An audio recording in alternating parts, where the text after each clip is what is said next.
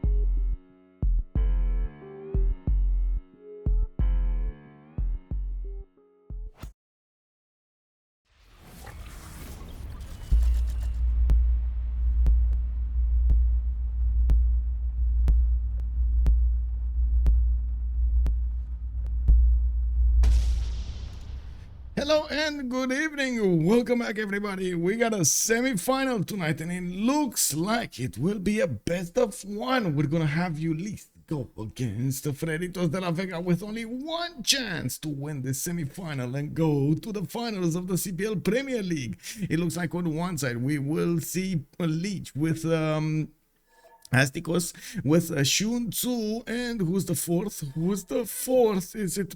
Wait a second. Who the fourth? Oh my god, I'm getting confused. They got a lot of new members over here. I'm pretty sure on the other side we're gonna have JR, Titiits. We do have UnderTheGun, right? And Phyrsos. Oh, Phyrsos. That's okay. That's the fourth. That's the fourth. That is the fourth on Ulyss' team, on Lege's team. Okay, so on one side, we do need to see what kind of map they're gonna want to play. We are playing with BCY this time. This is the CPL Premier League, so they do have to keep it on maximum and capitals only. The capital will actually benefit from a bit of an extra juice over there, either in production on hills or food on flatland. Of course, good evening, sir. Rodri, hello there, and Spriggan. I do hope you're gonna enjoy the show over there. Pompi Civ6, good evening, sir, and welcome. Rafifi, buenasera. Hola, senor. How are you doing tonight? And by the way, man, I gotta say that I like how that feels, man, how that sounds. Takeshi left also, good evening, sir. Indeed, we will see another semi-final over here. We gotta... It looks like, we gotta say that it looks like Ulyss did end up in a lot of very high competitive games over here, getting bigger, and especially now with that they do have Hazagi on their side. Oh man, the next CFR squadrons are gonna be booming, blasting. Eddie Coffin, good evening, sir, and welcome. Bonsoir, monsieur. Marco Diabolo, hello there, sir. CC Pyro, and yes, indeed, we do have one CPL final with two French teams. It is what it is, man. It is what it is. What can I say? I mean, we gotta admit, CFR is a very big community, and it's only normal to actually see them playing at a high competitive level with and have a lot of presence in all other communities if they want to. So, and I do want to say that I also like to see this happening because them playing in the international league, international competitions, and on their own leagues over there in CPL squadrons does mean like they get a lot of experience on their side, which does end up having more skill on their side. Project Cisco, good evening, sir, and welcome. Hi Nick Dave, good morning, sir. Oh my god, you kind of moved a lot over there. Okay, very nice. I'm not sure about London being extremely cultured right now. I don't know, I saw quite a few pictures. You do have a lot of amazing buildings. On the other side, I don't know if it's that different from America, you know, I gotta say. But anyway, I would love to see that at one point. I didn't get to visit London in my lifetime. And you know, bonsoir monsieur, bienvenue, Trojan Man 25. Good evening, sir, and welcome. I do hope you're going to enjoy your time with us tonight. And a big shout out to the man, Nick Dave, picked up that first promotion. Thank you so much, sir. Hello, sir. Perfect timing. Just checked into a hotel room. Nothing to do but watch Civ for the next several hours. Woohoo! Welcome, sir, to the stream. Bună seara, Star Spanking. Bine ai venit. We can start the games. We got the permission of the great Star Spanky. Hello there, sir. Okay, so map pool choices. In the top right part of the screen, you're going to have a few choices over there that they're going to need to go through. Seven Seas, Inland Sea, Pangaea, and Highlands at the moment. They are... choosing Phyrsos for this to click on the buttons, and Pompi from the other side. So I think that actually they moved on the correct slots. So Phyrsos with Astikos, Sun-Tzu, and Lege. Okay, that's Lege's team. That's Ulyss. On the other side, we got UnderTheGun, Titiits, JR, and Pompi coming up for Freritos de la Vega. Is this a best of three? I thought so, but it's not. It was actually an announcement coming up a few days earlier from Magic that called it a best of one. I think there was a bit of a problem with how to say, the period we're finding ourselves in, with a lot of best of threes, with a lot of changes in the rosters of the teams and so on, which, well, he decided it should be better for the best of one, and we're just gonna run with it. Akilimono, good evening, sir. Now, also, don't be disrespecting London. I'm not disrespecting London. I'm just saying, you know, I'm just saying, I do not know. That's what I'm saying. I do not know. I want to know. I do not know right now. And that's, I think, my question mark, you know, like, I need to learn more. I do know, what I do know is from a documentary from Netflix, you guys have like an extremely extensive and very well connected ways of watching your people. Just saying. Also, Linda is good evening, ma'am. Hello there. The playoffs were always best of ones except for the championship. Okay. It's the city I was born in. Well, very nice, very nice. Yeah, yeah, amazing. I got friends staying there, but they didn't actually give us, I mean, they didn't give me that many pictures. It looks like we're gonna have a long game. We got Highlands coming up over here as the map being chosen. Seondok is gonna be the one coming up today. 2 years batch someday.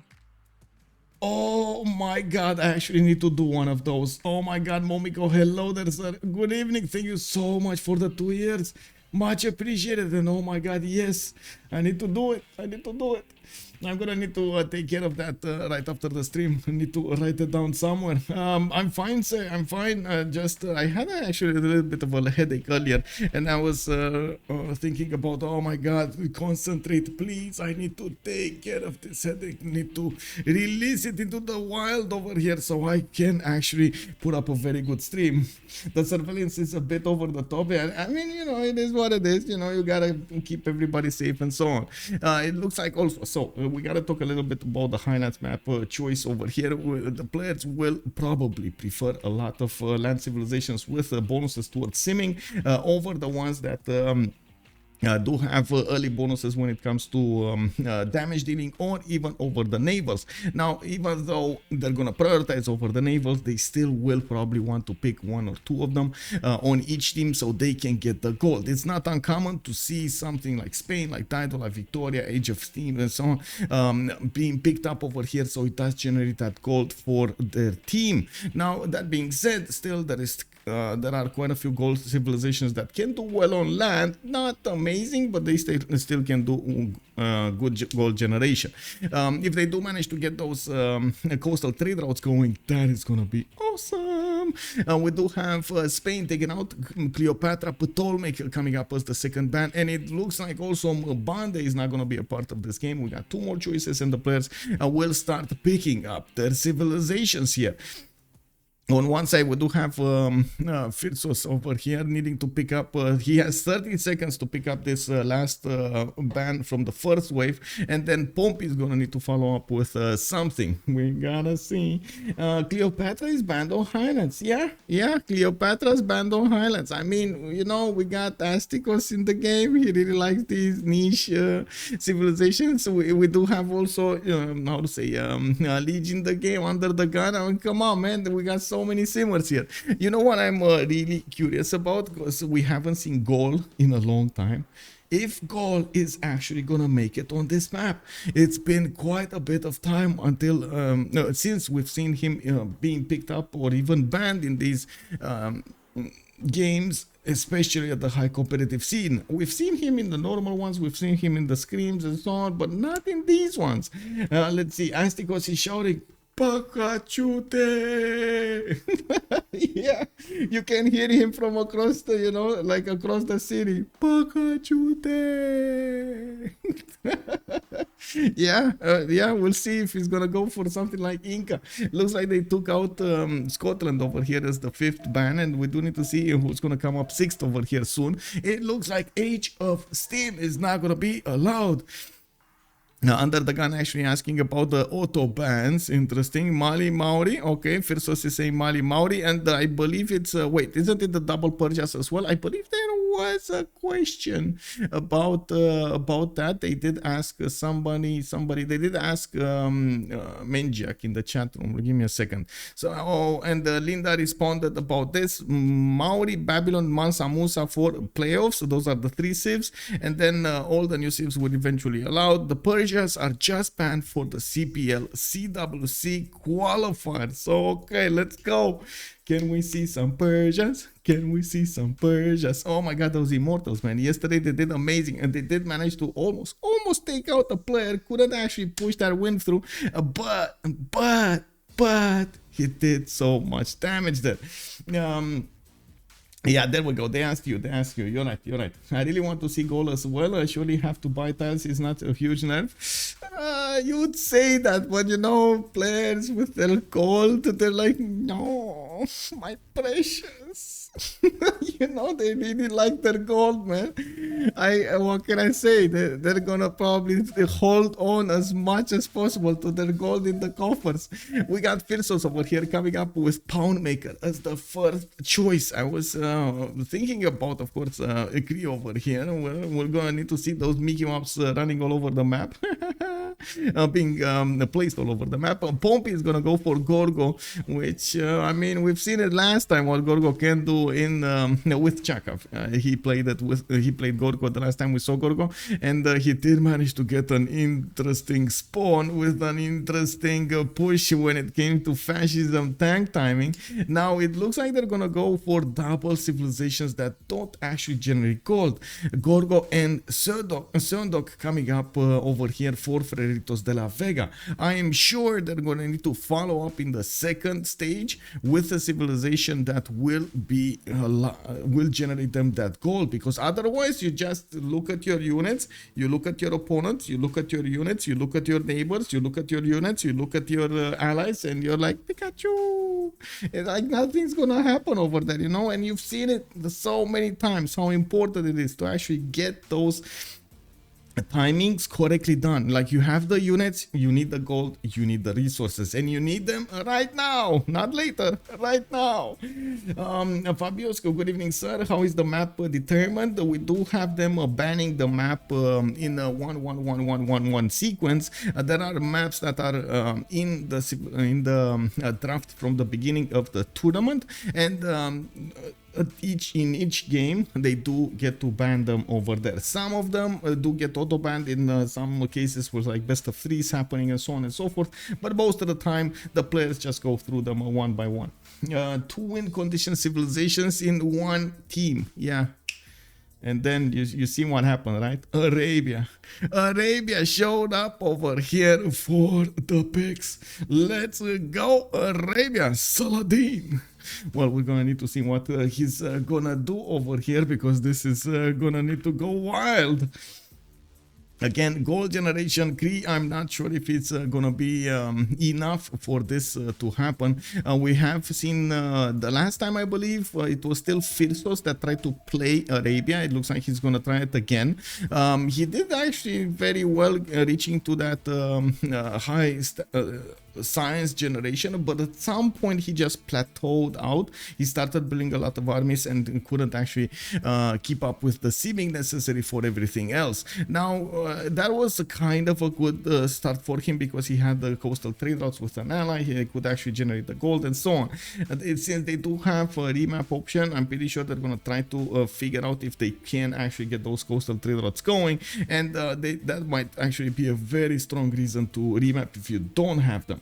If not both Malis banned, it's not both Malis banned. I specifically sent Mansa Musa. Oh, okay. I guess Phyrsos said, I think. I mean, I don't know if I shouldn't actually, you know, interrupt them right now. They're thinking, there's like all of the cogs over there in their brain are like,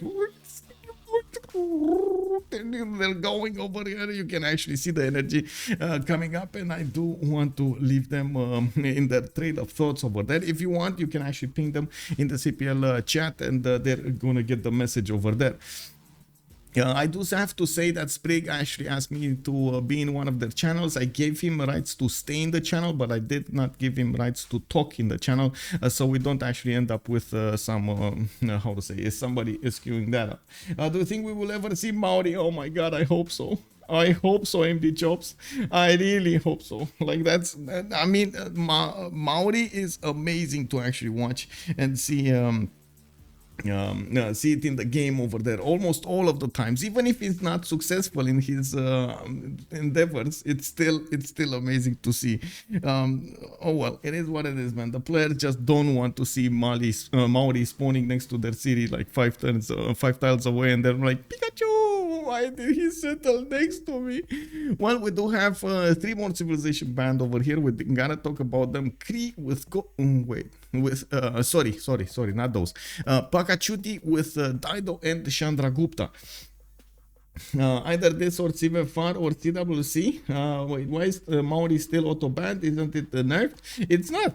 Actually, it's not auto banned, and it is a bit of a surprise they didn't actually pick it on, or they don't pick it. Maybe they think it's auto banned. I don't know. Wait, it is. No, it is. Sorry, it is auto banned. Maori, Babylon, and Masamusa are auto banned. Sorry. Coupe is still RNG. Oaks Daniel, why is Maori still? Isn't it nerfed? Oh, it wasn't nerfed. Sorry, that was the answer to the question. Yeah, I told you, no, I had a headache. I'm just gonna use that excuse to actually cover my, my wrongdoings over here. I'm so sorry. Big headache today, man. It is what it is. Well, it's so powerful on Lege. On Highlands, it's very strong. Yes, I do have to say that on Highlands, that was something that I was trying to follow up. Then on Highlands, it is extremely strong because you don't get to actually spawn in the seas. You get to spawn on land, and you can settle turn one. You can work extremely fast those tiles, and you'll get the extra production very quickly, which is very, very good. Not to mention, you still get the second population. You can immediately go for a second city, not even getting a scout. You can rely on your allies' gold to get you a scout or something.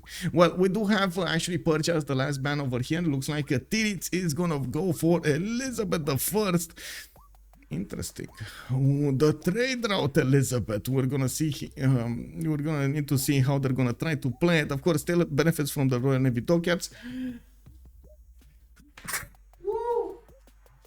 Oh my god. Menelik the Second got through, guys. We got Menelik the Second over here getting through the rosters, getting through the ban phases, and Sun-Tzu or Ulyss will need to show us why Menelik the Second a lot of the times does get banned in the games. Thank you so much, by the way. Thank you. Appreciated. Man, I gotta say, like today, I think I know why my head hurt over there. I didn't actually get to drink my coffee in the morning. I was like, okay, today is that day. I'm gonna keep myself for the game. I'm not gonna drink a coffee until the game. And well, I was like all day. I was like. No, I'm kidding. I'm exaggerating just a little bit. Lege is gonna go for a Trajan. Wait. He's still clicking. He is gonna go for Victoria, Age of Empire. We will need to see him generate that gold, and I am actually quite curious. What is he gonna pick from this roster? They do have quite a few good civilizations on their side. I'm not that convinced he's gonna be the one playing Victoria in this game. Well, on one side we got Menelik the Second, Saladin, and Poundmaker. On the other side, Gorgo, Seondok, Elizabeth the First, and a leader that must not be named over here. UnderTheGun is still thinking about it, and he's gonna need to show us what his choice is in a little less than 23 seconds.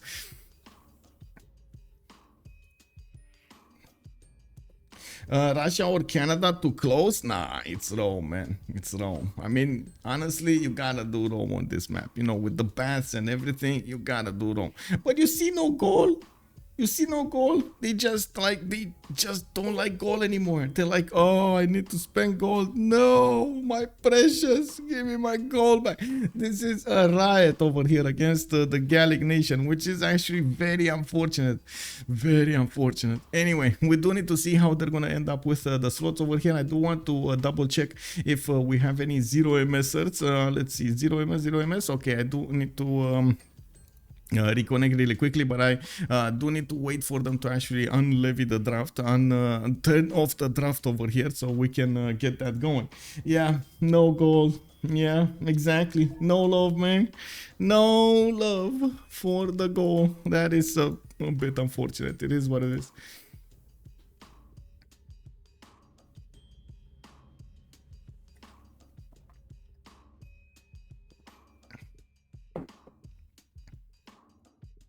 Come on.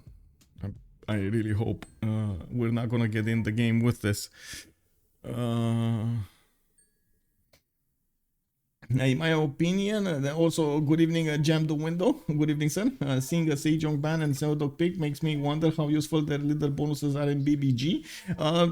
They're quite useful. I gotta say, both civilizations are very powerful. In the last period, we've seen Sejong being preferred a little more than Seondok, but if you do play Seondok correctly, it is pretty good. You do have this +3 from governors, +3 culture and science for their promotion, which is pretty good. The mines do receive that on one side, and basically all of the other bonuses. Now Sejong on the other side does have that ability to get the culture according to how much science is making, which is also amazing. Okay, there we go. So really quickly, I do need to reconnect to the lobby over here. So let me click on links, get link from here, click on button, and then go in. I prefer Seondok, a permanent bonus against a bonus you get once per era. Yeah, exactly. And I'm pretty sure a lot of the players are thinking the same way. But you know, when something is new, they do want to try it out. They do want to min-max it, find out the ways that they can actually get some timings going, maybe a little bit better timings than somebody else, and so on. You know, like it's always a race to the top over here. So on let's actually see what's going on. I do have two things to do really quickly. Manage prediction over here. How many remaps? 012 submission period 5 minutes. I gotta say this is the Highlands map. I'm gonna put it immediately over here on the screen so we do know what this is. Highlands, there we go, wrote it down. And Gem Window is also saying, I thought 3% for each governor time is too little. I mean, it adds up. It adds up really quickly, man. It adds up. So on one side, we're gonna see Lege coming up with Victoria. We do have Saladin on Phyrsos. Astikos is gonna be the one with Melody the second, and Sun-Tzu on Cree. I really hope he's not gonna be railed by his neighbor this time. Titiits with Korea. Looks like we got Pompi on Rome, JR on Elizabeth I, and then UnderTheGun will be the one with Gorgo. I gotta say, I'm a bit surprised that UnderTheGun is gonna go for a civilization like Gorgo. He's more of a, you know, like more seeming like not really warlike, so I guess we're gonna need to see if he's gonna stomp some enemies over there. Now we do also, I need to talk about the position on the map. The first one we get to see on the top left corner, it is actually gonna be Lege over here. He does have a continent split. Look at his east side over here. Can easily get a city on another continent and benefit from an extra trade route. Dies in the capital for extra faith, and of course the ability to get a faster pantheon, which is pretty good, I gotta say, from the beginning like this. Why not? We also have him with a decent amount of seas over here. Fresh water from these lakes, wander to the west side, which I'm pretty sure he's not going to be that happy to get it, but he can get Petra and or pyramids here. I'm actually curious. I think this is a desert tile. No, this is not. This is a plain style. This is a plain style? How did the plain style get there? Whatever. I guess he can get either Petra or pyramids. That's it. And Petra would be amazing here. But anyway, that's, I'm pretty sure, not a city that he's gonna go very quickly on. He's gonna want to stay on the coast. Has another city to the southeast and some inners with no fresh water, unfortunately. Not even one-tile lakes, except this big sea that he's gonna have to the north. Not everything else is not gonna be that amazing. So 1, 2, 3, 4, 5 cities, 6 cities, maybe 7, 7, and then he's gonna need to go to the southeast or east side when he's gonna bump against Astikos. That's not gonna. Oh, actually, that's his ally, so it's fine. We do need to see how they're gonna try to split this up. Not that big of an option for him to go to the southwest. In the south over here, we do have Rome. Rome is going to be from the opponent team, and it looks like he's going to have a 2-3-1 fertile with a 3-1 base and a 3-2. But oh my god, what is this food generation on Rome? What is this, guys? We do have him with a continent split as well. We do see the geothermal here. Looks like he is going to have a +3 campus in the capital to the south, another +3 here in a possible second city to the southeast here. Unfortunately, well, he doesn't have a lot of 2-2s there, so growth is gonna be a problem. Maybe we're gonna see him go for something like fertility rights here, so he can get better food from the wheat tiles and get to work these 1-3 tiles a little bit better. Now Rome does get the early baths, the replacement aqueducts, which do come half cost. You can actually build them really quickly and and get the full housing going. We do need to see if there's gonna be a city-state like Mohenjo-Daro in the game, so you do get some extra housing from that, like you get on freshwater settles. Well, we're gonna need to see how Rome is gonna want to get this going. I'm not that concerned about him, and another thing that I do really want to mention, he can get a city to the east side and allow England to trade with him. This is gonna be insane. This is gonna be insane. Hello there, Head. Good evening, sir. Not a lot of fresh water indeed. This will be a bit of a problem for him, but it is Rome. I mean, he can adapt around it. We're gonna need to see if he's gonna favor this this map, or he's gonna be the one on the team who's gonna say no. We do have to talk about the Ethiopia. He did settle on that hill. Remember, Ethiopia does get extra yields in science and culture from the face generation that he gets in a city, if the city is on a hill. If I remember correctly, it's Menelik bonus, right? Receive science and culture equal to 10% of your face generation in cities founded on hills. I'm pretty sure he's gonna go for holy sites first here, and of course you do see that he does have at least one city to the west, one city to the east, actually 2 cities to the west, and quite a few more cities to the east. He doesn't have that much fresh water in the southeast. He's gonna need to put at least one non-freshwater city, and I think the biggest question here is what kind of religion he's gonna want to go for, so he can mix it with his land necessities and so on.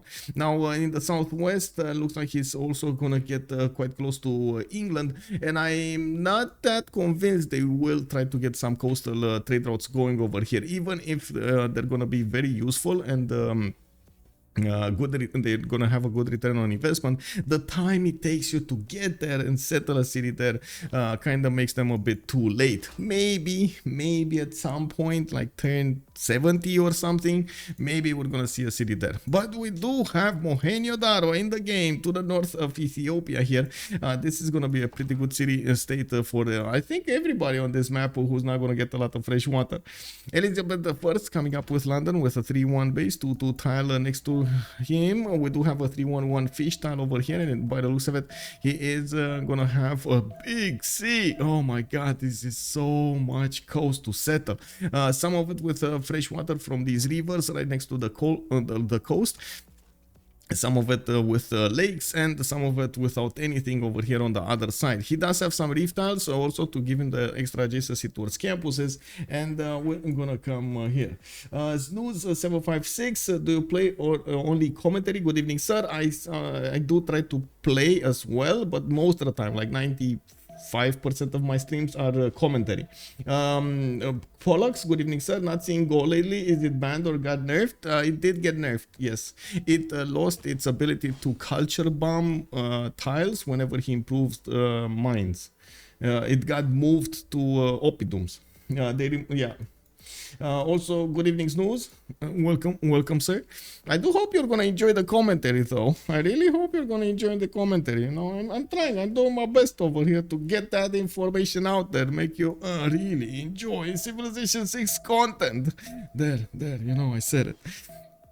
We got settlers coming up over here in 6 from London. Looks like he did manage to pop a build from a hut, and we do have to see how this is gonna go, how he is gonna try to prefer to get all of these cities going. He can actually just make cities around the star over here next to London, one to the north, one to the northeast, one to the east, so he gets them as quickly as possible. We've seen it multiple times how players do prefer to get those cities as quickly as possible. Okay, very nice. He just got a free builder. Indeed, that's Lizzie. That is Lizzie. JR got a free. You know, he knows how to spawn, bro. This is JR. Very experienced player when it comes to spawning.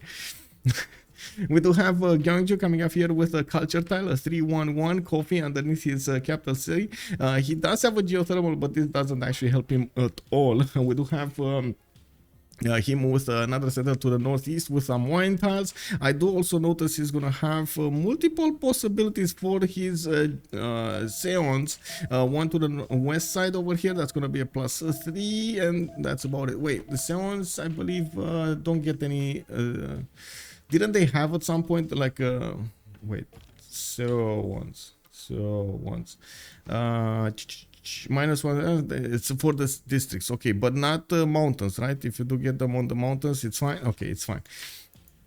We do have a settler coming up in Fortress, and he's gonna have a decent amount of fresh water from these rivers. Not an enemy in sight, actually. It's gonna take a while until he's gonna get somewhere towards an opponent over here. Has UnderTheGun to the east side, has Cree very far away to the southeast, and Ethiopia to the west side as an opponent. I guess, yeah, it's very far away. Let's see Cree really quickly. Let's see Cree. 1, 2, 3 bonuses that he can get towards those trade routes. He does have horses in the north as well. Actually, that's the fourth one. 1, 2, 3, 4.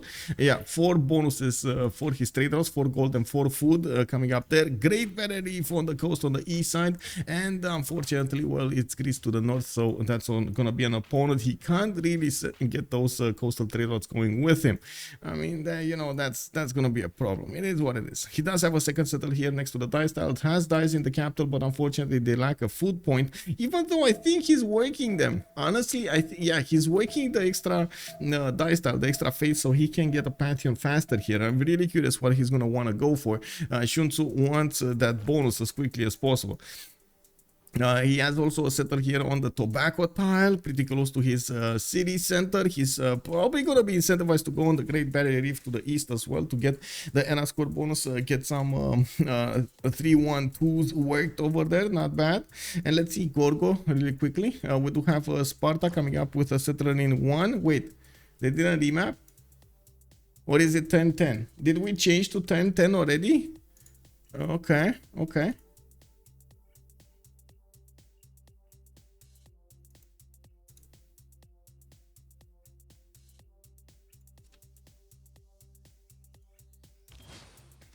Pretty good logo over there, Project Cisco. Very nice, very nice. So the message, okay, UnderTheGun is gonna have a 2-2-1 dice tile, a 3-2-1 wine tile also to the west side. Looks like a 2-3. Oh my god, this is such a good early city.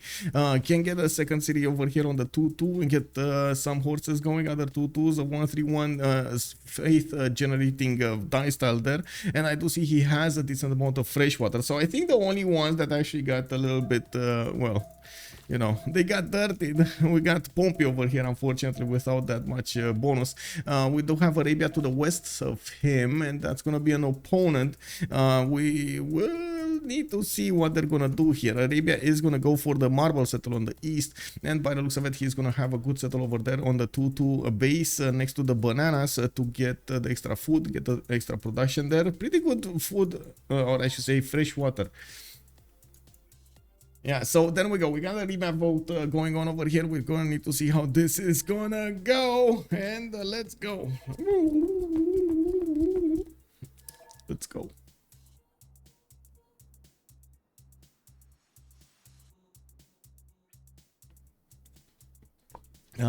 Wait, Ulyss is, I forgot, right? So Lege is saying, yes, I completely forgot. I'm sorry, right?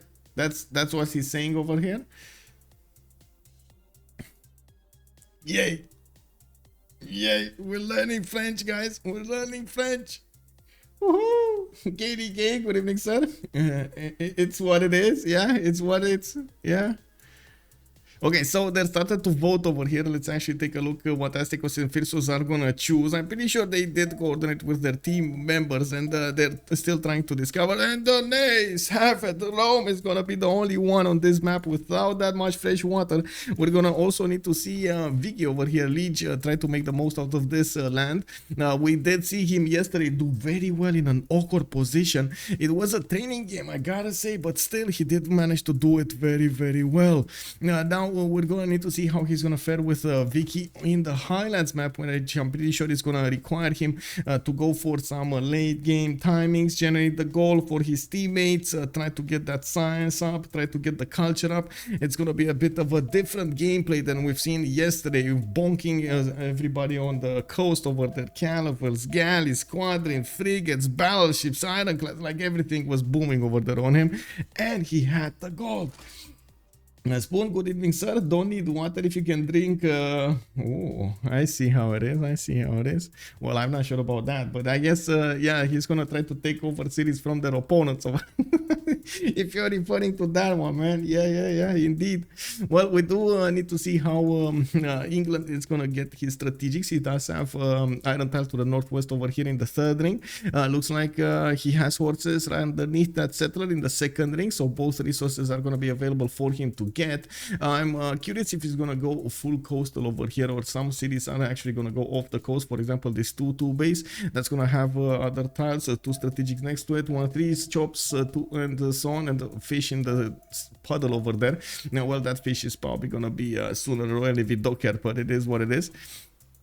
Now, to the southeast, he is going to have access to another 2-2 tile. He can get one from his capital, as well as that horse improved. And by the looks of it, he's going to need to figure out exactly how the land looks like towards his ally over here, Ethiopia. And not to mention the west side. He already sees the west side. He sees that it is kind of devoid of fresh water. But at least he did see the sea, which does actually give you the fresh water around it. Unfortunately, that is... well, I think that's a little bit too much desert next to it. It wouldn't make sense to actually get a second settle or a third settle over here. Maybe a sixth settler, maybe, maybe you get some. Maybe, some extra points for the second golden age or something like that would make sense. I really like his adjacency towards campuses over here, plus 4 campus here, plus 4 over here. Pretty good to actually get that science going, and as you can see, he did choose to go for religious settlements, so that actually gives him more production towards his settlers.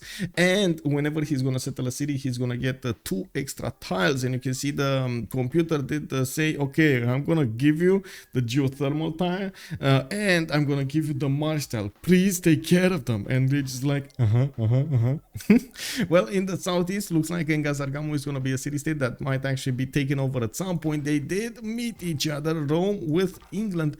And we do see the meetup between them next to the city of Engazargamu. Engazargamu is over there trying to be a bit diplomatic with the warrior next to these units, trying to keep them apart over there. But Lege is not going to have any of that. He's going to go right in the face of the Roman warrior and tell him, well, I'm Lege. You must go back into your land. This is mine.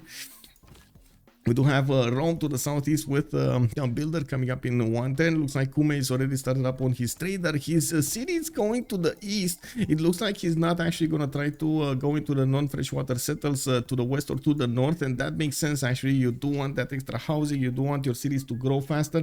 And of course, have the ability to grow, because otherwise you're going to be housing capped, which is kind of a big no-no. We do need to see how fast he's actually going to go to the east and get the freshwater from these rivers. He does have Pamukkale also for a little bit of fresh water, and of course we do need to see how he's gonna try to improve everything, what kind of pantheon, what kind of district placement he's gonna go for, and so on and so forth. I gotta say, with the one-tile lakes over here, mountains and so on, it could be actually a very interesting Gavron Plaza, Bath, campus / industrial placement between these cities. Well, he does have access to horses in the third ring to the northeast of Rome. We do see an iron tile to the west over here in the west of Rome. Yes, third ring. And I gotta say, he did improve very quickly these fertiles, and he just bought a scout. I'm thinking maybe he's actually trying to get to... No, he's not actually. I was thinking maybe a quick Temple of Artemis over here, but no. He would have 1, 2, 3 bonuses, 4 bonuses if he wants to. That's it.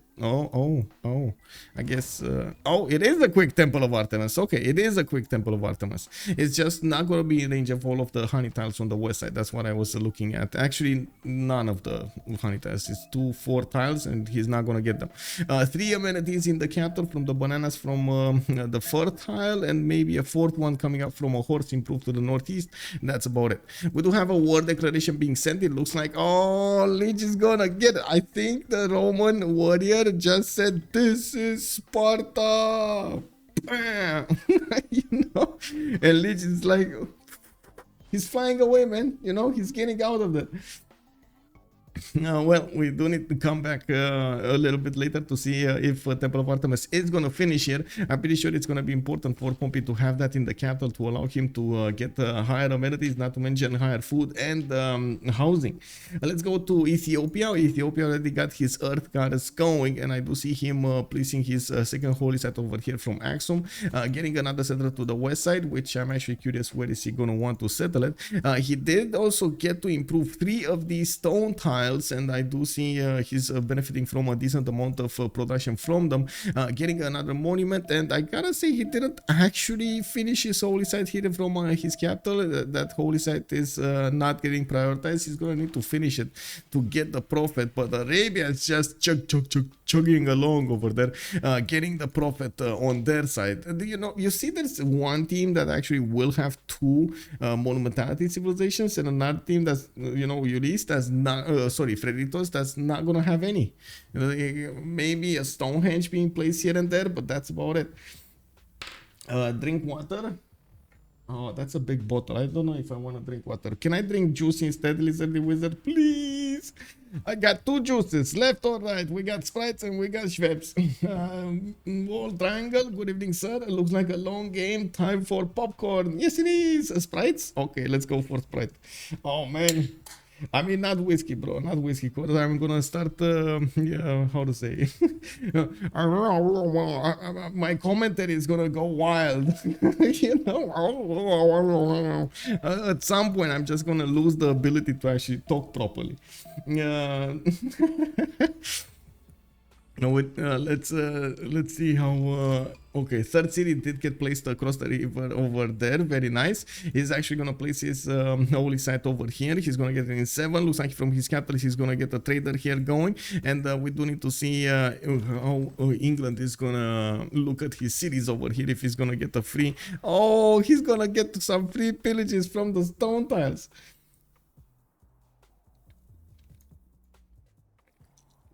Drunk stream when? I don't know if I'm ever gonna do that, honestly. Oh my god, kick W. It would need to be some insane thing for me to actually do a drunk stream. I don't get drunk usually, like I don't like to get out there, but yeah, I guess I did see it is a thing on Twitch sometimes. Also, good evening, Pollux. How are you doing, sir? Takes a drink every time he says a city name wrong. Oh no. no. Oh my god, you guys teaching me how to spell and speak by fire over here. Well, oh no, Sun-Tzu, come back, man. See what we did, man. See what we did. We talk so much about it. Well, it doesn't have to be like totally just after some beers or so. Yeah, I guess I know what you mean. We do have England with 2 cities right now. He's gonna get a third one. Looks like he's gonna prefer to go for the cattle settle so he can get some extra food from the fur and from the cattle. He does have access to horses to the northwest, and I do see his iron tile is gonna be left of Manchester, second tile out in the second ring. I mean, getting a trader in 1. He did improve his refish, and I do see he's of course preferring to get the culture quite early over here for that classical republic timing. That's something that I didn't talk about Addis Ababa here. He does have iron tile in the second ring to the southwest and a horse tile in the third ring. We do need to see how they're gonna go. Mad Beat, good evening, sir. Well, I guess Pollux, we're gonna get to drink a few beers. Did you see that place, by the way, I gave you? I'm not sure if you actually saw the place, because I saw they have like a lot of pictures with how to say, events and stuff like that, but it didn't actually show you how big the building is. It's I think it's summertime, so they're gonna actually have a terrace or something like that, an event on the terrace. Let me actually see if I can put it up over here on the map. Maybe can we get like a map? Okay, it used to be, this was called before Pavilion Ohash. It's basically like a big thing. How was it? It used to be like a marketplace, something like that, and they turned this into a beer hall. Like, Let me see. How do I switch this view to layer? Okay, layer. Okay, and let me actually put it up really quickly over here. Good evening, Mandokar. Good evening, sir. Yeah. Okay, so give me a second. There we go. This one. So, okay, sure, parking area and so on and so forth, the lake next to, and this is probably when they're gonna let us be. I'm not sure how hot or how cold it will be that evening, but I guess if it's gonna be cold, we're gonna say sit inside. If not, it was over here. There's also like right across the street from this Hard Rock Cafe. If you don't fancy the beer hall, they have like a lot of beers over there and like meters of beers and so on. So we're gonna have some fun, man. Yeah, we're gonna have some fun. And I gotta say, across the pond, this is actually one of the like the big how do you call them, the big parks in Bucharest, like right across over here. This is basically like the fancy side of Bucharest, with like a lot of clubs, little clubs that are actually just sitting over here on the how to say, on the lake, and every one of them will have like special DJs, and every one of them will have events and so on and so forth. That's usually how it goes during the summertime in Bucharest. Just got back. What is this? I guess no. I mean, I'm not sitting in Beraria hash, bro. Anyway, let's see how this goes. Okay, they did actually unpause. Okay, we got the unpause going on, so we can talk about next. I think we did go through Elizabeth the First here. Let's actually talk about Seijo. Oh no, this is the other Korea, Seondok. Okay, Titiits is gonna go for the third settler to the west side. He did place that zone to the west as well. Looks like he's getting a Magnus in the capital city for turns to finish. He's getting some builders for good measure, and place a second zone to the northeast in the city of Sun-Tzu. He did choose Divine Spark as a pantheon, so he's gonna get those points towards scientists over here. Pretty good. Now we're gonna need to see if the Cree a menace from the southeast in the form of Sun-Tzu is gonna get in and pillage some things over here. Especially that trader does look very juicy. Cree doesn't know about it yet. He does see the borders of his opponent, but he doesn't actually see if there's a road being created at this moment in time. Looking at the strategic resources over here, we do have... Where's his iron? There's no iron. Unless he actually put his Seon on his iron. It looks like his iron is going to be 2, 4, 5 tiles away to the southeast, where he could get a settler. I gotta say, that's not that big of an issue. He's going to get closer to Cree, but it's fine. It's fine. I'm pretty sure he's going to get at least a few settles over here to the east side. Also, no horses. No horses anywhere. Well, at least he has uranium, you know. Like, we gotta look at the little things over here, you know, those little victories. No horses anywhere. This is a bit surprising. I guess, you know, you gotta do what you gotta do. A horse tile 4 tiles out from Sang-Jung. He does have a delicate arch also to the north for some extra gold, extra faith, and it is what it is. Any horse under Seon? You can't have a horse under a Seon. You need to put it on a hill. So grassland hills, grassland hills. Naj is pointing out the horse is in the fourth ring. Yeah, fourth ring horse, a bit unfortunate. Anyway, moving on to Cree over here, we do have Mr. Hisipic settled. We do have a pantheon for him as well. City Patreon Goddess. He's gonna get 40% of the first district he's gonna build in a city. He did work those dice tiles from the beginning, so he gets a bit of an advantage. Looks like he doesn't know about the full south over here. He knows he's gonna have a few coastal cities to settle with no fresh water, and I guess we're gonna need to see if he's gonna settle that tobacco tile to the south, or he's gonna prefer to sit on the rivers. Gotta say, you know, there is a possibility for him to do some Etemenanki over here in the south of Mikisiwachik. This is not a bad Liang / Etemenanki city. A lot of science, you know, you get a lot of things going on over there. Now we do need to see how he's gonna start improving his territory. He does have access to 2 of these horse tiles next to Mr. Hisipic, one in the first ring, one in the second ring. I do see his iron is gonna be third ring out to the south, and unfortunately we do have desync going on over here. They might actually choose to fix it soon. Is Cree City non-fresh? No. He does have the fresh water. It's fine. Jump Domingo, just have too many mountains near her capital. You mean Korea? Yeah. Who needs horse when you can GDR? That is true. Also, river should be hidden under the name tab. Yeah, that's exactly what's happening over here. The name tag is not allowing the river to, show us in full splendor what he's doing. We do have hanging gardens coming up from Sparta here. It looks like UnderTheGun is going to choose to go for some extra growth. He did choose fertility rates as a pantheon, and he does want to get these cities as high as possible in population. Does make sense because he's going to need to place a lot of districts. He does also get to fight with Lege over here a little bit, do the pokey. We do need to see if he's gonna get out of this really quickly. I gotta say he already improved 3 of these amenities. I do see wine tile, dice tile, and coffee tiles did get upgraded with the plantations, which do allow him to actually get his population to a happiness level of +3.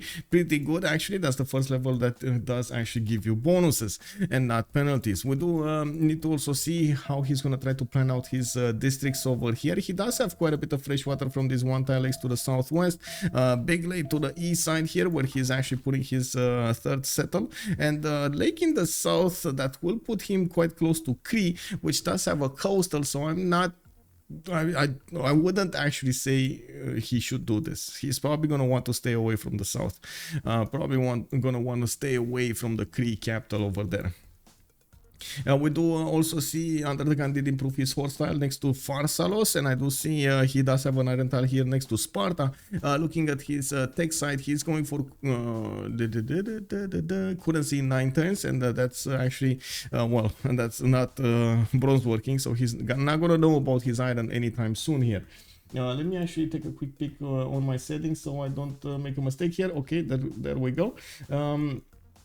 Let's actually take a quick peek on Cairo as well. God of Olympus Sky chosen by Phyrsos. He is going to activate a Great Prophet, and I gotta say Ethiopia did not actually yet manage to get enough Great Prophet points to recruit one of these. I do see Phyrsos is starting to improve his cattle tile in the capital. He does have a horse and another cattle to improve there. A horse in the 3rd ring, and I do see iron in the 2nd ring from Cairo. We do have him with a lot of chops, and I do see he's getting his 3rd holy site over here in the south in Baghdad, while he's not actually plugging in that prophet. Oh, okay, there we go. He doesn't have movement, that's why. Moksha is establishing in the city of Mecca, which is not his capital. It's a 2nd city which he did get on a culture tile over there. That is a marble, that's a resource, an amenity. We do have him with a possibility to get an extremely strong campus over here. What is it? Is it double the JCC, or give me a second, I do want to double check this. I believe it's +1 per each, right? Saladin, it's wait, what? Standard the JCC bonus, so this is +1, so it's 1 3 4 5, right? So 5 possible 5 and 6 actually, possible 6 campus next to Mecca. He does have an iron tile to the south as well, and I guess Habub went here and improved it. Oh my god, look at the spice tile. Oh my god. Oh my god, man. Spice tile, bro. Oh my god. The spice time. The spice must flow. Well, it is what it is. Phyrsos, what can I say, man? You got lucky. Does he see this? He sees this. Oh my god. Oh, okay, well, we're gonna need to see him get a city there as soon as possible and benefit from the 2 3s, 2 5 1s, and so on. Can he put Petra on desert floodplain? No, I don't think so. I think only on desert, if I remember correctly. It must be built on, it does say, right, must be built on desert or desert flood. Oh, wait, it does. Desert floodplains without hills. Oh, you can actually place it over here. Very nice, very nice. This is gonna be good. Baghdad, but Petra cannot meet. Thank you so much for pointing that out. Good evening, sir. How are you doing? Okay, very nice, very nice. Let's put up the team labels because we did go through all of the civilizations over here. We're gonna bounce around the map to actually see what we're gonna have. I don't want to choose the outcome. 0 remap. Somebody's actually gonna get a lot of points for this, and I do see they want to relobby for Sun-Tzu because he keeps on desyncing. Oh my god, man, Mr. Butterfly, can you like GTFO please? Can you show CS screen please? Yes, Najd. Yes. Also, and kids, good evening sir, can you check his religion? Yes, I'm gonna do that in a second, but give me just 30 seconds guys to put up the team labels. Give me a second. Left team we got Freritos. It's on my to-do list. I'm gonna remember. On the right side we actually have Ulyss. Wow, Ulyss actually 2 times in a row on the right side. Anyway, Buenos coming up as the industrial city-state of the game. We got Mitra as the only one with science. Looks like there are 4 of these military city-states: Volin, Lahore, Kabul, and then Gazargamu. Kumasi, Kyagwana, and Mohenjo-Daro will be the ones providing the culture. Jerusalem, Vatican City, and Chinguetti will be providing the religious benefits. And wait, didn't they actually want to remap? To relobby this? Okay. I mean, okay. Interesting. Okay, there we go. I was expecting this to happen. Plus 3 points. There we go, Rafifi. You got it, man. You got it, bro. You got a 0 remaps. There we go. Oh my god, you are the only one who actually voted for this? Oh, wow, bro. 14 months in a row, Luke Gang. Good evening, sir. How are you doing? Oh my god, Prime. Thank you so much for the Prime, man. Thank you, thank you.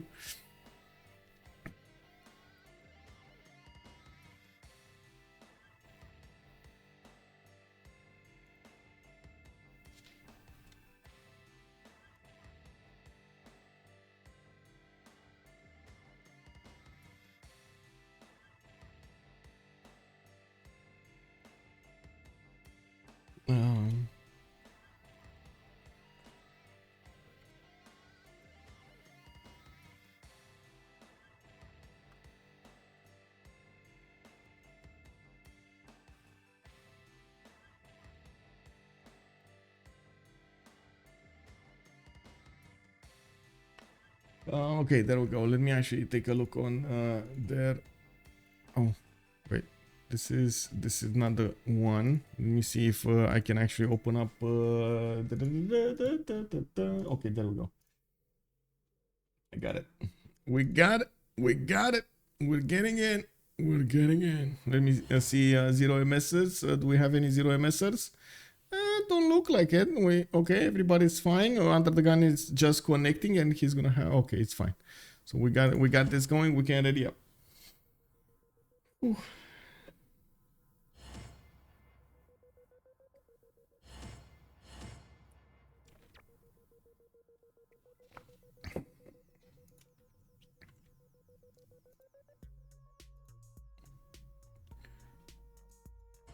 Okay, everybody's readying up. We got everybody back in the lobby.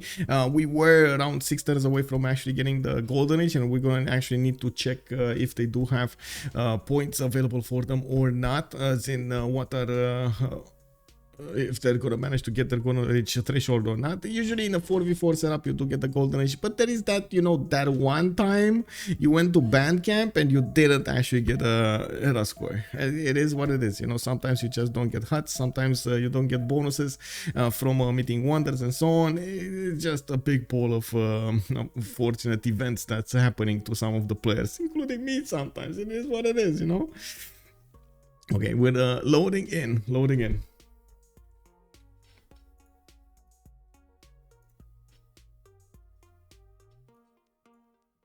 Oh, let's see.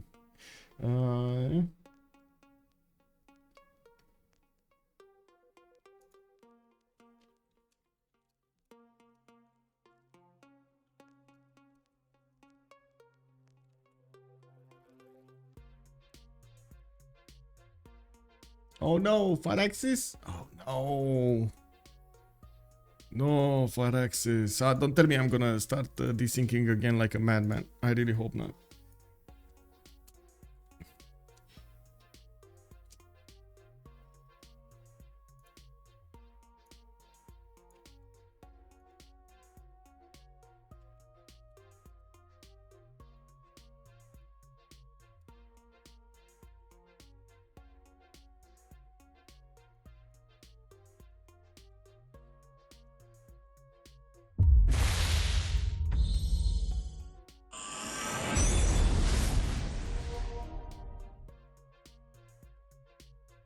Okay. Just trying to respond to YouTube also. Okay, there we go. Just getting in. I might need to get another coffee going though.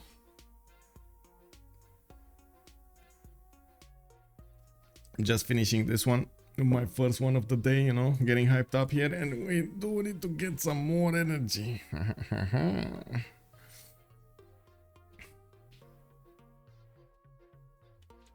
Whoa.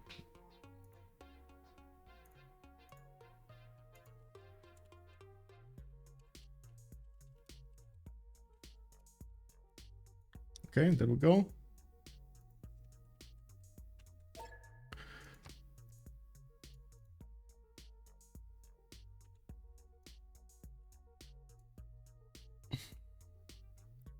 I really hope Phyrsos is actually the... Yeah, he is the... Okay, there we go. Getting in. Wow, I'm the only one who 5x's? What the... What the... Oh... What does the OSEF mean?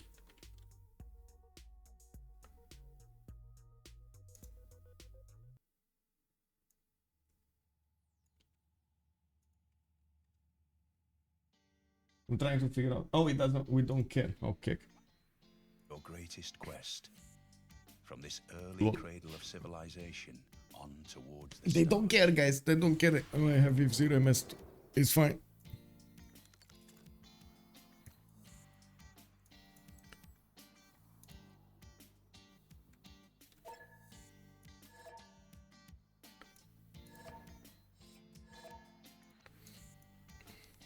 Okay, there we go. So, it looks like the Cree scout did manage to get into the borders of Korea and did manage to actually snatch that trader away from him. 50 gold. Ching ching.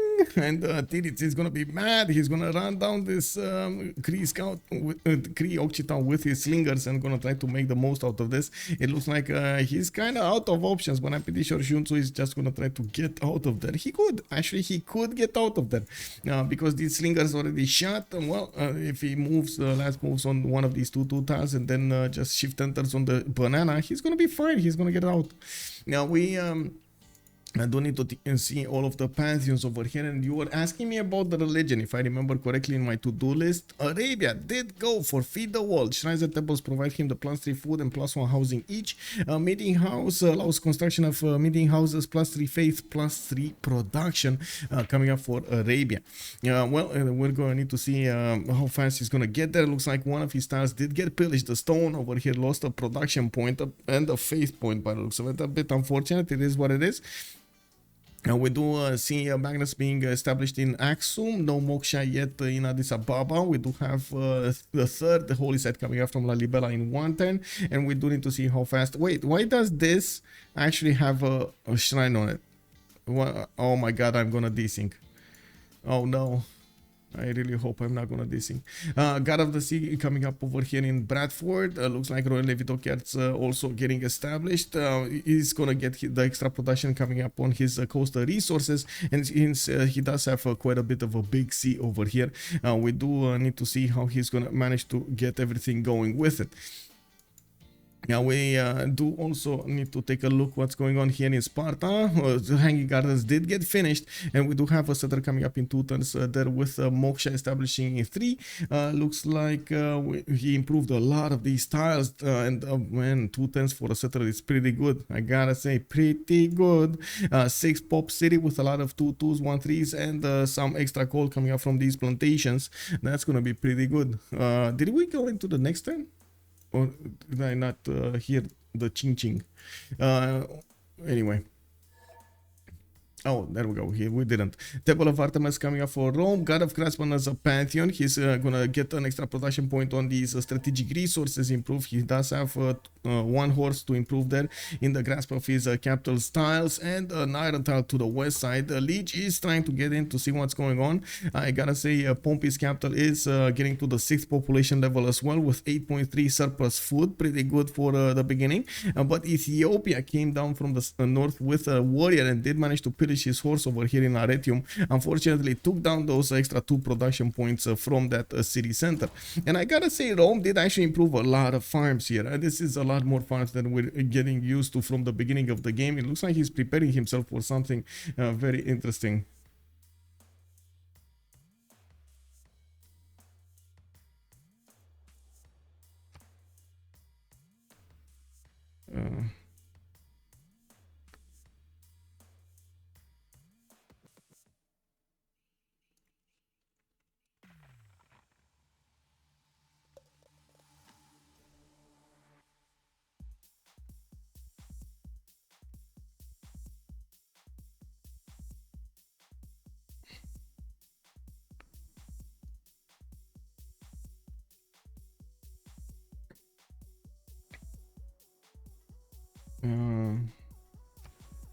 Well, let's see.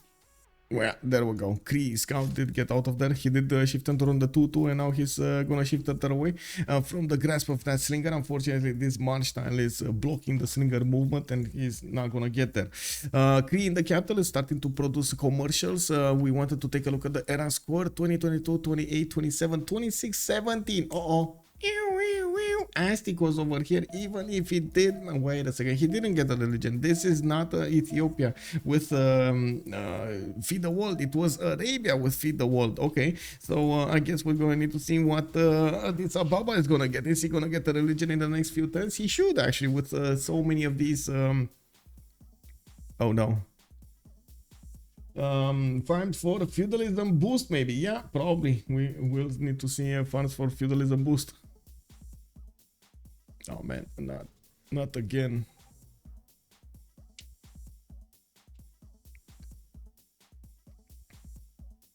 Well, it looks like we will watch the loading screen quite a bit in the next few turns. I really hope it's gonna slow down, but we've seen it happen in other games. Unfortunately, sometimes when this starts happening, it just keeps on happening. Well, we'll see. We'll see if this goes. We do have the government plaza coming up from Korea. I do want to take a look at the points of the great prophets. Ethiopia is making 5 great prophet points, so in 3 turns he's gonna get it. That's exactly 1 turn before he's gonna get the religion. And oh my god, actually he might not get it. He might not get the religion before the next era. Political is coming up in 3, right? Okay, political is fine. Political is gonna save him. Getting a next tier government is gonna save him. Now, because the prophet doesn't have enough movement to move around the mountains to actually get to the holy site and get to establish a religion. And he doesn't have enough time to actually move it in 1 turn to another city and then move it from that city to holy site. Also, well, we gotta see the yield tab over here. This is actually quite a bit of a problem on Ulysses team. We don't have that much gold being generated at the moment. This is gonna be a significant problem if they keep this up, because they just don't have gold to invest into the tiles to allow their cities to grow, which does eat up at their tempo quite a bit. It is quite unfortunate. He has probably already the boost. You mean for feudalism? You're talking about what, Rome over here? 1, 2, 3, 4 farms. He's gonna need 5 farms. Oh, Phyrsos managed to snatch away a builder. This is a 2-charge builder coming up from Rome. Arabia coming up from the south with a scout. And it looks like he is trying to bully as much as possible Pompi over here. Get some aggression going so Pompi doesn't get free seeming, nor does he get the 4th settler out. Usually you do see Rome actually getting 4th and 5th settler out pretty quickly. Around this time you already see the settlers coming out from the cities of Cume and Rome, the first 2 cities that he gets. Well, now he's gonna try to go for ancestral hole, gonna try to get extra production towards those settlers and get the ability to pop builders whenever he's gonna settle. Isn't the prophet fast enough for Ethiopia on the roads to the holy site in Aksum? Let's see. No, because the how to say, unfortunately the road, how to say, the road, or I should say the trader did not create how do you call it, the bridge over the river. Unfortunately, it is what it is. You get that ability a little bit later in the game. What is it, political philosophy or something? Psyphane 6/5 is trolling in Maya is just free pillages. Well, it is kind of a free how to say a free med pack for your opponent, but he does want that extra boost from his population, and I guess he does want a feudalism boost as well. We're going to need to see if that's actually going to be good on him. Now at the moment it does feel like staying on 3 cities. Of course it's gonna require a lot more cities over there, and I gotta say I really want to get another coffee going. I guess this is gonna stomp on my nerves a little bit over here. I'm gonna do my best to just ignore the loading screen and keep on talking about what's going on in the game.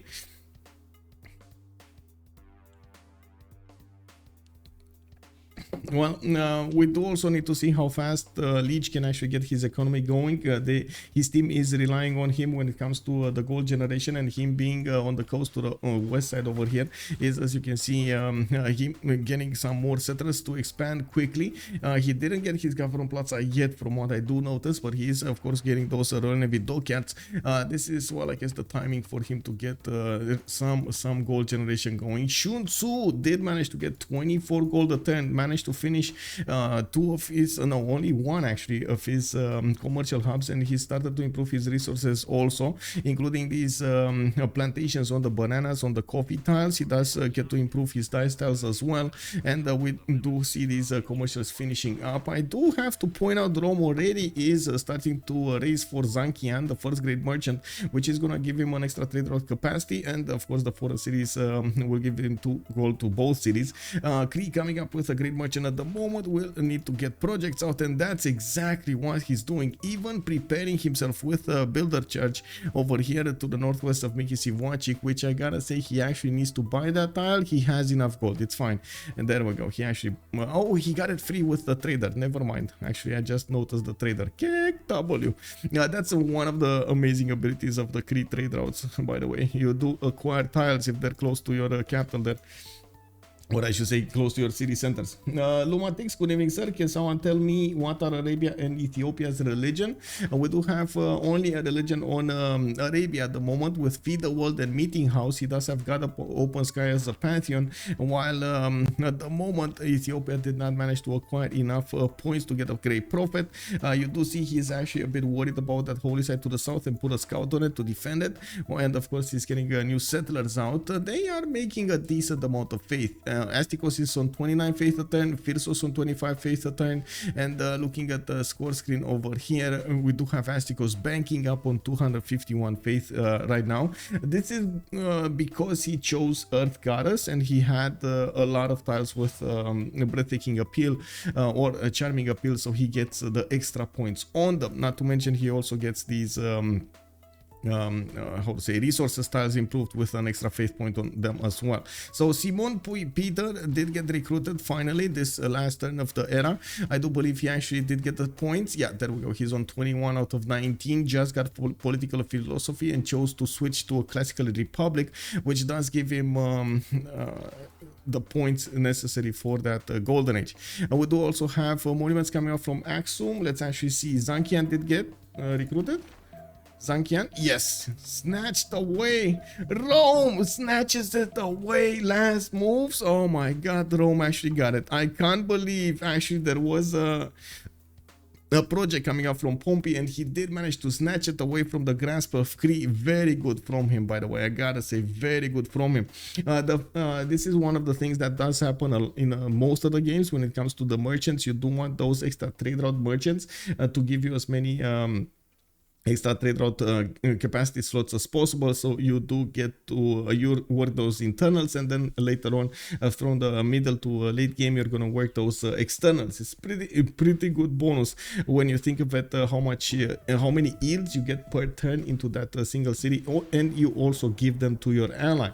Now when you're talking about possibilities for them to actually get some coastal trade routes going, I'm pretty sure Elizabeth I, that's JR with Pompi, will get to trade over here on the east of Rome and west of London. I'm pretty sure they just need to get a city on the coast. I'm looking at the cattle tile, and that looks like a prime location for it.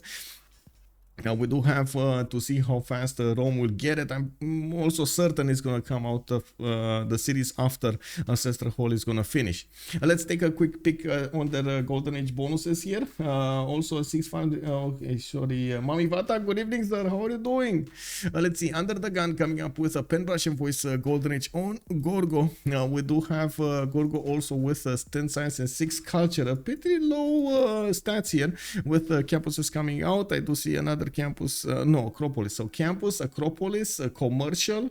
Oh my god, this is like so diverse over here. Another Acropolis here, and what was this? Another Acropolis. So 3 Acropolises, 1 commercial, 1 campus, and I guess this is Acropolis. Okay, so yeah, it is what it is. So 4 Acropolises, 1 campus, and 1 commercial. No Gavron Plaza.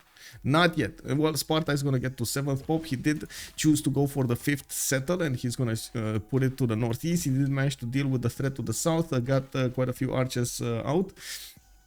So he had a bit of trouble here. JR, Pen Brush and Voice, Golden Age, 13 Science, 23 Culture, 23 Gold 10, still on 3 series. Elizabeth I, he's gonna get another one here, a 4th, 5th, and 6th series soon. And I do see, of course, with God of the Sea, he's getting quite a few of these resources improved. He has Ancestral Hall finished. That means he's gonna pop a builder out whenever he's gonna settle a new city. Pretty good, pretty good. And he got a few campuses to make work here. We do have him. We do have also Titiits with 19 and 19, 43 production. Pen Brush and Voice Golden Age on Korea. Did finish Ancestral Hall also, and we do see that he did get Zhang Heng. And the next one is not actually Hypatia. Oh, Hypatia got picked up first as well. Interesting. What is his library though? Oh, there we go. In Sun-Tzu, he did manage to get the Hypatia plugged in, and he's gonna discover finally the Catars to the north. Pompi, Pen Brush and Voice Golden Age 9 and 19. He did get Zankian for an extra trade route capacity. Zankian, right? Zankian for an extra trade route capacity. We do have another wave of settlers coming up here, his second expansion phase, and finally he's finishing up that Ancestral Hall. I'm pretty sure he's gonna want to get one coastal really quickly, and I'm pretty sure he's gonna want to settle Pamukkale as well. So I wouldn't be surprised if these settlers are both gonna go to the east side here. We do have also on the other side a Liege with 11 science and 20 culture. Pen Brush and Voice Golden Age for him. That means he is gonna try to get the culture out of all of these districts built. He has Audience Chamber coming up in Birmingham, and he's gonna want to go tall. You see, he noticed he's gonna have a bit of a problem with not only the housing but also the how many cities, the number of cities he's gonna get to place around this pathways, and even though around his land, and even though he's getting lighthouses for the extra housing and so on, he still feels like he needs more. And yes, you do get an extra amenity from Audience Chamber whenever you're going to plug in a governor in a city. And I think this is one of the points he made to adapt a little bit to the land here. He is getting a settler on a Dead Sea, and I guess the biggest question we have, are we going to see Petra over here? Good evening, Emily. Good evening, sir. Did I miss the bets, or are they coming up? They're coming up. They're coming up. Actually, let me actually put it up. Thank you so much for reminding me. Who will win? On one side, Ulyss. On the other side, Freritos de la Vega. Let's go for 30 minutes submission period. Start the prediction, gentlemen, ladies and gentlemen. Start your engines. He spent his face, so I guess not. Where is JR's PP placement? Oh. Okay. It is what it is. Okay, well, I'm not sure exactly what that means. I'm thinking about something else. JZK, can I see Ethiopia's religion? Yes, sir, you can. Let's actually see choral music with stewardship. He's gonna get the shrines and temples with culture equal to the intrinsic faith output, and we do have stewardship for his campuses and commercials. Oh my god, to give him 2 science and 2 gold respectively. Nothing special guy. Coming up with a request over here. Michael, can you take us through the different dedication bonuses in terms of when to use and why? I am not experienced player, and I am wondering why Pen Brush and Voice is so popular. Okay, let's go. I'm gonna finish really quickly with the civilizations here and see their golden age bonuses, and then I'm gonna come back to this. Now we do have Astikos coming up with a monumentality, 10 science with 22 culture, and it looks like he's also generating 29 faith a turn. He still has 3 cities, but he did pop 2 of these settlers over here from Aksum and Addis Ababa, getting a horse out to actually deal the damage against this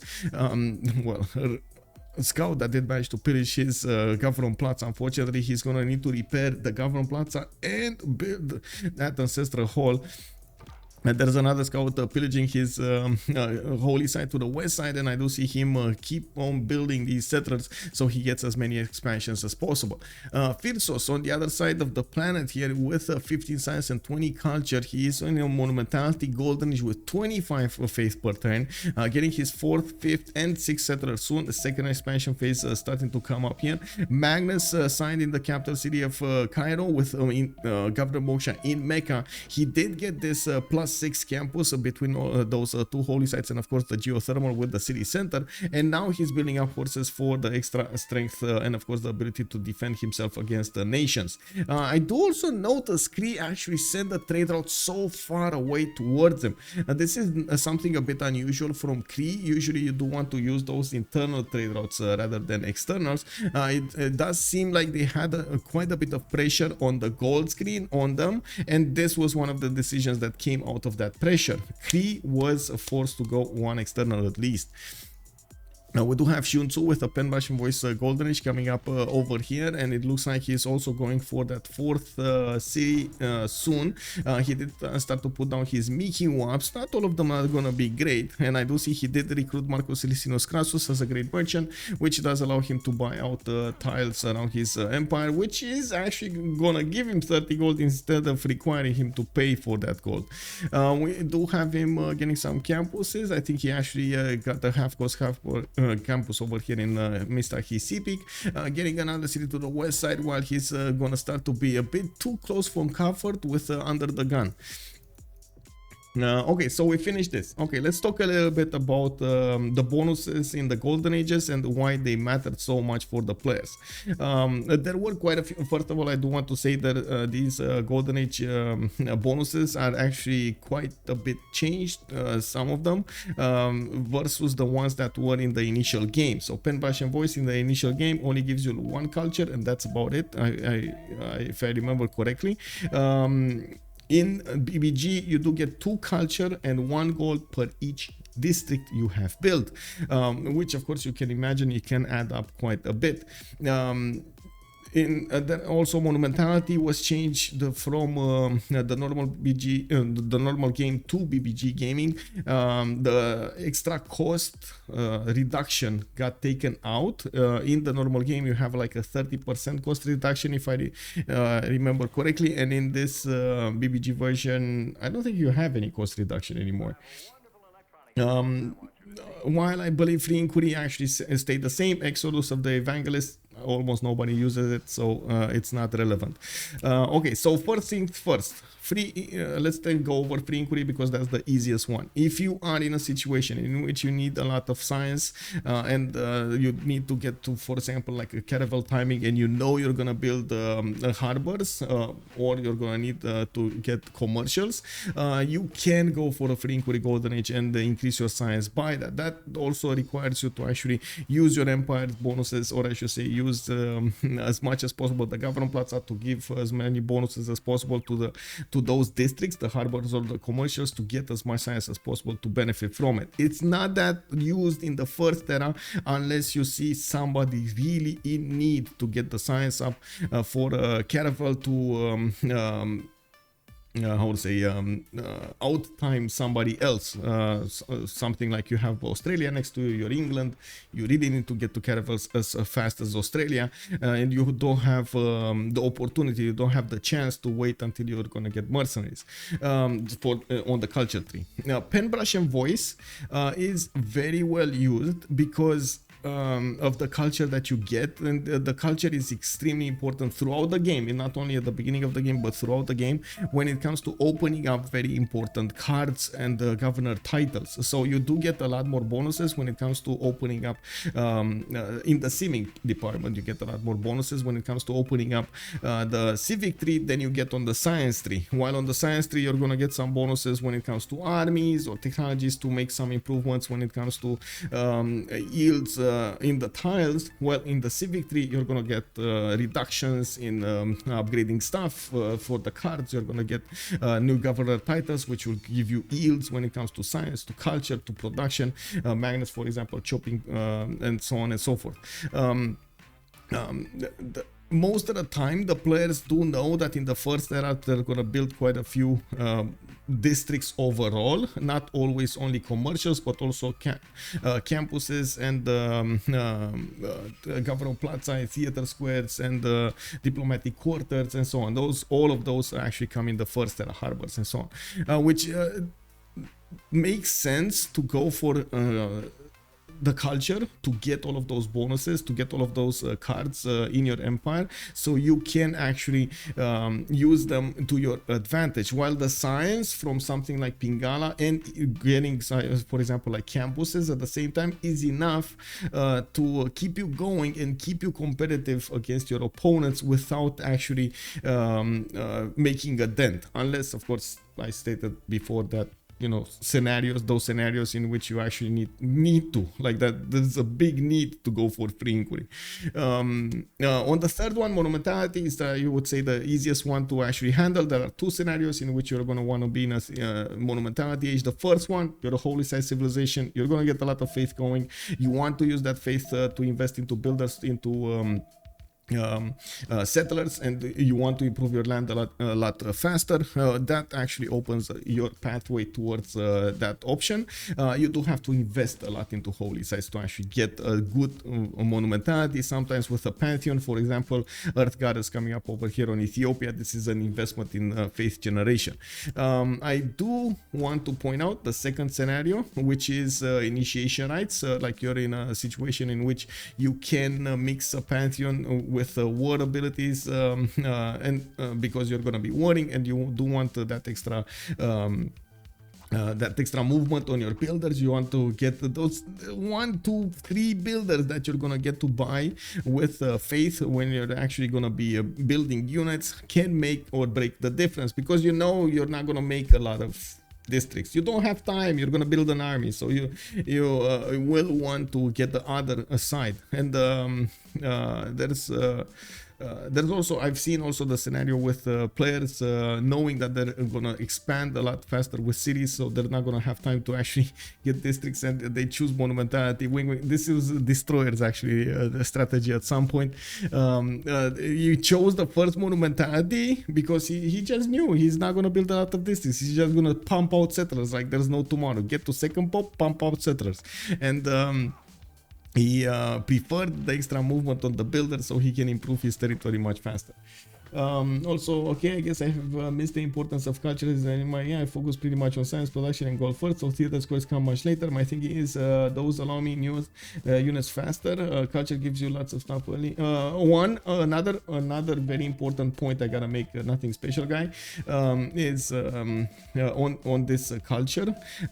Pen, brush, and voice actually allows you to not build theater squares, and that's another important part on this. You're not gonna see these civilizations go for theater squares until they're gonna hit maybe the second era or even the third era. The only nation that builds theater squares is the half-cost theater square here, the Acropolis on Gorgo, because it is cheap and you don't actually need to get a lot of stuff around it. Like if you want to go for a culture game, you're gonna need a wonder, you're gonna need to place, like get that placement around the wonder of theater squares, maybe an entertainment complex, to get as much yields as possible from those, as much culture as possible from those districts.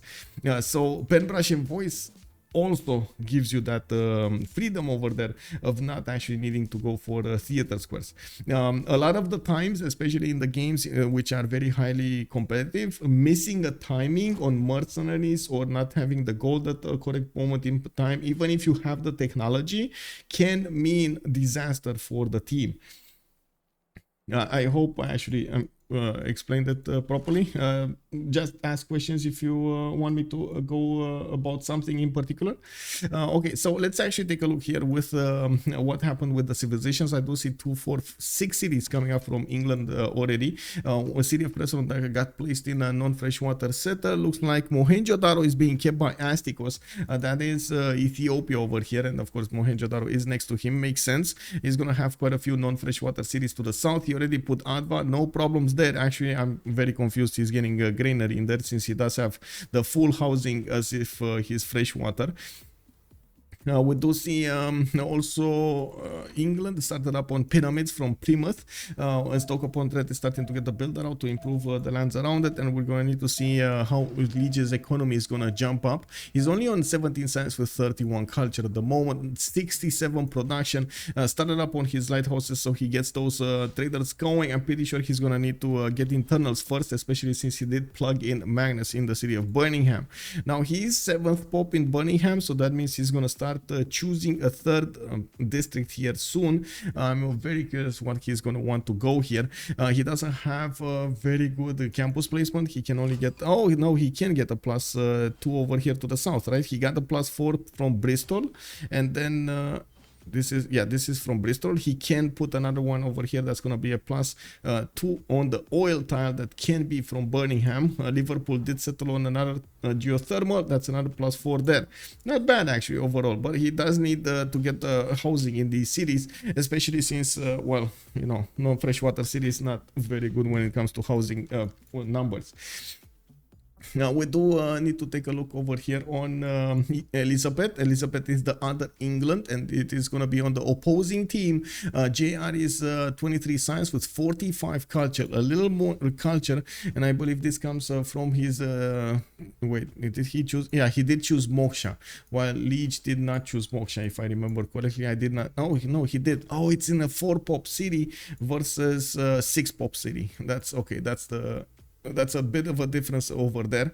Well, I mean, that's a little bigger than a big of a difference. What is 10 science more, 10 culture more, 34 versus 45, more population over everywhere probably. Okay, so it's Moksha, extra population, and more population everywhere. He did get also the religion, sacred places with Zen meditation from the city of Manchester, where he does have Moksha. Moksha is going to allow him to spread that religion a little bit faster in the other cities, and we're going to need to see how fast this religion is going to get in Nottingham, Portsmouth, and London. Looking at UnderTheGun, he's already on 60 culture, 10 with 23 science. I do have to point out he's starting to acquire these great writer points with 8 points per turn. Sid369, good evening sir. Culture give you card that boosts production too, so culture equals production early. Yes, exactly. Yes, exactly. Now we do need to take a look at the gold generation. Oh my god, okay, he's double the amount of gold that Lege is making, by the way. He does have a lot more loyal Vidokiards, so that's a bit of a disadvantage over here for England. We did see it from the beginning. Unfortunately, only 1, 2, 3, and the 4th one coming up soon here were built on English cities, while on the Elizabeth, the first series, we got 1, 2, 3, 4, 5, the 5th one already coming out, 6 actually, so 5 already built, the 6th one is in the build queues right now. He's gonna finish next turn, and I do see he is getting to that feudalism timing, and he did synchronize all of his builders, got them with the 30% card. And this is, look at that, this is a prime example how you can use the culture to give you a boost over here. You use the culture at the beginning to open up the 30% production builders, yes, and then you put that when you're coming up on feudalism, you get builders in production with the card. You don't finish them, you just leave them on 1 turn off from finishing, and then you finish feudalism, moving away your production to other things. So you need to get from this from the second level of the civic tree to this level, to feudalism. So you get to open up serfdom, which gives you newly trained builders gain the 2 extra charges. So at the moment when he's gonna finish all of these builders, he's already gonna have the cardon, and he's gonna get 5 charges with builders built with the 30 production card off. Okay, sure, there's like a little bit of extra production there because 1 turn is not gonna have the 30% off, but still, all in all, it's a lot of production saved for you. With these builders, you're gonna get so many tiles chopped, improved, and of course your empire is going to be boosted really quickly. That's exactly what's happening over here. JR getting these tiles improved extremely quickly in his empire. We do have also Rome starting to expand quite a bit here, 2, 4, 6 cities, and yeah, exactly. Oh man, don't jinx it, bro. I totally ignored this, by the way. I was like, no, I'm not gonna talk about it. No, don't jinx it. You know, like I did this before. I got happy that this stopped, and then you know it started up again. We do have Puteoli coming up with a non-freshwater settle. He does have a tile that he could bath to the mountain, getting that full fresh water. I do see he's also starting to improve these horse tiles next to Antium, and of course he is starting to get his builders with extra charges on them. We do have him with these campuses to the south, and I do believe he actually was the one that picked up the merchant, right? Who did get the second one? So it's Zangian, Ifalan, and Marco Polo, which are the merchants giving you those extra trade route capacities, and some of them actually give you the free trader. I do see only one got picked up. Okay, it's fine. Zankian on Rome at the beginning, he was the one that snatched it. One turning a campus here from Rome with an A-pop city and Magnus in there. Looks like only 3 trade routes are available at the moment, but he did open up the coastal trade routes to the English Empire. Ostia got settled on the cattle tile on the coast, and it allows them to connect their empires at the Wieselbanken timing, which is another very important timing when it comes to culture. Looking at Cree, we do have him also with 2, 4, 6, soon to be 7th series over here. He is starting to improve his land quite a bit, and I do see oh my god, this Mickey Wap is amazing. And we do have 2 of these bonus resources giving it the extra food, and 1 of these plantations that's going to give him an extra gold point at the beginning, while it's gonna grow to 3 points a little bit later in the game. I'm not sure exactly when though.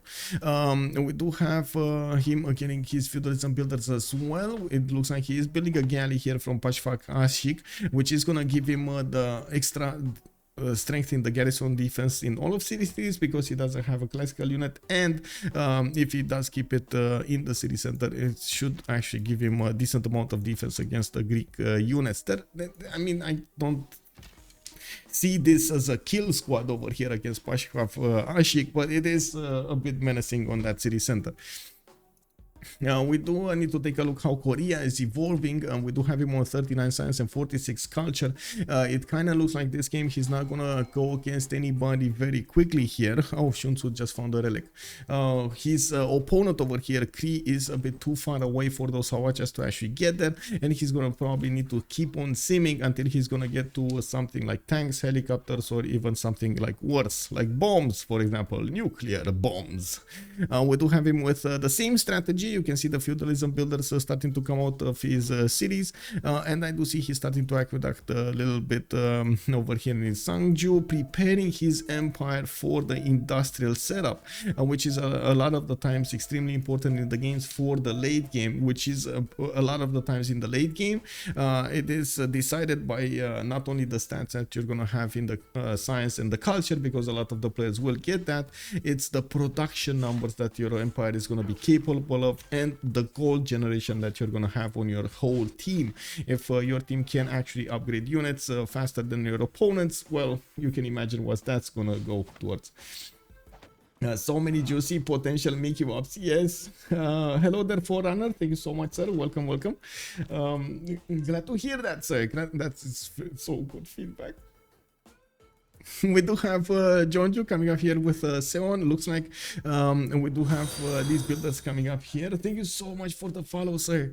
We do need to also take a look on the other side how Phyrsos is starting to evolve his empire. He did put a city in between him and Cree, and I wouldn't be surprised if he's gonna go for Reina over here in Medina, because a lot of trade routes will pass through this city center, so it does make sense to actually get Reina in there and try to get extra bonuses for gold from its abilities. Reina, if you don't know, yeah, you do get +4 gold per 10 from each foreign trade route passing through the city, and if you do manage to get like this connection city like this, it's perfect placement. A lot of the times it's actually being used on the coastal cities because it's much easier to get the trade routes to pass through them. We do have Pingala going in Cairo. I do see at the moment he didn't actually go for any wonder here. More of these campuses coming around, still on those 3 holy sites. One important fact is he did manage to get his temples, and with the temples immediately he could get the meeting houses. Arabia does get his specializing building in a holy site that you get from the religion, like Derimers, like meeting houses and so on. Extremely cheap. It is like 20 faith, 15 faith or something like that. It's dirt cheap. So he's gonna get 3 faith per 10 from each and 3 production from each. Very important to actually max that out. Titiits, good evening, sir. Can you show Cree cities with Gorgo's horse, please? Yes, sir. So they got a horse here on Cree. Looks like Greece. Oh, he didn't actually get that galley in time. Now he actually chopped it. Okay. So UnderTheGun did not actually want to wait, but it looks like the city will heal quite a bit, and by the looks of it, Cree's units are gonna be enough here. It should be fine. Yeah, I mean, honestly, it should be fine. I've seen mistakes happening, but to be honest, I don't think Sun-Tzu is gonna make one. Yes, Titiits, he did slam it indeed. Huge Civ here. Hello there, Two Left Hand channel, Two Left Hands UA. How are you doing, sir?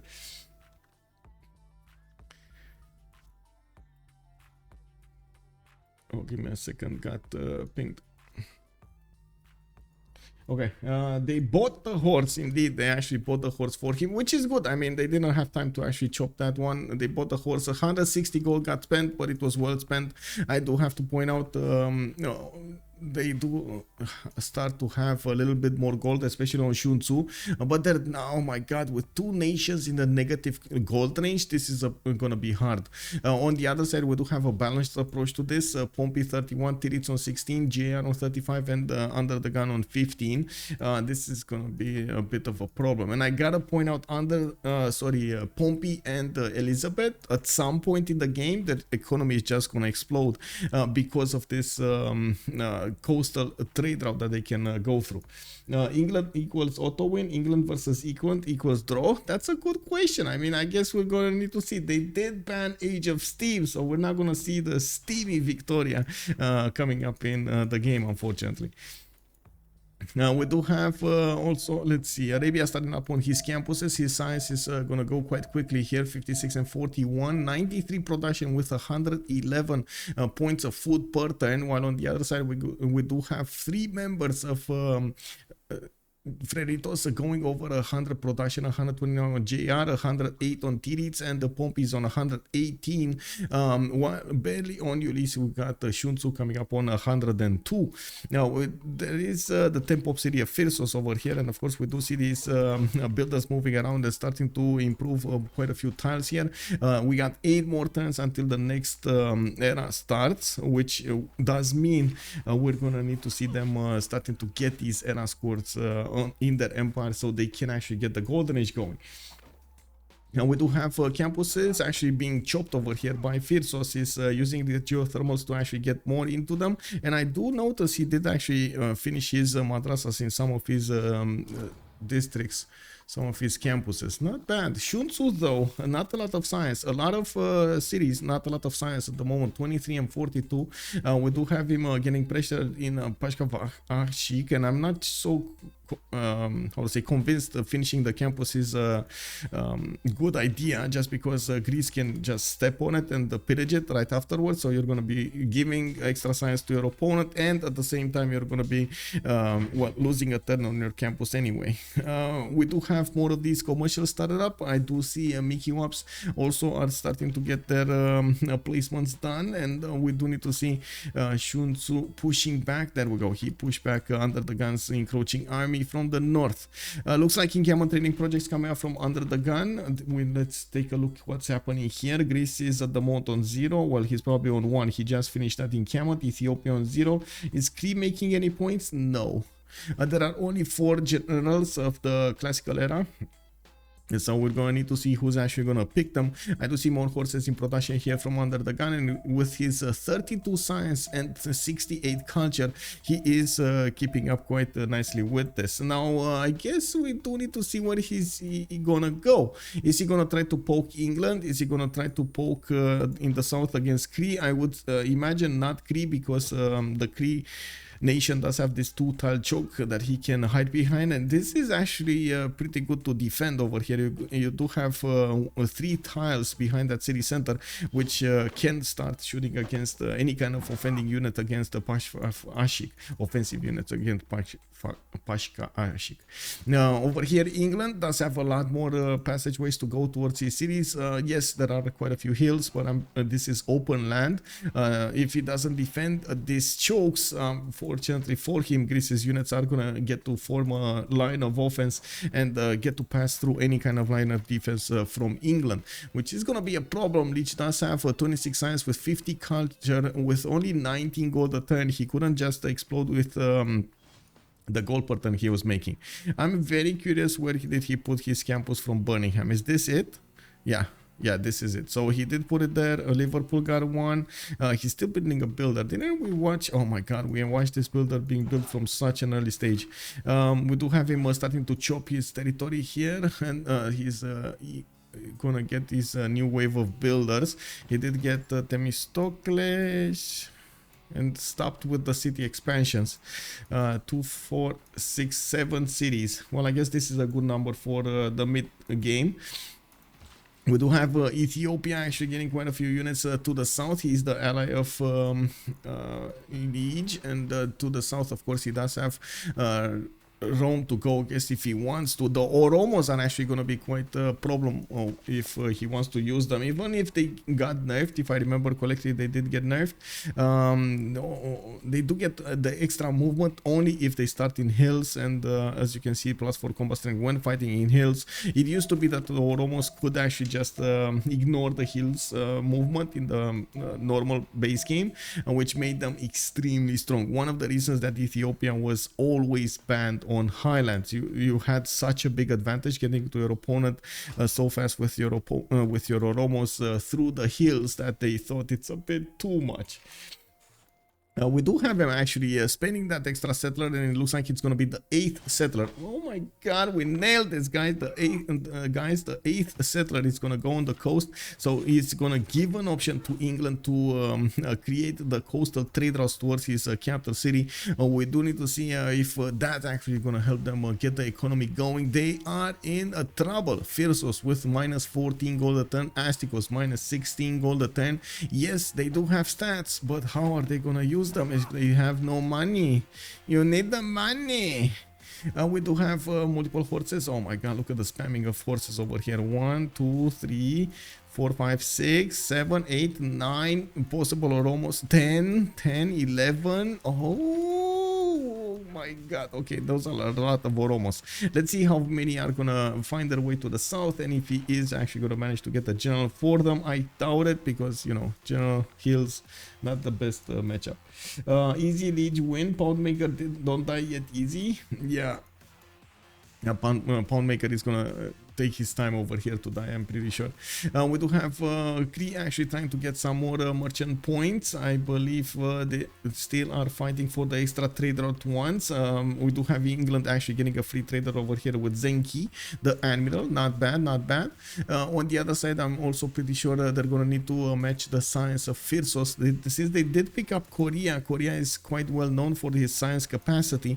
Now we do see Korea getting some theater squares down. He did finish a lot of of his seance. But one of the things that didn't happen is him getting all of the tiles around the seance improved, which he is doing right now, even chopping over here the bananas, the food that he was getting in Guangzhou, so he can get those mines around those seance and get the extra science points alongside the yields of the mine themselves.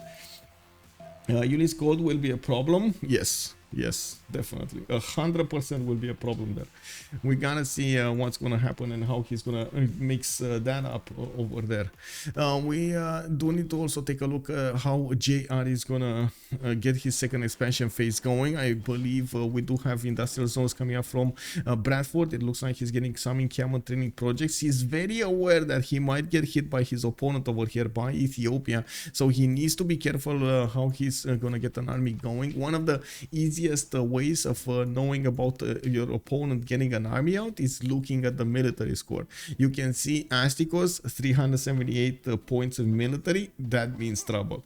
On the other side, JR is barely 214 and Pompi is 139. There's a big discrepancy over there in the numbers, which they need to fix somehow, and this is gonna need Rome and England to get those units out. That's exactly what they're starting to do over here. Rome is gonna finish that industrial zone. Okay, interesting. Yeah, there we go. Oh my god, yeah, oh my, this is exactly how I was imagining it's gonna go. By the way, this is exactly how initially I imagined he's gonna start placing those aqueducts and then the industrial zones and government plots and so on. Well, he still has a lot of buildings that he can build in those districts, but I'm pretty sure he's gonna get them. With a +4 industrial zones here on Rome, he's getting those horses right afterwards. He's getting a bit more economy here, and that's one of the good things. We do have a lot of gold generation coming up on Freritos de la Vega. They're trying to balance out their stats with that economy. When you play Korea and spawn in the middle of mountains and geothermals, yeah, not really ideal. You gotta adapt, man. You gotta do what you gotta do. I wanted to bet 12,000 points on Freritos. I mistakenly bet 120. Oh, kick. I mean, maybe you're gonna get all of them back. You never know, man. Let's see if we're gonna have a win from either side. Right? Anything can happen, you know. This is anything can happen Wednesday. Looks like 75% of you did vote with this. Oh, I see. You are the one with half of those numbers, right? And Ulyss got 25% of your votes. Okay, so let's take a look in the era score screen, because we're 4 tenths out from the next Congress. It looks like UnderTheGun is gonna have 48 out of 51. I would say era score. JR 59 out of 54. Titiits on 56 out of 59. He needs 3 more points. Pompi needs 6 more points with 56 out of 62, and this is after he actually got that industrial zone with +3. We're gonna need to see if he's gonna manage to get it. Monarchy, did he get it? He already got monarchy, so maybe a chop of a wonder. He doesn't really have chops anymore. This is a bit unfortunate. He might not make it. I guess we're gonna need to see what he's gonna do. A boat, maybe. Yeah, 2 more points from a boat. Tech side, does he even have boats? He doesn't. He's trying to get to cancels in 3 turns to match the technology that, of course, Ethiopia is going to put against him with those Oromos. No, Oromos are replacement coursers. Okay, Lege, 62 out of 62. He got his golden age. We do have him actually building up his science numbers, and I do see there's a massive army coming up over here, building up in Corinth from UnderTheGun, and in Athens. He does have 2, 4, 6, 8, 10 of these horses that are going to be able to turn into coursers. Oh, they're already turning into coursers, and they're going to start to go against England pretty quickly here. So now we actually know, well, we thought this is going to happen, but now we know this is going to happen. We got Astikos also with 39 points out of 39. He needs 50 actually to get to the next golden age, and unfortunately, well, it does look like he's going to be in a bit of a trouble to get there. He maybe not actually. Wait, he's getting divine, right? He's gonna get that Oromos, so that's like 7 points right there. So yeah, it should be fine. It should be fine. 11 points is still is it does seem like a lot of points, but it's not undoable. We do have Phyrsos with 47 out of 53 as well on Arabia. 2, 4, 6 cities over here coming up for Phyrsos, and I do see he's trying to connect his economy with his ally with Cree on the west side. We do have more builders coming up from his cities, putting down encampments, 1-2 of them from what I do notice. And of course we're going to see how he's gonna fix the problem in the economy. Astikos though is going crazy here. He's minus 29, and this is before he got his upgrades in Oromos. I'm not sure if they can afford this. Like, just Sun-Tzu is making the gold with 78 points, and they have a total of maybe, what, 750 gold between them? I'm not sure that's gonna be enough. Looks like there's a spy coming up from UnderTheGun. He did finish intelligence agency. I'm pretty sure he's plugging that spy in English territory. Lege is going for entertainment complex, trying to get Colosseum over here, which, yes, if he is actually gonna get that technology, get that chopped, he's gonna get a significant boost over here in his empire. But the problem is there's an army coming against him, and he doesn't have a lot of military, only on 206 military. It looks like he is getting these spearmen out of his territory, out of his cities over here on the west side, so he can put up a little bit more of a defense. Now these courses are still gonna be a bit of a problem for him to handle. Now we don't have a general though from Greece. Do we have a general coming up? Yes, Greece is actually gonna get the general next turn. Okay, it should be fine. Yeah, it should be fine. He has 2 points coming in per turn because of these encampments, 2 encampments. Oh, he already got a general in Argos. He's gonna push 2 sides. He's gonna stretch the ability of his opponents to actually pay their armies and upkeep their armies as thin as possible, because they know they have an advantage when it comes to their economy. Looking at era score, let's see, Sun-Tzu is 53 points out of 54. He is gonna get his golden age pretty good. And I do see UnderTheGun did just recruit a scientist. UnderTheGun did go over the threshold. JR well over the threshold. Titiits on 59 out of 59. And we do have Oromos appearing over here. Well, you do see they're not as strong as before. They do have 6 movement, but still not as strong as before. We do need to see how fast they're gonna get to their opponents and who is gonna be on the receiving end. You can immediately see that JR noticed the numbers appearing on his opponent on Astikos, jump up to 743. He was about 400 before he upgraded. Now that he upgraded, these units are gonna have more strength on them, so they're definitely gonna show up in the total military strength tab. Actually, that's one of the ways you can mask your strength in your military if you get it embarked. If you know, when you get it embarked, it does have a different number. It's changed because it got embarked. Need +4 industrial zone for era score. I mean, he needs every era score that he can get there. When you play, okay, I did read that. Okay, we're good. We're good, guys. Flip. I don't know why I'm getting. Oh, I see. Males.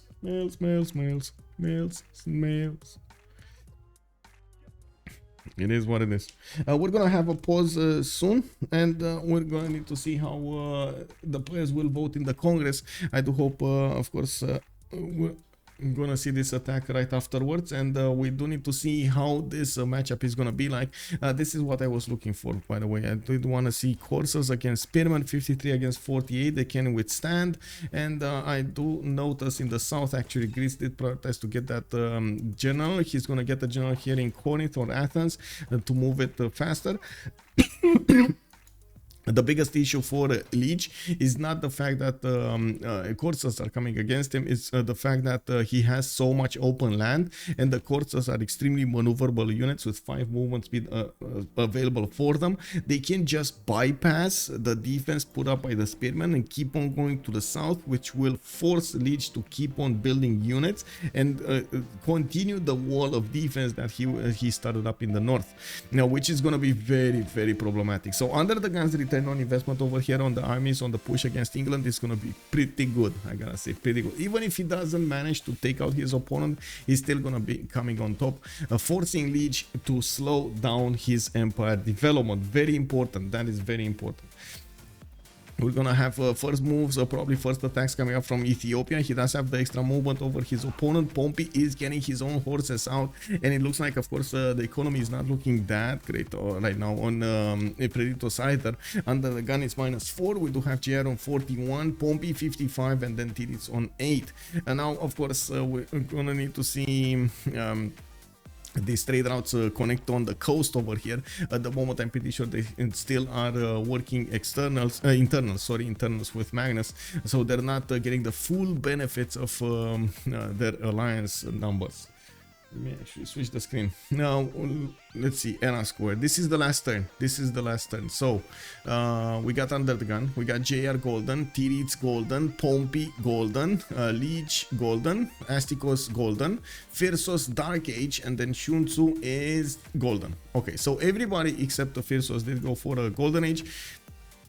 Phyrsos is oh no, Cree is actually attacking Pashfakashik. Almost managed to get through. Now that's a wall, and unfortunately, of course, even with catapults, you can't really hit the wall unless you actually go through the rainforest here. And you can see UnderTheGun is trying to attack the city center, but unless he actually takes the walls down to less than half HP, it's not really gonna pass into that. Into the city center itself. He's trying to get the catapult, and we're gonna need to see if he's gonna have how to say, enough movement to move it there. Maybe with the general move and last move, it should be fine. Okay, so UnderTheGun's courses are starting to get in to push Lege as hard as he can, and I do see some of them are going to the south. They did get spotted by this scout over here between the forest. I do see Lege is aware about the other courses coming against the city of Preston or maybe Liverpool, and Colosseum did get finished over here by Lege. He did chop it out as quickly as possible, and you do see him starting to get some more trade routes. He's 24 gold a turn, while Sun-Tzu is on 97. Can we expect monasticism on Arabia? Could be a thing, but I doubt it. I mean, he has so much science anyway. I'm not sure if it's gonna be good to actually go for like 200 science while they don't really have the gold. He could do it if they're gonna decide they're gonna go for a timing later on. Sure, get to boost them or something. Okay, or almost are gonna push two nations over there. We do have them pushing Pompi and Elizabeth I at the same time. JR and Pompi are gonna need to defend themselves against those units, while UnderTheGun is gonna start taking down these English defensive units. Oh, England got to pikemen, which will give him the exact unit he needs to defend against the courses. It's the next upgrade after the spearmen, allowing him to do this properly. Now it does look like Titiits did manage to keep up with Phyrsos' science. 121 science coming up right here. He's not that far away from the total science acquired in the game, so it looks like he is doing quite well, just simming away. This is pre-university science also. You did notice that on Arabia we did have all of the madrasas already built. I did point out at some point if Phyrsos plays the same strategy he played last time, he's gonna level off. You know, like there's a moment when Arabia around like 300 science, maybe 70 culture, he's just gonna level off and gonna try to use his military and his scientific advantage against his opponents to try to get an advantage for his teammates. Now, is that gonna be enough? We're gonna have to wait and judge at that moment in time. Okay, we do have UnderTheGun, Russian voice. Second one, Elizabeth I is in a free inquiry. This time he wants that extra science advantage. Looks like Titiits, Russian voice, golden age. We do have Pompi, Russian voice, golden age. Lege is free inquiry this time with 70 and 52. Astikos is monumentality, golden age, a second one. Phyrsos is on dark age, and then Sun-Tzu is in a free inquiry, golden age. A few more seconds to go. We're gonna have a pause of 2 minutes until they vote into the World Congress, and we're gonna come back after that. Monasticism was the plan since turn 1. Well, let's see if that's the plan over here. Phyrsos, oh, there we go, he did plug it in. 225 science. Okay, so I am gonna go A into me, Recon, and me.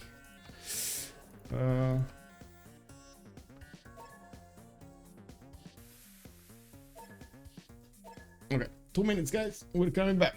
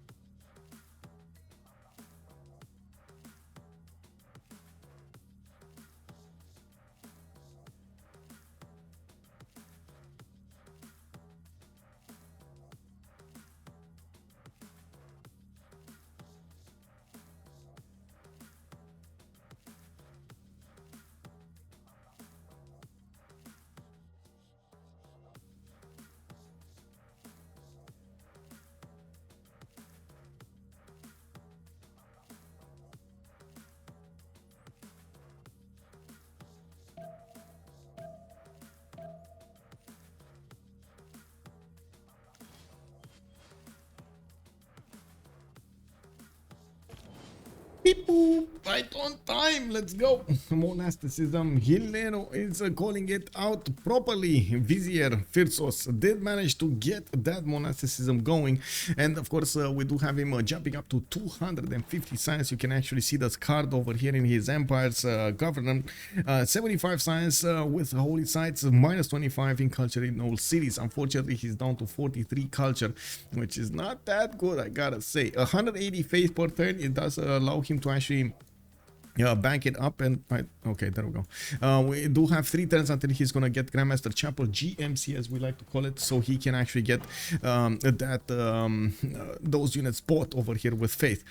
We do have multiple governors established here. I do see Victor in the city of Jeddah, Moksha here, Cairo, and of course Governor Magnus. Let's see what the attacks are going for. No, not another one. Oh no. Oh no. We got another one. Sun-Tzu, come back, bro. Well, this is, I really hope he's not playing on Wi-Fi or something. I do have to point out, JR did manage to get Hannibal Barca as a general, and his teammate over here, Pompi, did also manage to get Sun-Tzu, while there is no extra general on Ethiopia. That's actually quite massive over here. They can get the +5, while yes, these Ethiopian units, if they do fight on hills, they're gonna get a +4 on them. It doesn't look like Pompi is gonna allow his opponent to fight in the hills. He's not going after them. He's just sitting in the city of Antium, and you do see England is actually putting defense over here. Unfortunately, in the hills, these Oromos die against the Knights. Okay, it's fine. Both of them do benefit from military alliances. It should be fine. Now let's actually take a quick peek what happened over here in English territory. We do have some of these courses getting next to Preston. Of course, England is hard building as many of these pikemen as possible. He's getting 80 science and 52 culture. Since he did switch to a free inquiry golden age after he did get pyramids, not only he got a free builder but also an extra builder charge. And with Colosseum, he's getting these cities with some bonuses, not penalties. You can see some of them are happy with +3. Some of them that are quite high pop, like his capital, are gonna be at content level, which does mean he doesn't actually get the penalties, which is pretty good. We do need to see also when he's gonna start switching his traders. There we go, Birmingham to Addis Ababa. The fact that Astikos did manage to get Weldia cities over here on the other side of the coast does allow Lege to send directly traders towards the capital city of Astikos, and the same can be said about the other way around. The Addis Ababa is sending a trader out to Norwich, trying to make up for that lack of gold they're actually having on their team over here. Now Sun-Tzu did actually get 116 gold a turn, which is pretty good, and we're going to need to see if he's going to keep on switching his traders to externals here. He did stop the attack from the north, but you do see Greece try to push in with catapults, trying to use the extra movement he's getting on those catapults from the Great General to try to take the walls down of Pashkaf Ashik. It doesn't take a lot of shots from the catapults. 2 shots from the catapults and these walls are going to be gone.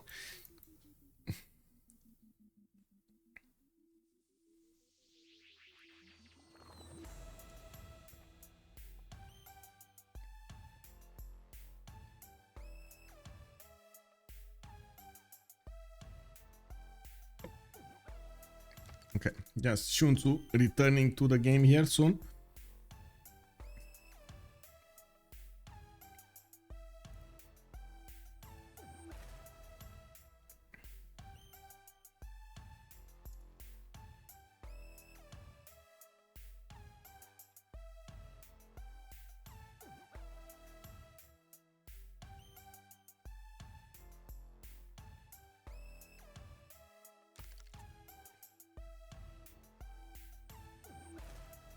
Crispy Siv, also good evening, sir. I just noticed the name here. Is Arabia in dark? Yes, it is. Yes, it is. Okay. No. What does Sun's blog mean? Sun's is without, but blog. What is blog? Let me actually put it here. Sun's blog. No kidding. Oh, no kidding. Okay, no kidding. Interesting. That's a new expression I just learned today. Sun's blog. Sunblog. Sunblog. Without joke. Yeah, no kidding, man. No kidding. Indeed. Sunblock. Titiits did unfortunately get this penalty over here, not growing via culture. We do have anti-calves losing a 5 combat strength, which is gonna be pretty good for them if they do try to attack into them. Phyrsos did gain 2 Diplo victory points, and yes, he can actually use that ability of his to get the holy sites with Mahabodhi temple next to them. Maybe he is gonna get to civil engineering at some point in the game, but since he did choose to go for monasticism, his culture level is going to be quite low. I'm not really expecting him to do it quickly, or even in this game. Honestly, I'm pretty sure somebody else will try to take that away from him. We do need to see if there's going to be that option on the other team, because except Gorgo, that does actually have 148 culture at 10, nobody else is over 100 across the board. Now we also need to take a look over here what is happening with the spearmen. Okay, dynamic between the coursers and the spearmen. Yes, they do have, the coursers do have a little bit of damage, but still these spearmen can upgrade into pikemen whenever he's gonna get the gold, and there are significant amount of pikemen getting built from Plymouth, Preston, Birmingham. I do see Liverpool is also gonna get one chopped pretty soon, and we do need to see if UnderTheGun is gonna get into the main cities over here, into the juice of the English Empire, and start chopping down tiles.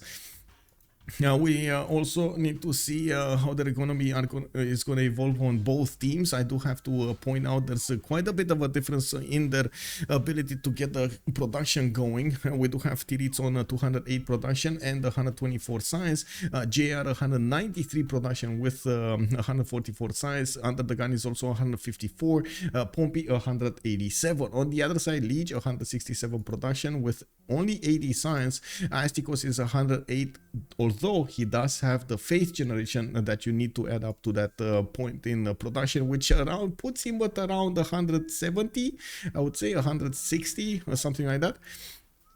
Phyrsos is also 183, and he will actually have, if you add up the numbers for the face generation, he will add up with more numbers than everybody else in the game when it comes to the production.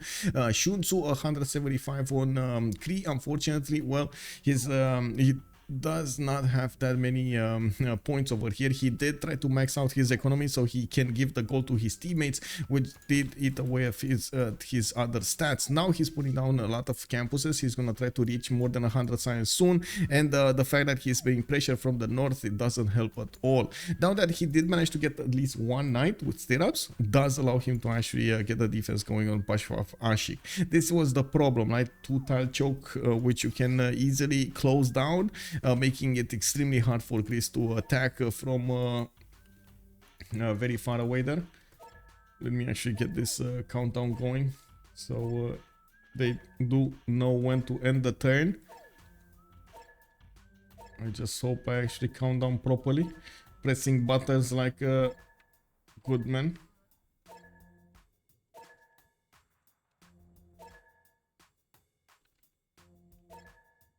Okay. Well, there we go. There we go. We're getting it. We're getting it.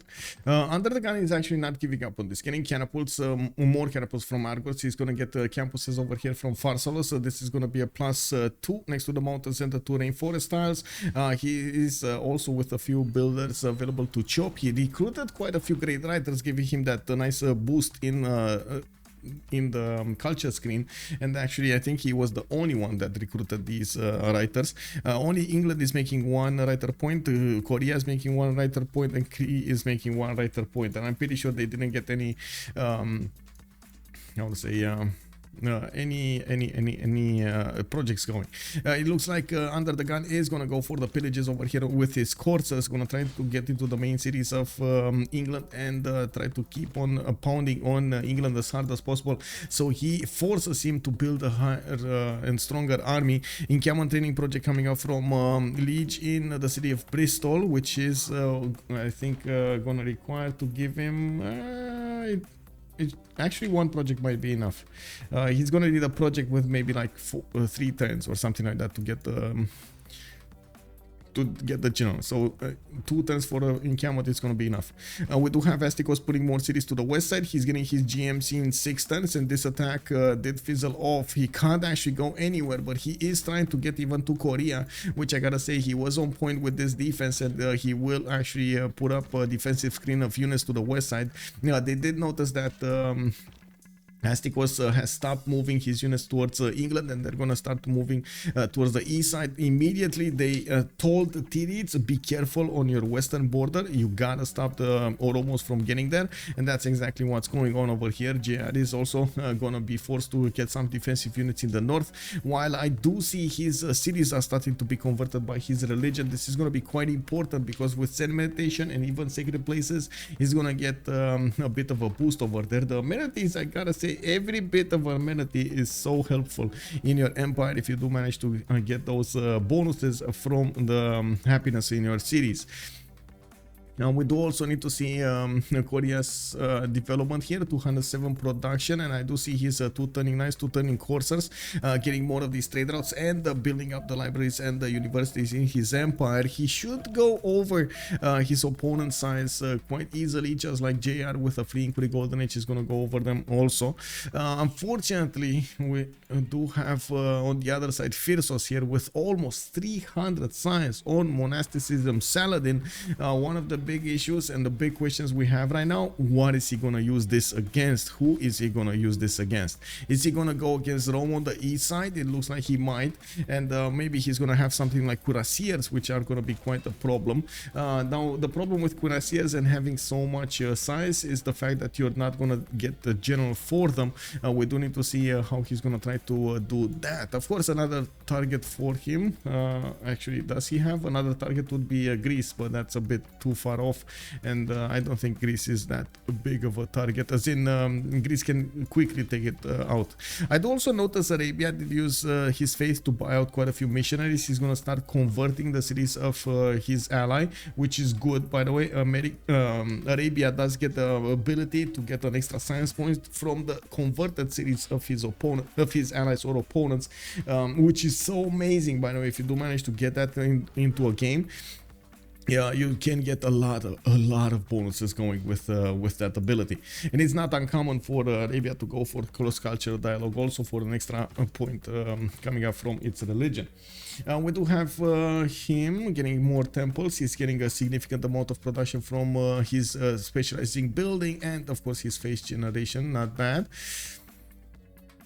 Now we do need to see also how Titiits is going to want to play the next part of the game, and by the looks of it, his only target is going to be the west. Well, actually no, he does have 2 targets: Cree to the southeast, and the west side is going to be Ethiopia. Okay, Ethiopia is much easier to reach, I gotta say. Ethiopia did keep on expanding to the east side, and he's getting a lot of cities: 2, 4, 6, 8, 10, 12 cities soon to be on Astikos, while Korea did stop at 2, 4, 6, 8, but 9, actually 9. Okay. Oh, he's gonna get 10.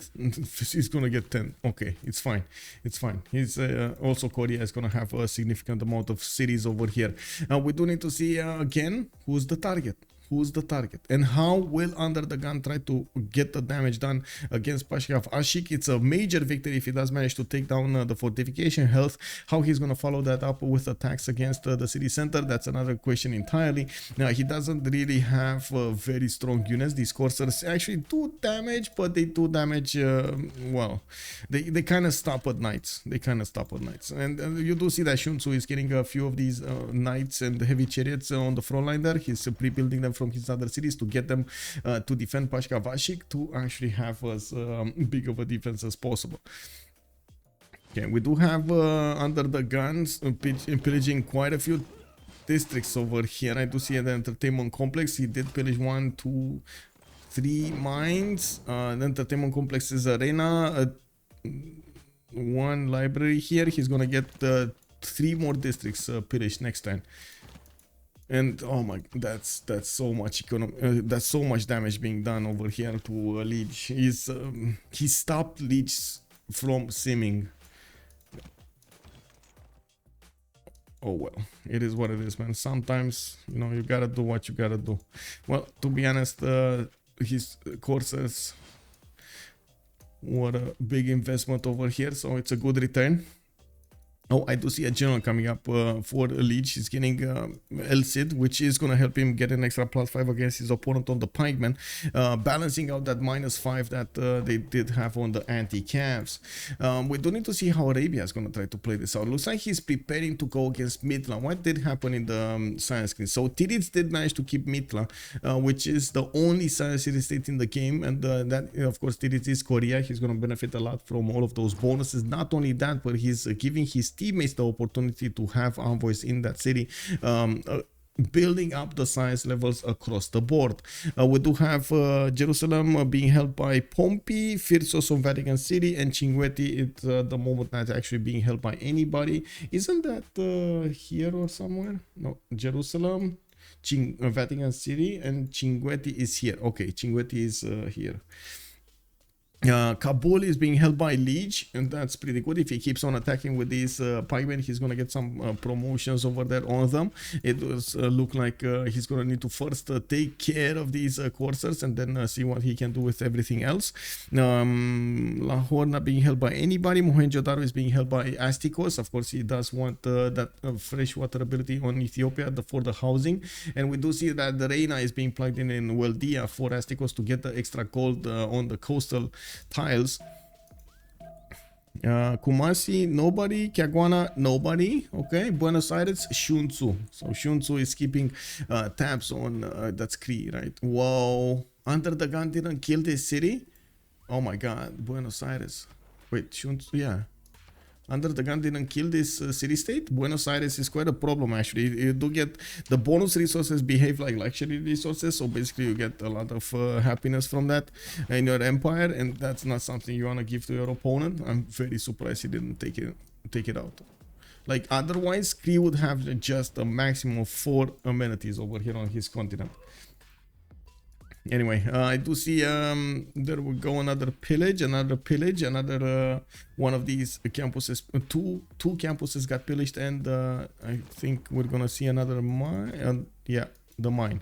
I don't know why he didn't pillage this one. Maybe he moved with that one somewhere else and didn't get to pillage that one. But I guess it's fine. The Tertemon complex is gonna be pillaged also. I did notice the walls in Pashkavashik did get taken down. Greece is moving in with the coursers, and by the looks of it, he's not letting this up.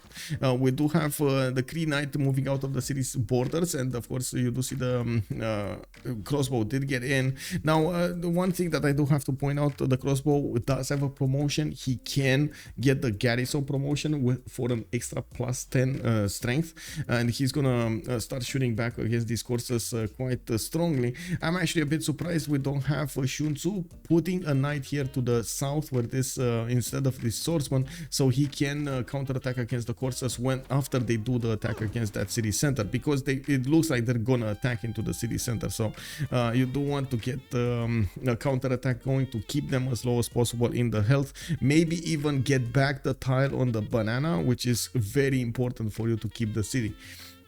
Now we do need to see if the catapult is going to get a few more shots here. It does still do quite a bit of damage even against the city's center, not only against city's walls. And of course, that's why you actually get catapults, or I should say siege units.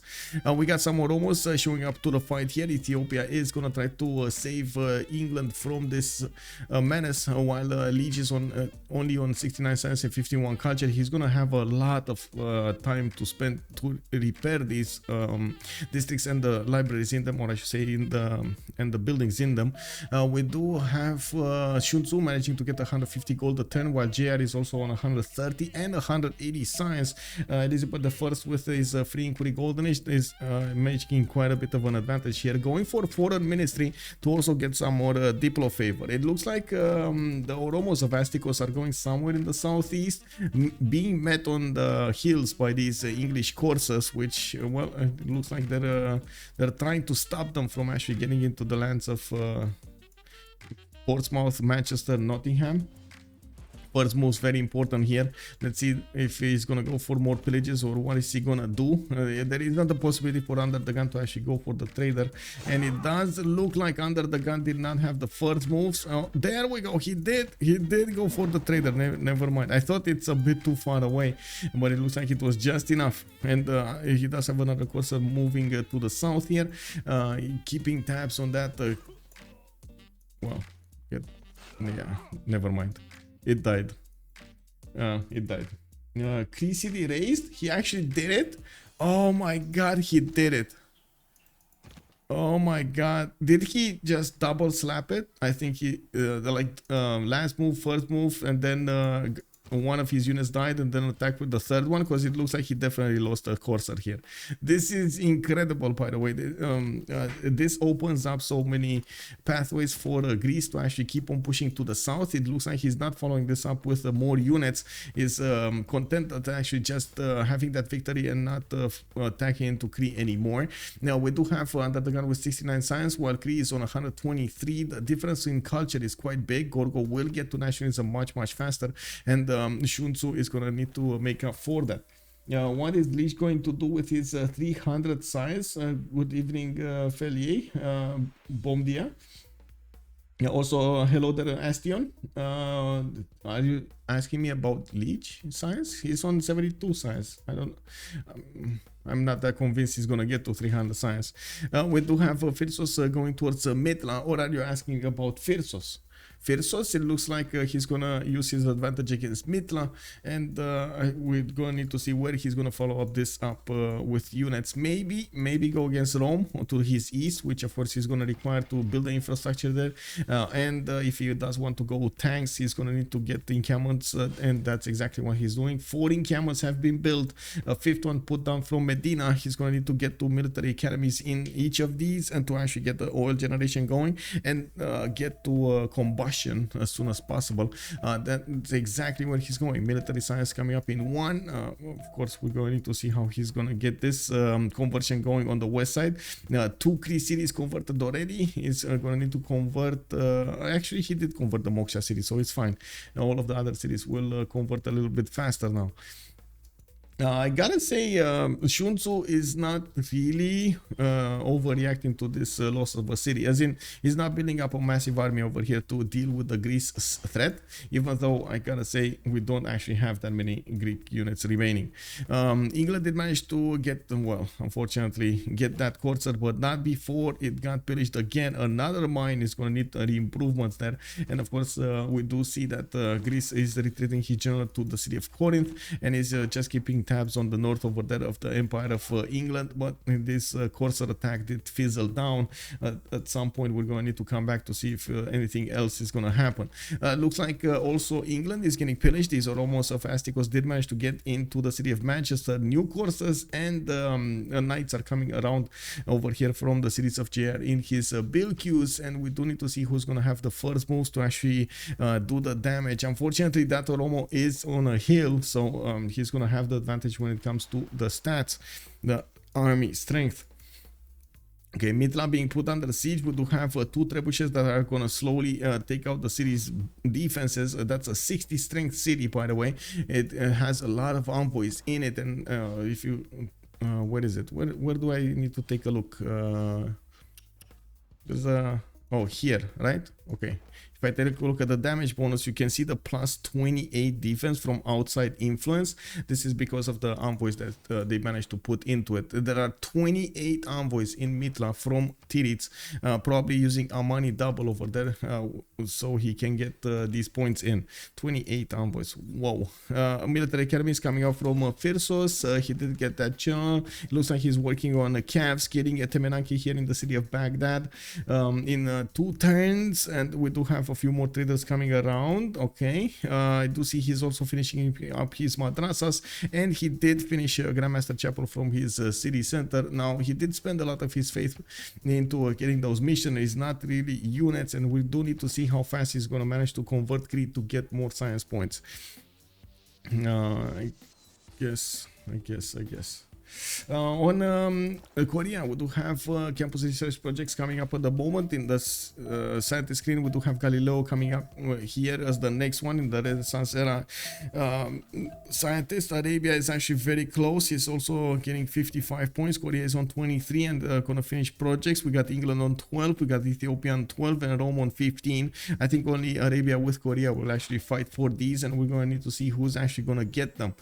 We got Titiits also managing to see these Oromos from far away. He's also gonna try to help out as fast as possible. JR deal with the Oromo threat. You can see they're trying to deny any kind of movement from Ethiopia into these borders, but unfortunately these Oromos do move extremely quickly, and they do manage to get a few pillages off. And they're also quite strong. The Knights barely have 57 strength against the Oromos, 60.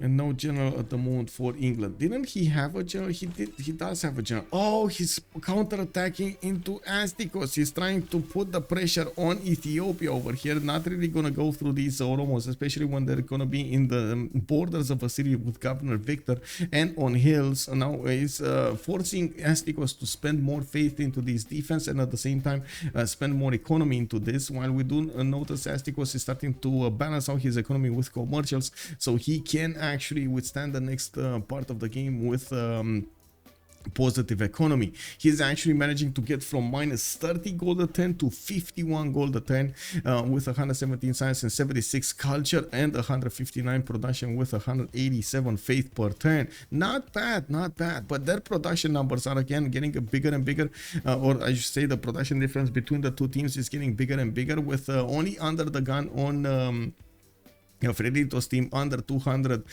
production, while everybody else is over 200 and significantly. 243 JR, Titiits 247, Pompi 252.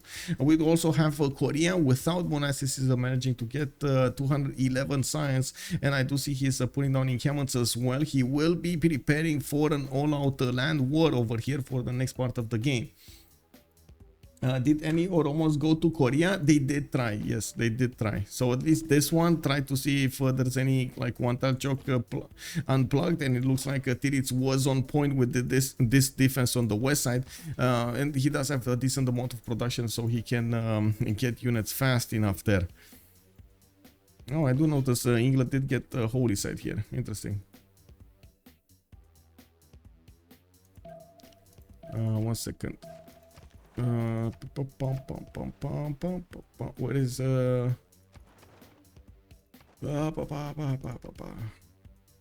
no?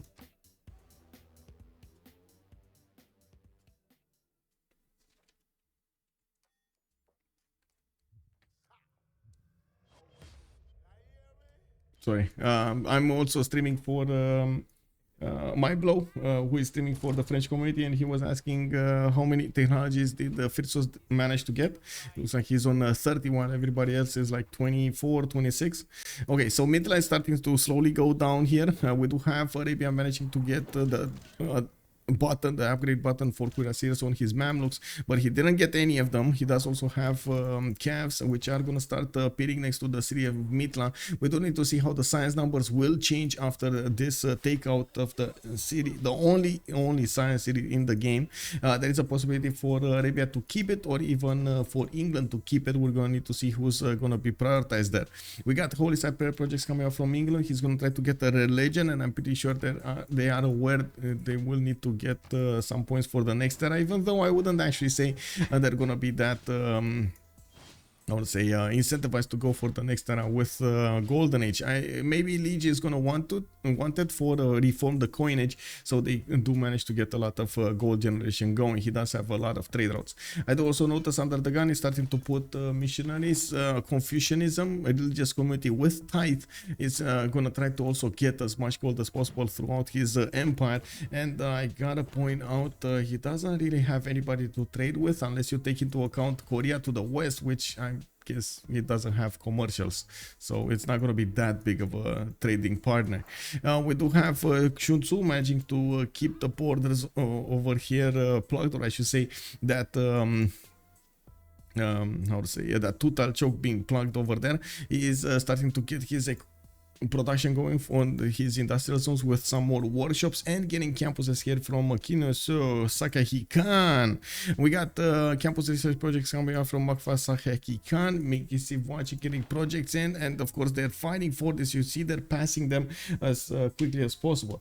Did any know Helicopters Valentine calling it out? Yeah, that might be it. Who do you think is gonna win this one? It's very hard to actually match. It's at the moment I would say it's quite evenly matched. There might be an advantage on Freritos team, but it's outbalanced by Phyrsos' amount of science. So at the moment it's anybody's game. I would say it's anybody's game. It does matter so much what kind of timings they're gonna go for in the next part of the game, what kind of technologies they're gonna want to push with, and how much do the micromanagement of their empires matter? You see, if they get their economy, if they get their points up, or more cities or less cities, coastal trade routes, and so on and so forth. All of those little details will matter incredibly in the next part of the game. Like this is a game between two very experienced teams. They are countering each other properly, and they're using every little bit of advantage from the book on their side. It's very important to actually see the little details here. We do, of course, one little detail is how UnderTheGun is going to try to get an extra economy here with his religion. We do need to see if he's going to manage to trade with somebody, and of course how much gold he's going to generate through that. On England, we do have already externals coming up to the east side. He's getting his universities built, and he did manage to catch up in the science screen, 129 science. I gotta point out he was free inquiry, so you know that matters quite a bit here with 202 faith a turn. We do also notice, hey, we just popped into the 1st of June, by the way. On my time at least, it's the 1st of June. Ping, ping, ping, ping. Tong, tong, tong, tong. Oh, Terracotta Army did finish earlier on Greece, or did it? Yeah, it did finish earlier, so he did manage to get a promotion on some of the courses, and I do see catapults in the south. It looks like also Cree is pushing out of his borders. He might actually try to finish the job on the Greek units. There aren't that many units over here from Greece to put up a defense, but they might just be enough to give him time to get new ones on the map over there to the south. I do also notice Korea is getting pushed a little bit by Ethiopia. Elizabeth did manage to push out his Oromo threat, and it looks like he just needs to get a unit on this campus over here, which did get with his library pillage. He's gonna get to repair it, but it is what it is. Astikos is trying to move eastward with these Oromos and try to get some more damage done. We do have Titiits positioning units to the south, and he does have calves, which are gonna deal massive amounts of damage against the Oromos, especially if they find them not on hills. Like, not on hills is gonna be a problem. Gerfatao, good evening, sir. Not yet for me, in less than an hour, but not yet. It's coming, man. It's coming. Isn't it what, child day, right? Or sorry, kid day? I don't know how to say it in English. In Romanian, it's Ziua Copilului, which basically means like child day. We do have actually Rome managing to get a few corsairs to pillage the trade routes of Ethiopia. Man, Ethiopia is getting a taste of his own deeds over here. It looks like the corsair of Rome will probably be taken out before he manages to pillage anything else. And of course, the pressure of England and Pompi did force Ethiopia to stop sending any more of these units. Mitla just got taken over. We do have less science acquired over here by Freritos de la Vega. By the looks of it, they did drop quite a bit. Pompi is on 164, Titiits 204, JR 241, and UnderTheGun is on 78. It looks like also Arabia did keep that city center, and we're going to need to see if he's going to plug in Reina, or is it? No, Reina should be in Medina. Why isn't Reina in Medina? He just didn't have enough governor titles? Ooh, Arabia's calves going against Rome. Rome is ready for this. Again, you see how they're countering each other properly. They noticed there is a possibility for calves or some unit to come against him from the west side, and he immediately he noticed the road, right? He noticed the military engineer just working over there, shuffling the road, and we do see immediately a reaction coming up from the Roman cities to get the units on the west side to try to get this defense going. Now, Rome does have 162 science and 98 culture. There will be a point in which Phyrsos is just going to overwhelm him in sheer amount of technologies, and of course that will be probably tanks or helicopters.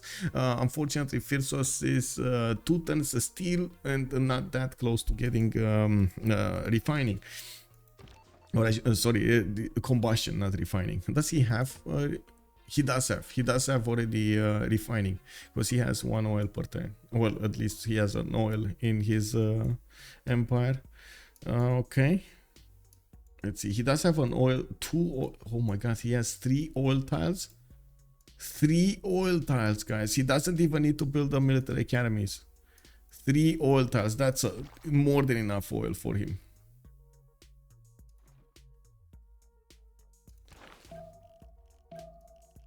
He is here, right? So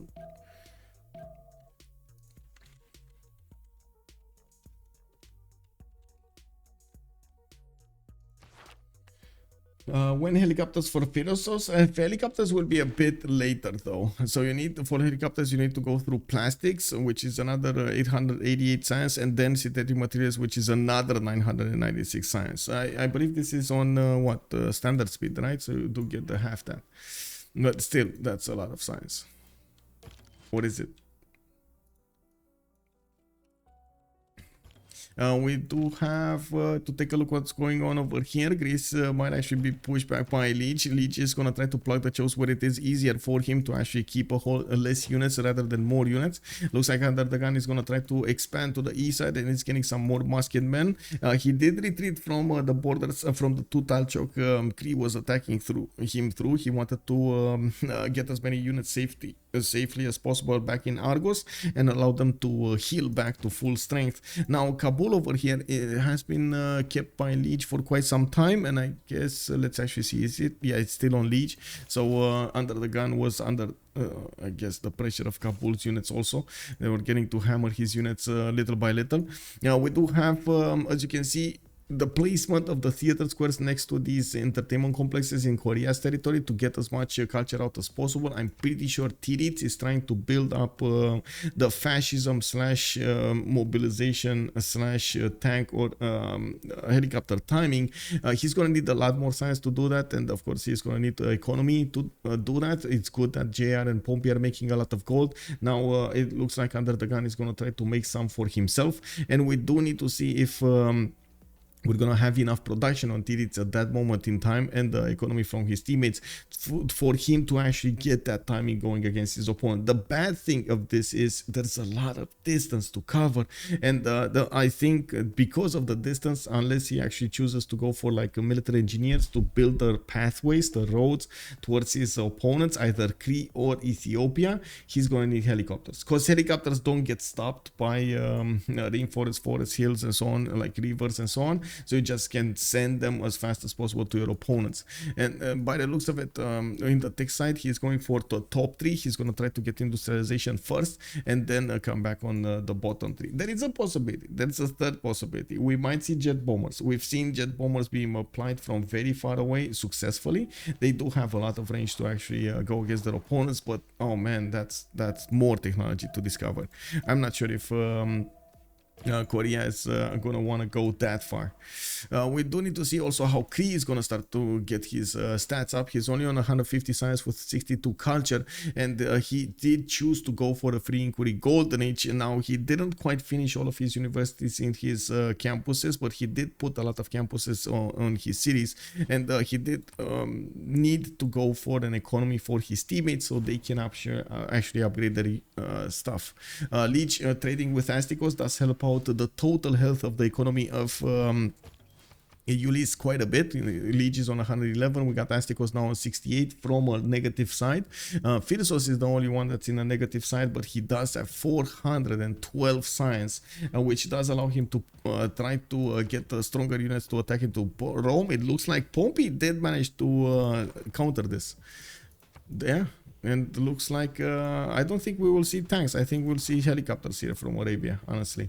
Like looking at his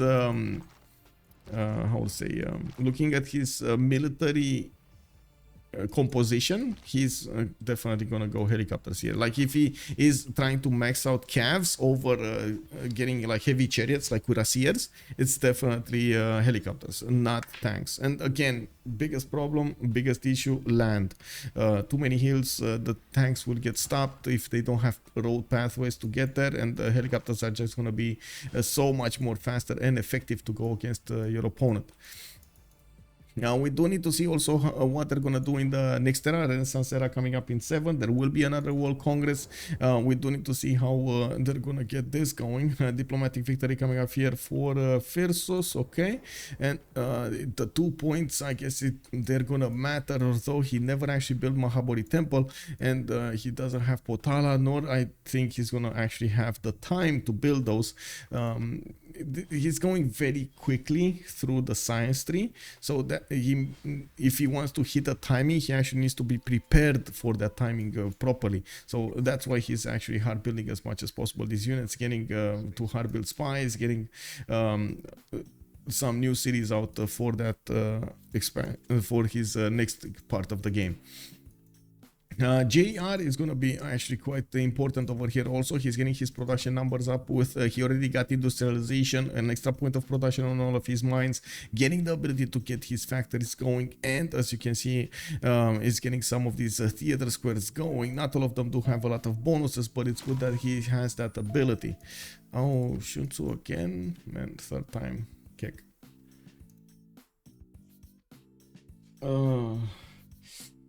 Hard one, hard one.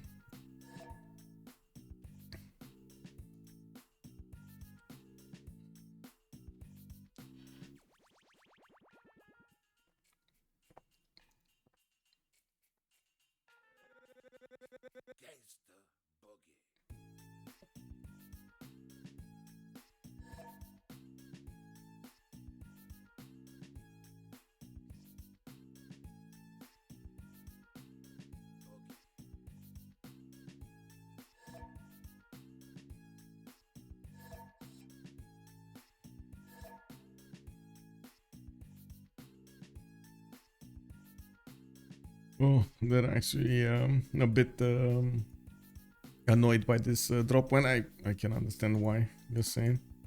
Let's see if they do find a solution for this. Unfortunately, Sun-Tzu is crashing a little bit here. Oh well, it is what it is.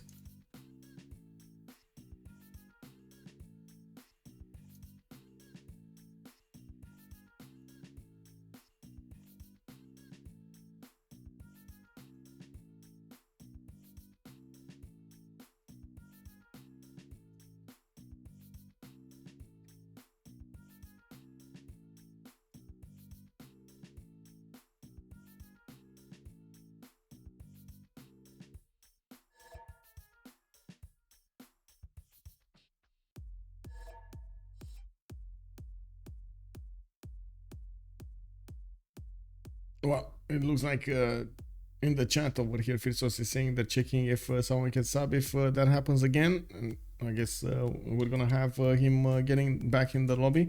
Unfortunately, he's gonna desync, so I think that's another problem.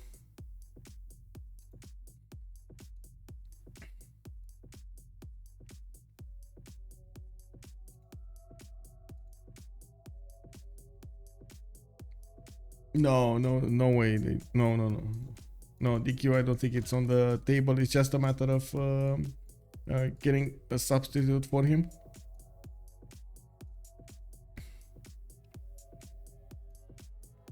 I'm not sure where he is though.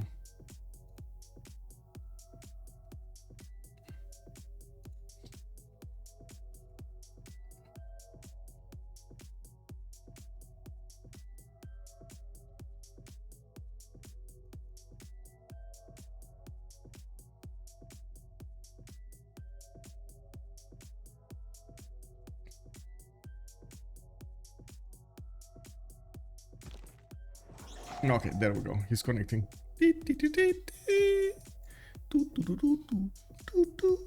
Come on, let's go.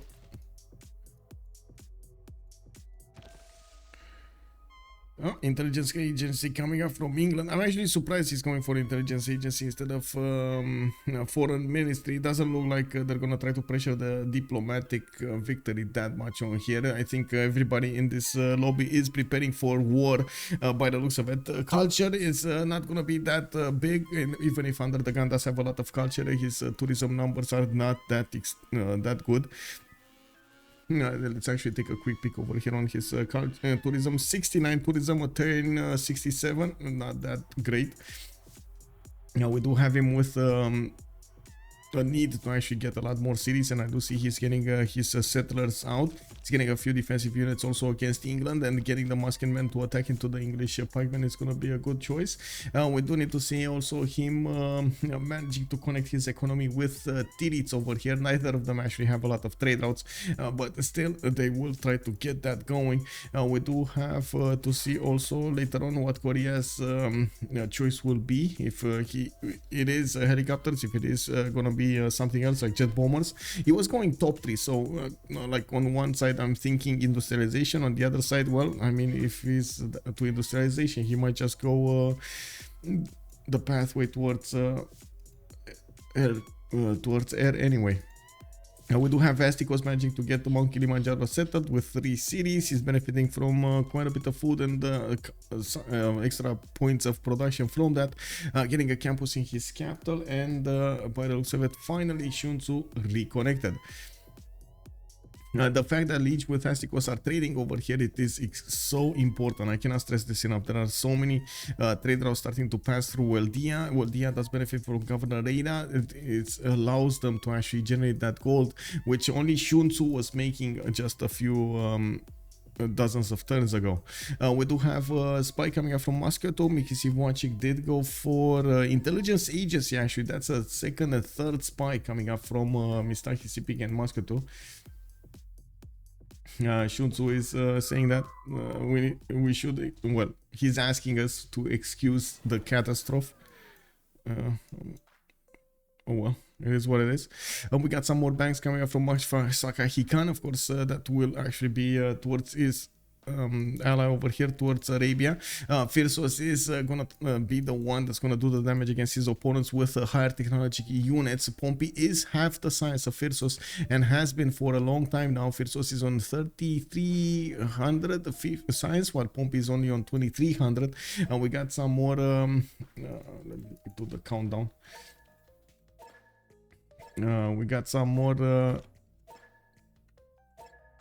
settlers coming out from the cities of Arabia, and by the looks of it, a lot of those cabs are getting out of the cities. These are pre-builds for helicopters, and as you can see, we're watching this happen. We do have him moving as fast as possible towards the Roman borders, trying to get into next to the city of Puteoli, which he might actually take out if Phyrsos does manage to get the first moves going against his opponent over here. He might actually wrap around that city of Puteoli and damage it entirely, and take it out completely.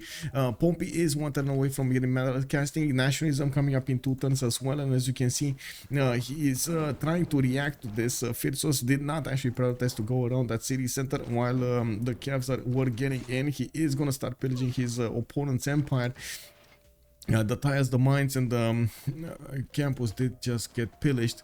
Pompi dropped to under 200 again.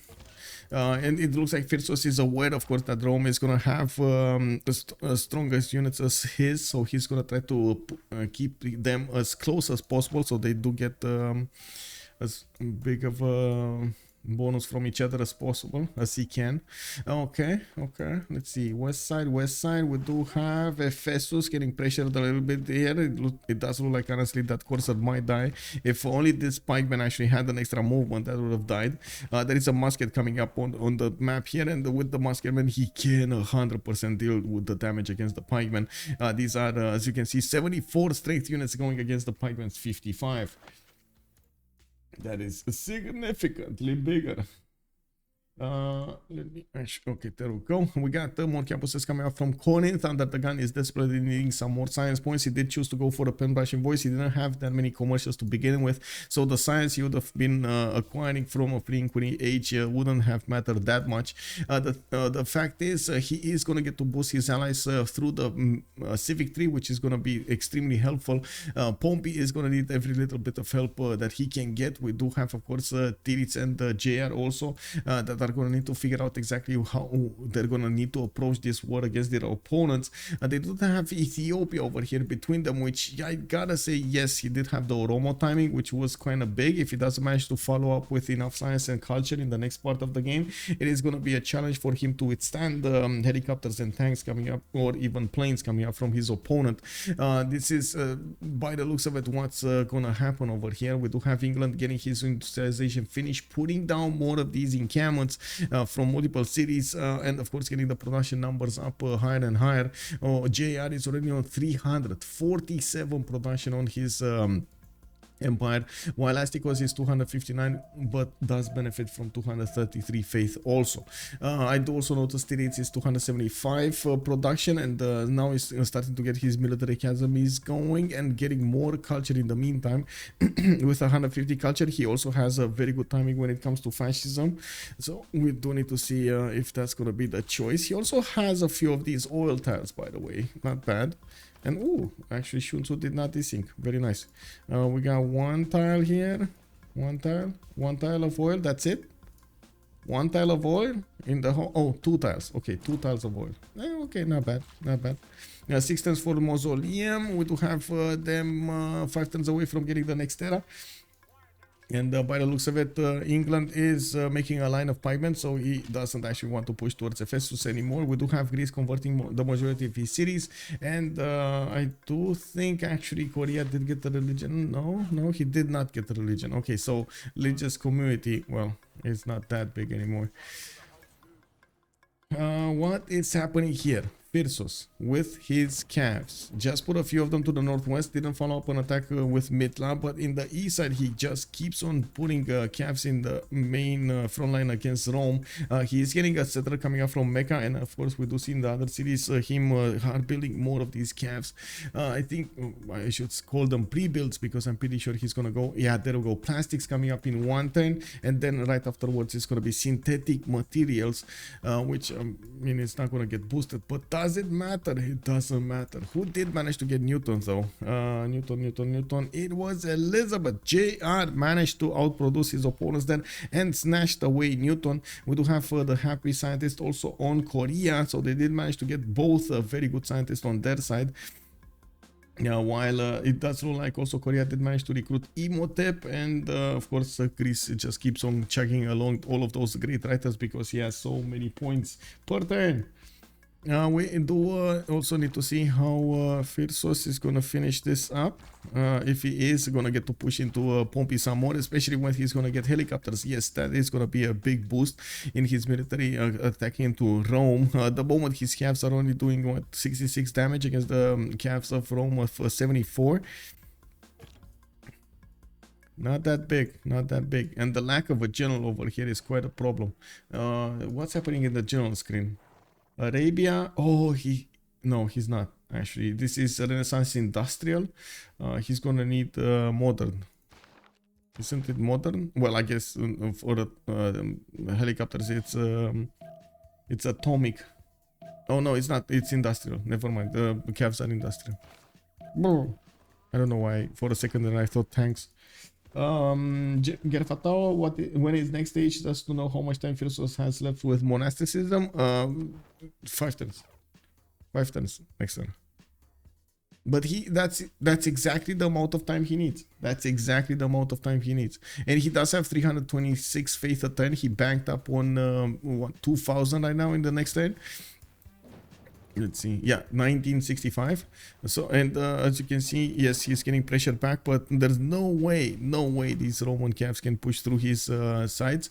I am actually quite curious if the Roman calf cores might actually get defense going against his helicopters. I'm pretty sure Phyrsos is going to be way too late when it comes to nationalism.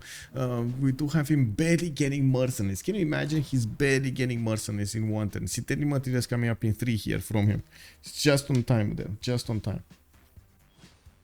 Well, we do also need to see how Lege is going to try to follow this up. You can actually take a look. He's getting a few more ENA score points.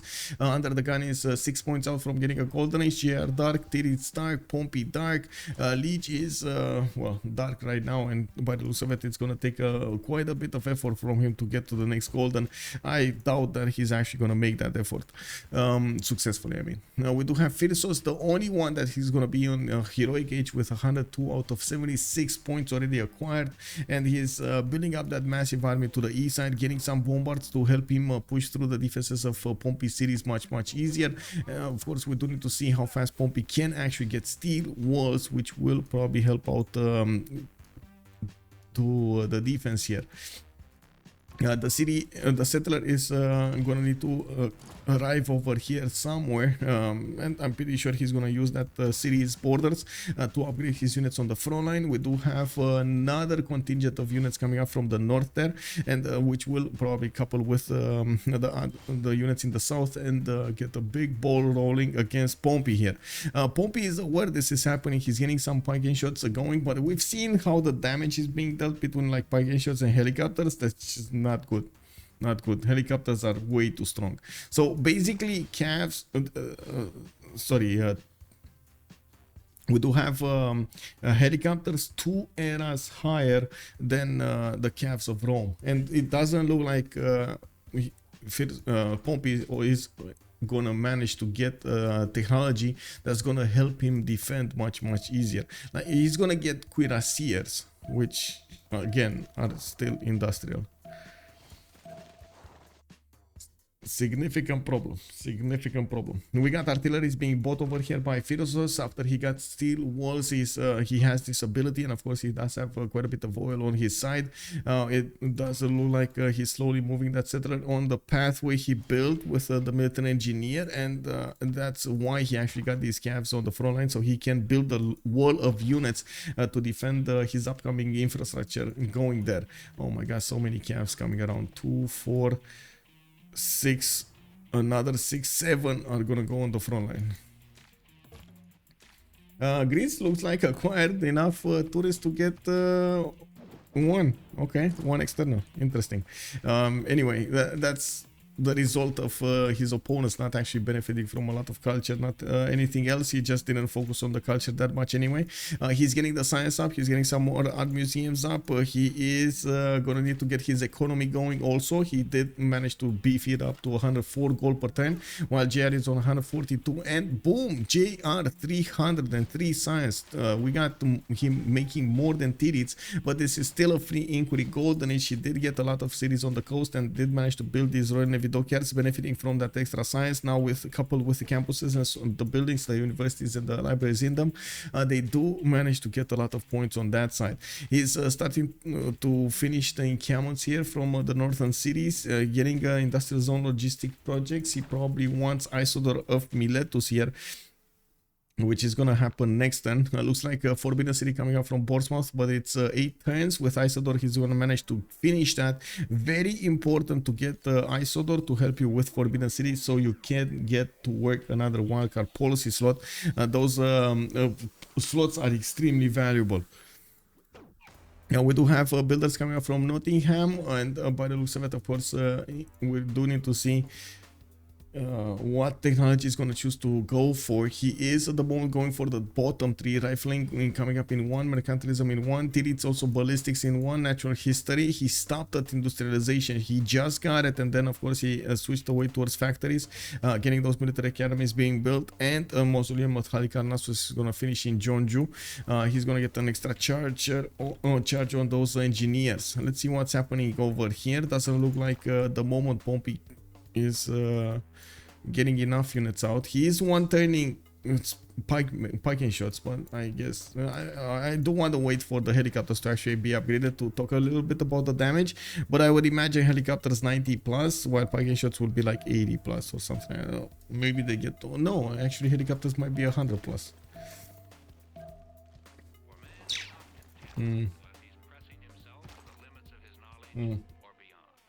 The numbers, man, the numbers.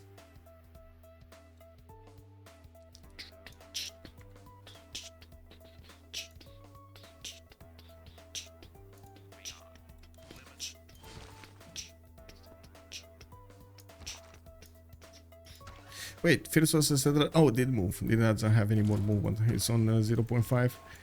I was expecting him to already move there, but I guess it took him a little time. Synthetic materials coming up next turn from Phyrsos. He might actually want to couple the city center actually getting built with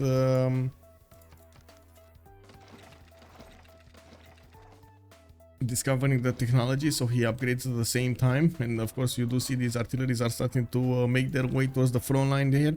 At the moment the Cavs are way stronger than the Bombards shots, but I'm pretty sure with so many artilleries on the way is gonna manage to do a significant amount of damage even against these Cavs. Not to mention the Pikey shots are gonna be hurt so badly by these artilleries. Don't want to be in their pathways. I do have to also point out the supply convoy coming up from Cairo for a little bit of extra heals and movement. This is gonna allow him to actually be quite a bit more flexible logistically. I do also notice we got Sun-Tzu over here starting to get his infrastructure when it comes to encampments, when it comes to his production numbers. We do have Sun-Tzu with 225 gold a turn, while Phyrsos is on -30.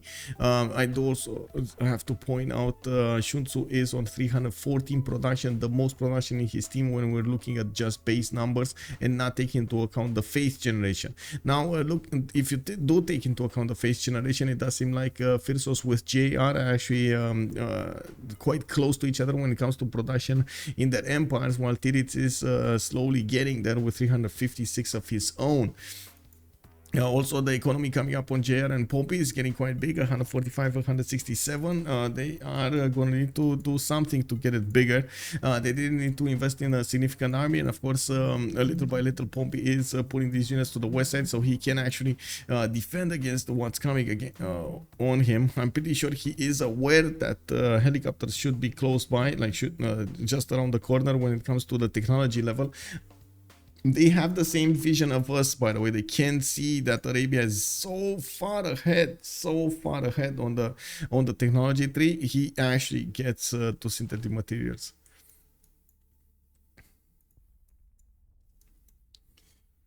Just to know how much time Phyrsos have left. Okay, I did speak about that. We do have 2 more turns until the next and we do need to see also how Lege is gonna manage to get his technologies going and his science. He was in a free inquiry age just as well as Sun-Tzu, and you do see Sun-Tzu is gonna lose a significant amount of science here. That is a bit unfortunate. He's gonna need to recover with multiple universities coming out and new campuses. He did resettle the city to the northwest, the city that he lost towards Argos, and of course I do have to point out UnderTheGun did not want to pressure that tile anymore. Unfortunately, well, it is what it is. Cree is just not gonna give up on that tile. Let's see the helicopters. Okay, helicopter damage against can we see it? Yeah, it's 90. Okay, I said it correctly, 94 plus. Cav 74, or let's see, piking shots, it's not even 80 plus. Oh my god, the piking is not even 80 plus. I was expecting 80 plus from the, oh, it's with the military advisory resolution. That's why it's -5. That's why. Okay, so we're gonna need to see how fast these artilleries can get onto the front line. Now they're putting as much gold as possible. Phyrsos has 4,200 gold per turn, and this is, I gotta say, this is, you can see the timings. You can see how everything connects right here, like the gold, the production, the military, the pre-builds, the city, the road, the everything, including this supply convoy that's gonna come up in 2 turns. I mean, he's gonna get it so fast on the front line because of the road, the pathway he's getting there, and this is exactly what we call a timing. This On point, on point. We do have Arabia coming up over here with the damage against Engasarkamo. Looks like Ethiopia is putting Oromo over there to try to stop him from doing the damage against the city of Engazargamu. It looks like also the Oromo over here. Oh wait, that's an ally. Never mind, it's an ally. It's helping him deal the damage against Engazargamu, not stopping him. Never mind. Okay, Engazargamu is going down. He gonna die. Well, let's actually see in the technology screen. We do have Pompi 3 turns out from getting refining. That means he did, of course, not manage to get steel walls. You don't see the steel wall technology there. They put all the eggs in Phyrsos basket. Yes, and I think honestly they might just take out Rome because of this. If so, let's check out how the dynamic of this is. If they do take out Rome, the economy of the opponent's team is going down. Elizabeth doesn't have a trading partner on the seas anymore, which does mean, of course, their goal per turn is gonna... That's a problem. The next unit, the next cities that are going to be pressured are of Elizabeth. Elizabeth is going to have enough time to actually get technologies, maybe like get some tanks, maybe get some... defensive units over there on his side, on his cities, to stop these helicopters, which can happen, but still they're gonna have one less empire that they could apply the pressure on his on their opponents. While all of this is happening, we do have Lege trying to get back up. Sun-Tzu is trying to get back up. The science numbers are just not gonna be there in how to say, in the Cree Empire. He just dropped down to 108, guys. 108 science. This is so unfortunate for Cree. I'm not sure exactly what happened. I think it was a little bit of a problem with how he did manage to get how to say, the order, the district order, and unfortunately that actually got quite a bit messed up by the attack of Greece. We do have helicopters coming up over here on the west side, and Phyrsos is gonna try to do the damage against Greece as well. Greece is going military science, he's going for the bottom 3. Okay, I mean, that's not that bad. And I do see Greece is hard building a lot of these knights, which I'm pretty sure he's gonna try to turn into cuirassier soon. Let's see the attack. First Cav goes down, second Cav goes down. Oh my god, these helicopters just don't take enough damage. Yeah, they, like, you know, there's that point in which you just overwhelm your opponents. Oh, nice fucking shot. Chords, still not good enough. Kick, never mind. I was happy for nothing. We do have helicopters with the +3 internal opponents movements, and we're still in the Congress with the -5. Next turn, actually, we're not going to have this -5 anymore, and the packations will deal a little bit more damage. It's going to be 95 versus 85 in the dynamic, and that's a package shot that actually is not a core. This one is going to be 93 versus 87. So the core might have a chance, but still on the same level, you do like 3 attacks instead of 2 attacks, so not that big of a difference. Anyway, and I'm pretty sure with the artilleries that he has coming up, and this is going to be the thing that breaks probably Rome's back, the artilleries are going to manage to deal the initial damage against the piking shots, and then the helicopters are going to follow up. Beautiful, yes. Matt Beats is also saying military alliance gone if they do manage to take him out. But I gotta point out this city. Setia got settled as a safety settle by Pompi. They did notice, of course, what will happen, and they wanted him safe over here as far away as possible from the front line. Now, he is between 3 opponents. No, sorry, 2 allies and 1 opponent. Cree over here doesn't look like he's going to be strong enough to deploy some units to take out Setia, while maybe we're going to see some helicopters go through the south and appear there, but at the same time we might actually just see them getting locked against their opponents. Give me a second. Digital, actually, yeah, digital. Nobody's gonna get to digital. Digital, preserve me. We're gonna have a pause of 2 minutes. Just need to sync over here.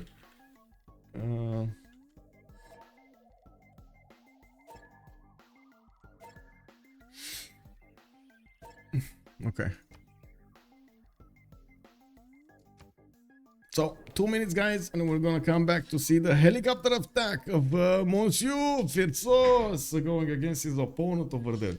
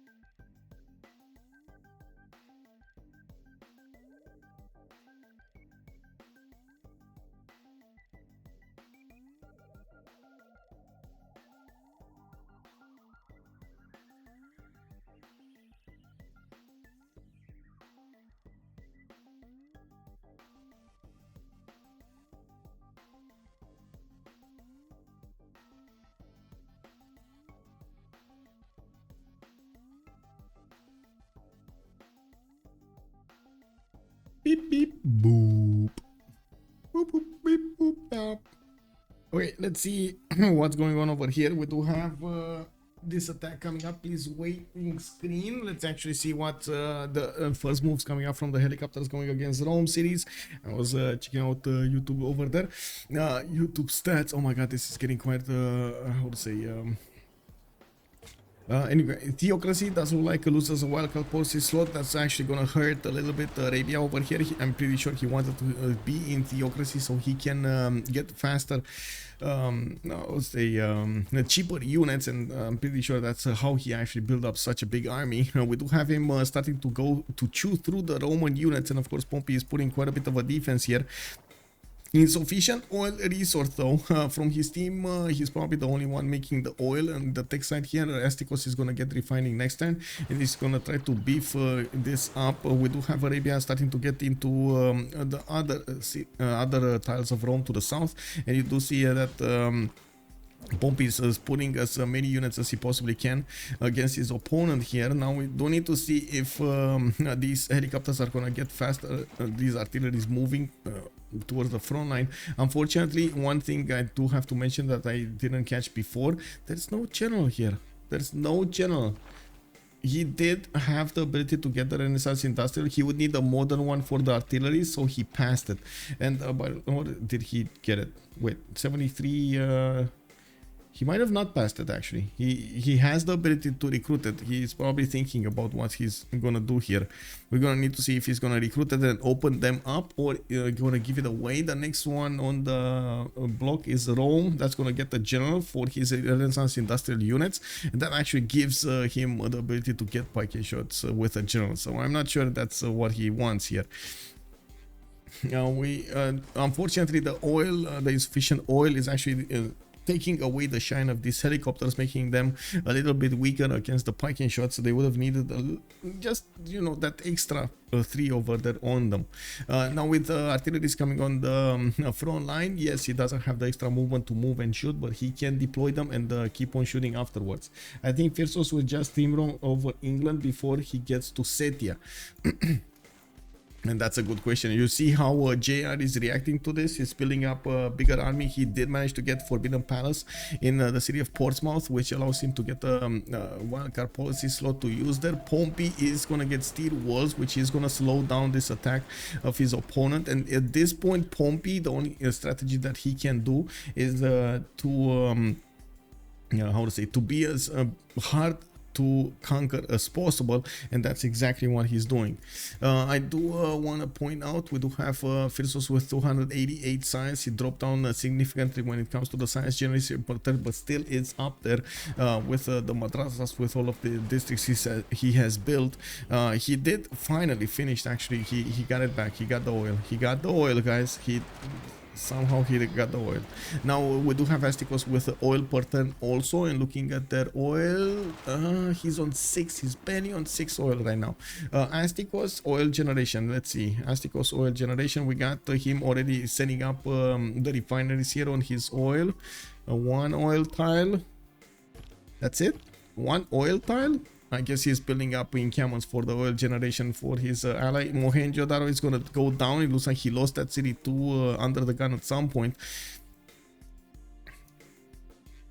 That's 1 oil from him. Oh my god, I was expecting more, especially by a northern spawn like this on Ethiopia. Anyway, do we have Lege going for that as well? Lege nationalism in 1, rifling in 1. Yeah, he's going to start getting refining just after that, but he also doesn't have oil. He's gonna need to get his military academies going, and yeah, there we go. Military academy Liverpool. He's gonna need 1 from Norwich. Did he build it? Yeah, he did finish it from Bristol or Norwich, one of the 2. We do have helicopters coming through Lege's land and going against Greece. UnderTheGun is being pressured from the east side as well as the south. We do see cuirassiers coming up from the defense, which will actually take quite a bit of a beating here. You do need to attack with these helicopters from multiple sides to actually take down the cuirassiers, and there are only 3 helicopters deployed that are going to directly go to that city. We might actually have a few of them going towards the cities of Korea to force him to build an army as well. And looking at the economy screen over here, we do have Phyrsos minus 185 gold, and then we do have Sun-Tzu on 233, Astikos 143, and Lege is on 244. So yeah, slowly Greece is also dying, or not dying. He's actually taking a beating here, not dying.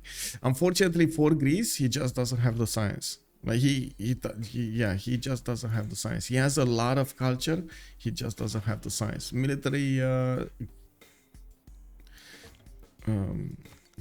military tactics coming up in 1. He's getting pike shots. Okay, sure. Alhambra coming up from Sparta. Of course, UnderTheGun might actually get to fascism. We do need to see him try to balance this out. And of course, we do need to see how the artilleries are going to start shooting over here. There still is no way these pike shots can counter into the helicopters. They can defend a little bit, but they can attack into them, and that's a problem, or counter attack into them, I should say. So they're slowly dying, while Arabia didn't lose a single helicopter in this attack at the moment. Oh, low oil again. It's only -1. Okay, it's fine. It's only -1. There are so many helicopters requiring oil. I gotta say, the city of Puteoli, yes, does have steel walls, and as you can see, we still have a bit of time for the helicopters to get in, for the artillery to get in range of those helicopters. They will do quite a bit of damage there, and we do need to see if there are gonna be enough of them to help against their opponents here. Yeah, it looks like they will. Looks like they will. Phyrsos giving all of his opponents a beating left, right, and center is enjoyable to watch. Yes. Yes. Okay, pathways, roads coming up here. It looks like slowly all of the units that were made by Pompi to slow down the attack are dying without a chance to actually upgrade these. I do see the gun is barely, oh my god, barely rifling in 3 turns. I mean, these, okay, at least he has some cores, but this line infantry is probably gonna die this turn. And this cuirassier core will die probably after that. We do have some helicopters pushing from the east. They are getting into the cities of Greece. They are getting in, guys. Getting in. We do have him straight up buying field cannons to help him with the defense. It looks like Phyrsos over here is trying to do as much damage as possible, not only on the production of his opponents, but also trying to take a city or two. We're going to need to see if he's going to have enough units. I think it's more of a pillage squad, griefing squad, rather than a pillage, honestly. Like looking at how spread out these helicopters are, they're more going for the griefing rather than anything else. University of Sankor coming up from Stoke-upon-Trent. We do have our museums from cities of Lege, no new spies coming out, and we do need to see how Cree is going to try to follow this attack up. He is building some more of these coursers. Okay, let's see technology. Cree, Sun-Tzu, he's getting Cav's next turn, nationalism next turn, so Cav course can come out soon. Argos might actually die here.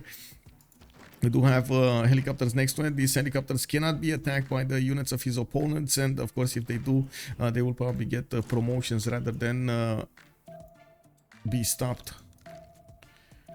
If Argos dies, big problem. Okay, so what's follow-up attack? Arabia. More helicopters are on the way to the east. He's getting more cities also. He is still having that ball of death coming against Puteoli and Rome. Puteoli did get a package shot inside of it, but it's still a 58 strength. These artilleries are going to start chewing through the defenses, and I'm actually curious how Phyrsos is going to, when Phyrsos is going to want to prioritize the city center walls and if he's going to prioritize it before. Now he did manage to get the supply convoy, which does allow him to get more movement on these artillery. So is it going to be enough? You do see immediately Pompi did realize the danger, and he put a cav in instead of a parking shot because it is higher in strength, beefing that strength of the city to 68. Well, every little bit helps. Maybe he has some under the... Yeah, maybe he has some under the cities. Yeah, that's a good point, Chokelo, by the way. Good evening, sir. Did I say that? I don't know if I said that. Sometimes, I'm sorry, guys. Sometimes I get like so many things through my mind that I totally forget others. Okay, we do have Cuirassiers, Sparta, Pharsalos. Looks like Phyrsos will need to start moving with the helicopters. And by the looks of it, yes, these Cuirassier corps of Greece are going to be strong enough. They did manage to get 6 intel on opponents' movements. Words of Religion card with Alhambra bonus. That's going to give him an extra point of damage. Greece does get extra points of damage from his military policy slots, and under the gun mobilization in 2. He's still not there yet. He's not at fascism to get the +5, but still it's pretty good. The +5 from the cards without taking into account the extra +5 that he's gonna get there. I'm actually surprised we don't see Cree trying to help out Arabia over here with some bombards. That I think would have been so good. We do have Phyrsos coming up with industrialization. He is getting a few more of these supply convoys and sending them to the front line. Actually, look at the movement, man. It's 2 turns to actually move these to the front line. Amazing. Puteoli is looking like it's gonna fall soon. We do have 3 artillery in range of that city center and taking it down. The helicopters did wrap around, flanked around from the north of Puteoli, and they're gonna start to squish the armies of Rome from the west and from the north. Mamivata, good evening, sir. Is the searching lens disabled for spectators? Yes, it is. Unfortunately, it doesn't work. The same mechanic that allows the spectator to search for something is also allowing the spectator to control units, unfortunately. When tanks for Rome, to astronomy coming up in 1. Is he even going tanks? I don't know. He got steel and he stopped there. I don't think he even got refining. If I remember, let's see. Oh, he did get the refining and steel. Well, it is what it is. Now, what is Korea doing? Korea helicopters getting in. Okay, Korea does have steel walls, and we do need to see if he's getting rule value in 7. Okay, more production numbers. Is very low in economy as well, 463. While we're gonna see what's going on here, by the way. Puteoli looks like it's dying quite quickly, and of course these helicopters are gonna chew through the other units also. Some of them do have the core ability. Oh, actually, all of them do have the core ability now, which is gonna be amazing. Tanks. There we go. He actually got tanks. He got tanks. Is it gonna matter, especially against helicopter cores? Probably not. There are so many units here. So many units with artilleries and so on. Way too many units. I do have to point out Arabia is putting cities, connection cities next to Puteoli, so he can get the loyalty up. They also say that Rome is on 17 population. It will apply a lot of loyalty pressure. Good thing is Phyrsos is in a heroic age. He's getting a lot of pressure from that, and let's see, it's minus 14 points, and that's before he actually took the city, as in if he kept it or not. I don't think he kept it. Okay, there we go. Now he kept it. It's minus 5.9. It's fine. Actually, it's fine. It's okay. Rebellion in 9. He's gonna get another city here. He's gonna get to repair the monument. He does have the opportunity to get a governor there, maybe like Victor. I believe he had Victor somewhere. I remember seeing. Oh no, that was on Rome. No, where was Victor? It was Victor somewhere. I don't remember where, but I'm pretty sure there was Victor somewhere. Anyway, it doesn't matter. Oh, Victor here. Okay. Now we do have Astikos getting cuirassier cores, and we're going to need to see if he's going to follow up with an attack against somebody here. He does have quite a few calves coming into the south, and I do see, of course, England did make a wall of units, just knights though, and if these calves are going to have to say anything about it, they might actually just punch through. I'm pretty sure also Astikos is trying to get to tanks. Combustion coming up next time. He's getting his military engineers to create the pathways towards the south. Unfortunately, he's a little bit late on this. He's getting more military engineers because he knows he's going to need to finish those roads faster than usual. On Arabia, we didn't have that much. We did have a bit of time, and he, you know, got it slowly and slowly to work against his opponent. Now, of course, Ethiopia needs to be a bit faster on that aspect of the game.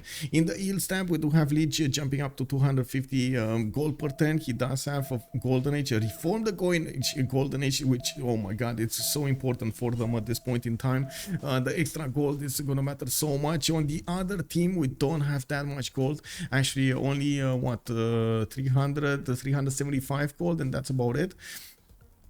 While Sun-Tzu 231, Astikos 124, Lege 250, and of course the minus coming up from Phyrsos. I do have to point out also Phyrsos not only getting promotions on helicopters but also pillaging so many tiles does actually give him quite a few points over here, quite of gold, 1500 gold on him at this point, at this moment in time.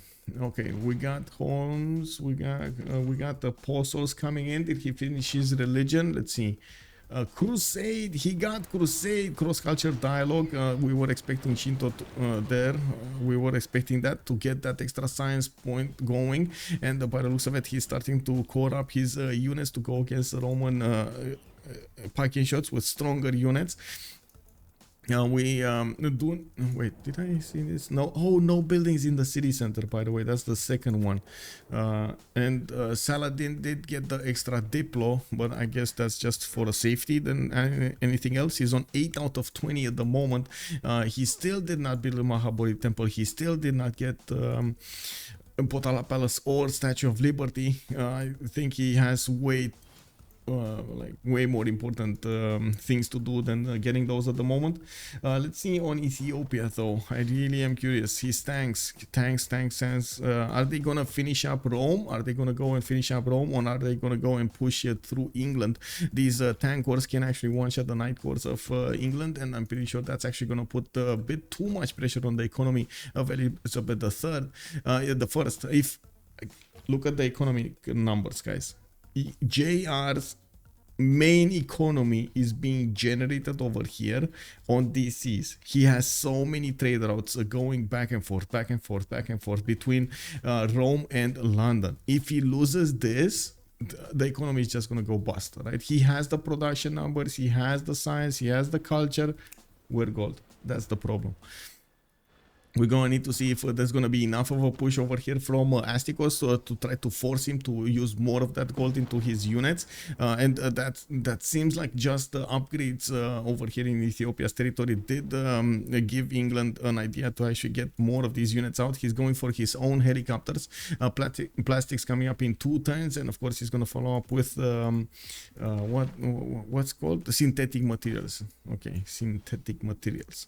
Well, we do need to see also the artillery is starting to shoot these spiking shots. You can see the artillery is doing 71 damage against the spiking shots 73, and slowly, of course, right after those damage points go down, immediately after the helicopters move in and take out the remaining strength of these spiking shots.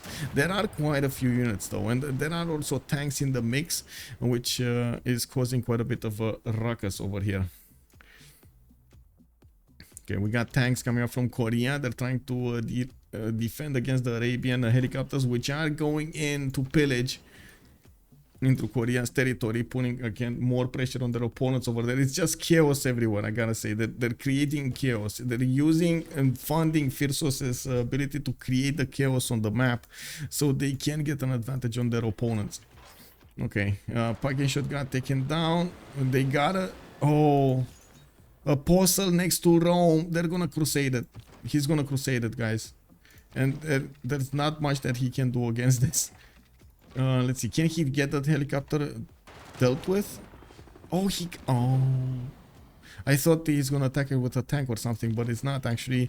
Phyrsos is getting the helicopters there. It looks like Pompi might actually just give up on the defense. The helicopters are moving extremely quickly.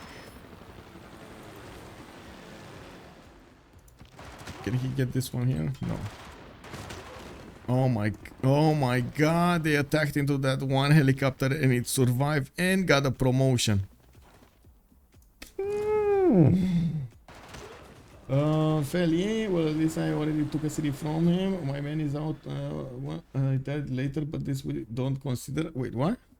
What are you talking about, Felier? That was close. I know, right? That was so close. This guy in the helicopter is basically like with one single fan over there in the air, and like, how to say, he's limping on one side with the helicopter trying to get back to his base. You can see him zoom, zoom, zoom, zoom, zoom, instead of the normal you know. Oh man, he's gonna need the promotion, guy.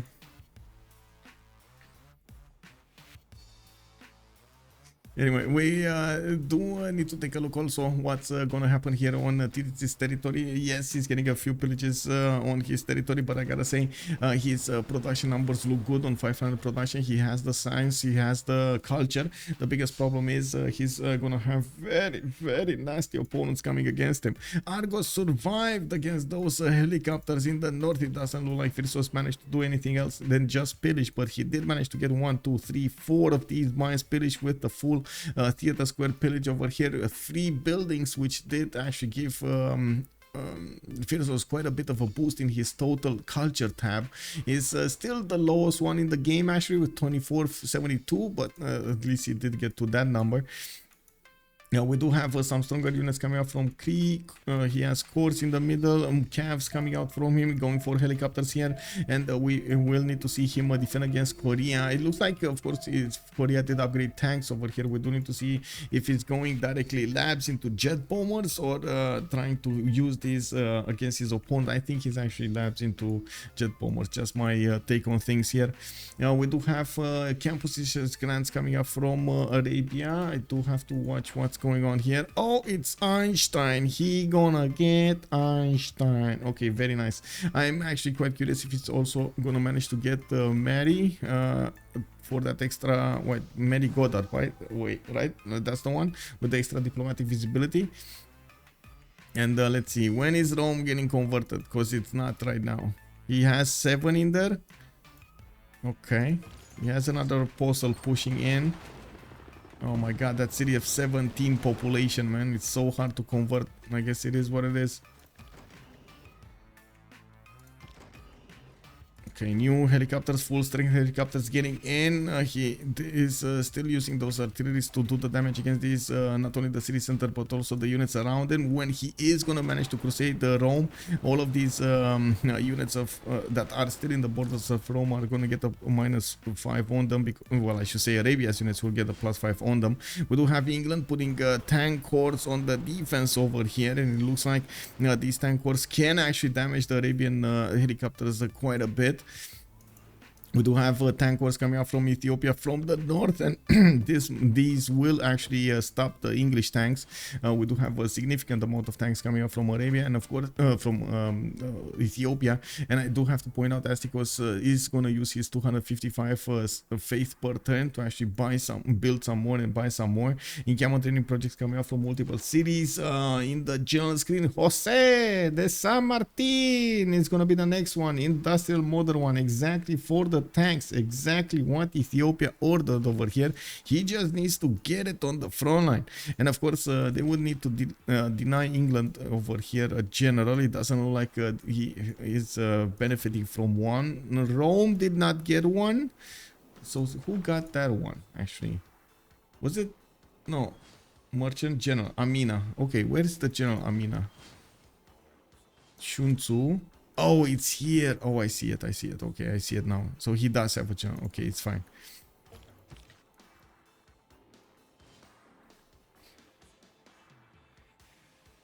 Mayday, mayday, Black Hawk going down. Yeah, exactly. Oh my god, that movie, man. That soundtrack of the movie. Just Hans Zimmer flexing over there with the soundtrack.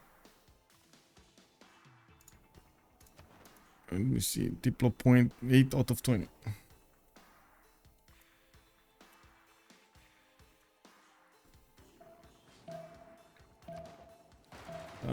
He's more like Tom Cruise in Top Gun. He shows up alone for the party and takes them down alone. Oh my god, yes, in the new one, right? In the new one. Oh my god, that new movie, man. Yeah, yeah. Shows up, takes everybody up. Oh, you think you're Top Gunners, huh? You're the best of the best. Let me show you. Against his trainees over there. Anyway, we do need to see if these tanks of England are going to matter. Now we do have Crusade activated on the units with an extra +5 coming in against these units of Rome. You can see, of course, the artilleries are starting to shoot down the defenses of the city of Rome, and we do need to see how fast Phyrsos can get the reinforcements up here. His helicopters took quite a bit of a beating, and of course we do need to see if the new units are going to be strong enough and fast enough to join the battle. Now we do have Ethiopia coming up from the north, starting to bang against the city of Antioch over here in the north. While yes, there are some pike shots put up in the defense, these are just gonna be cannon fodder. You can see actually the tanks doing 99 damage against the pike shots 75. That is a bit of a problem, I gotta say. Tankers of Ethiopia also do quite a bit of damage against the English tanks. We do need to see if they're gonna manage to stop any kind of resupply line, while there is a bit of a pillage squad coming up from the south of Kume, trying to get in through these defenses, which I gotta say they're crumbling. New tank corps coming in for the fight here. It looks like Arabia is going to switch a little bit towards tanks rather than helicopters. Probably they're a bit too expensive even for his faith generation per turn. We do need to see if there's going to be something done over here. God, man. Give me a second.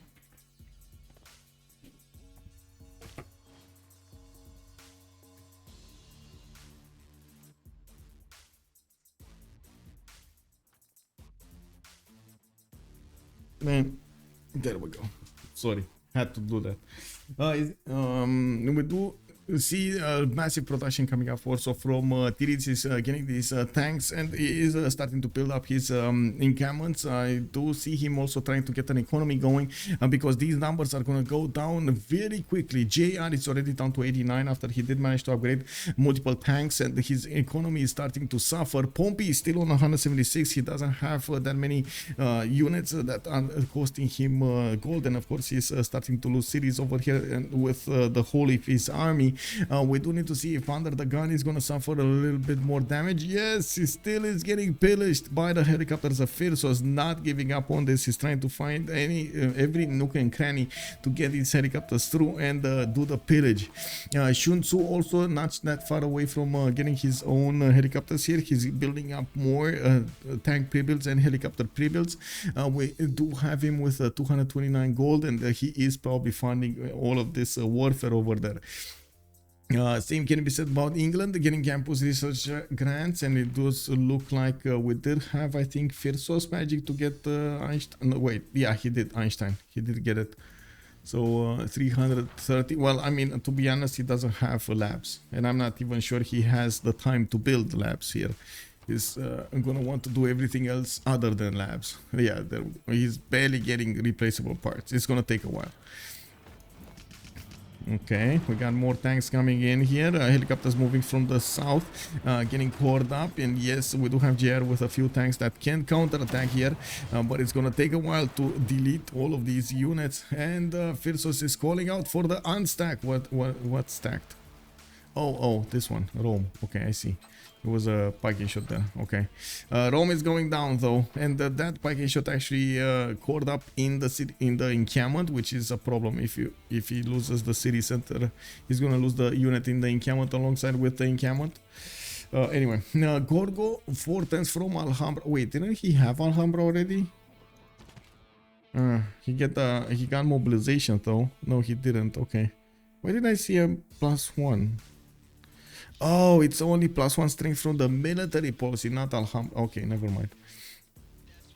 Oh, I see. That was my bad. I thought it was Alhambra. I connected Alhambra and I saw it built, and then I connected it to that point. But anyway, it looks like Greece was... Oh, Astikos this time. Oh. Well.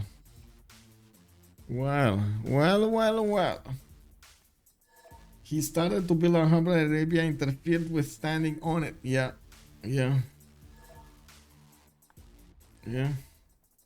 Well, what can I say? Is Korea gonna push Cree? I mean, I don't see it happening.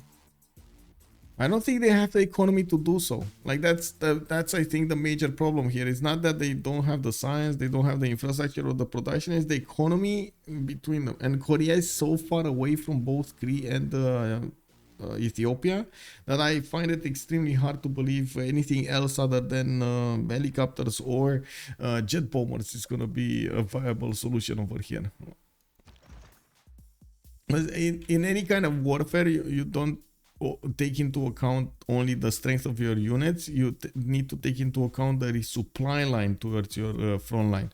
So like getting that's the reason you actually get to see over here Arabia spending so much effort and attention to getting cities in the front line, to getting the roads built over there, to getting everything like support units and so on the front line for him to get this going.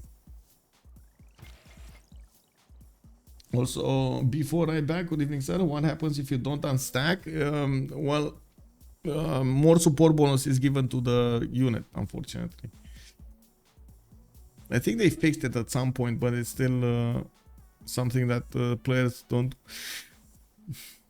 want happening. You know how each unit, next to each unit, you do have a +2? Hey Wayne, hello there, sir. I'm good. How are you, sir? How are you? We're watching this awesome game coming up in the one. Yeah. Pretty good game, man. Pretty good game.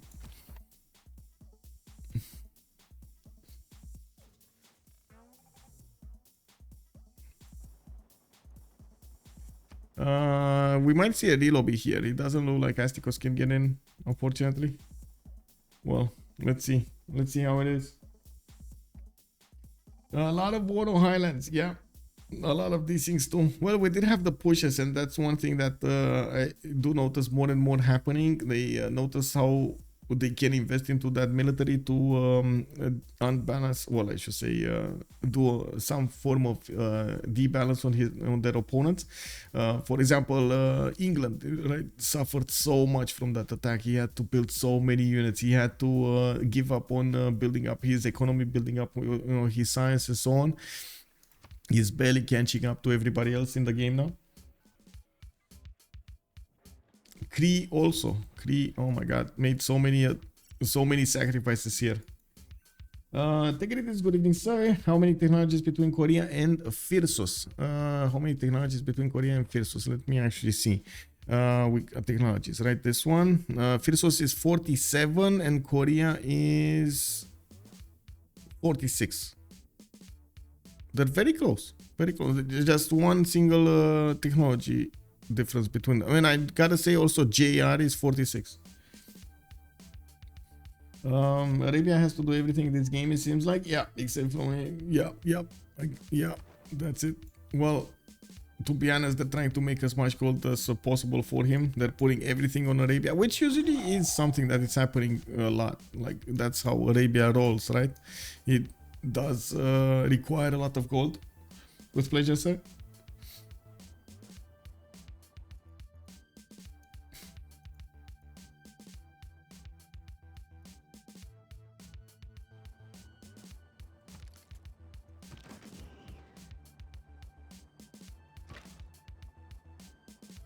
This crusade, I gotta say, I really like it from Phyrsos. Putting crusade on Rome is exactly what he needed to topple the remaining Roman defenses here. Puteoli, it looks like it's stabilizing. 11 turns to repel, it's fine. He should just put a unit there and be done with it, but I don't think it matters anyway. We do have these tanks coming in from Ethiopia from the north, which are going to go towards Antium, and I'm pretty sure if we're going to see more of these things, this is going to be an issue. We do need to see if Ethiopia is going to manage to take down all of the units to the southwest of Antium and be done with them.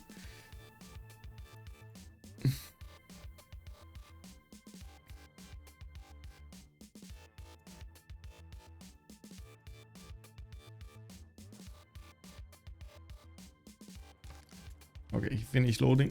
It's all good.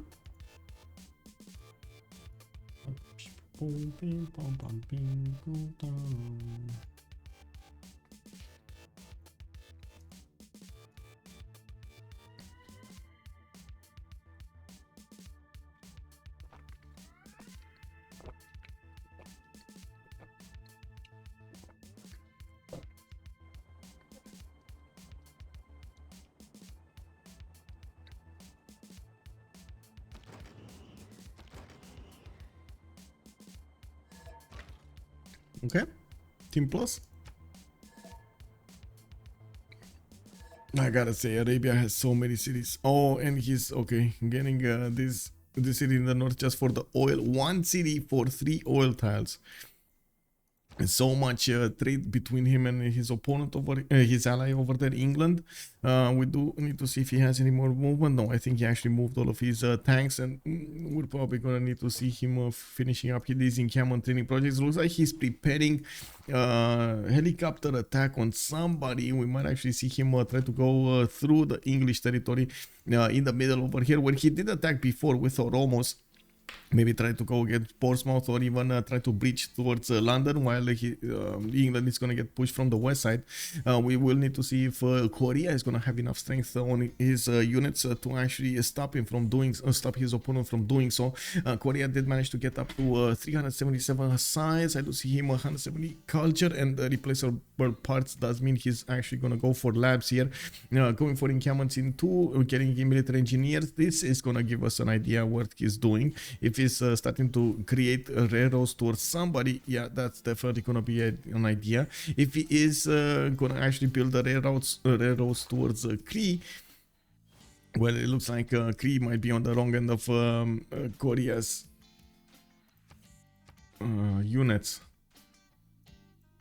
I mean, to be honest, I'm not sure it matters that much. Like, by the time these Korean units get there, like, we might actually see England fall. Anyway, we'll see.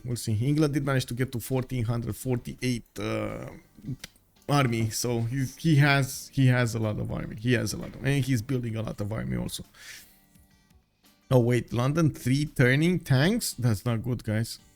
Only 82 production. Oh no, 86 production. Oh, that's not good, guys. That is not good. Let's see, Antium also is gonna get the advantage of the apostle, starting to spread that religion, the Shinto. And we do have Arabia starting to take down more units there, and it looks like, oh, he left an apostle unattended, and it got talked to death over there, unfortunately. Wait, well, what happened here? V Fabres, thank you so much for the follow, sir. Good evening, good evening. JR is upset, yeah, and rightfully so. He's very upset. He's trying to see exactly what Ethiopia is doing and how much of an army he's getting. He's seeing these Ethiopian calves getting prepared over here. I do see spies are getting trained, and I'm pretty sure he's gonna need to prepare himself accordingly. That's a lot of preparation that he's gonna need to do here. Phyrsos does benefit from 2,000 gold in the bank. They also have Astikos on 1,200. Just like Mindblow was saying, maybe Diplo victory might be a possibility here if they do manage to take out an opponent, even though I think Ulyss just wants to get the victory, like the military victory, you know. They just they don't want Diplo victory. What is that Diplo victory? No, we beat our opponents and senseless, you know, like we came here with clubs. We're gonna not talk them out, you know. Yeah, looks like Astikos is doing the countdown.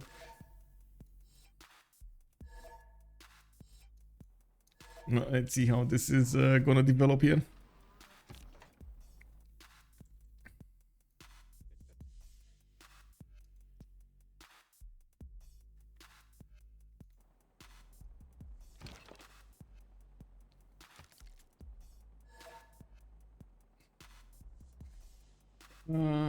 Okay, relobby. See this thing? As in relobby after this thing, or what?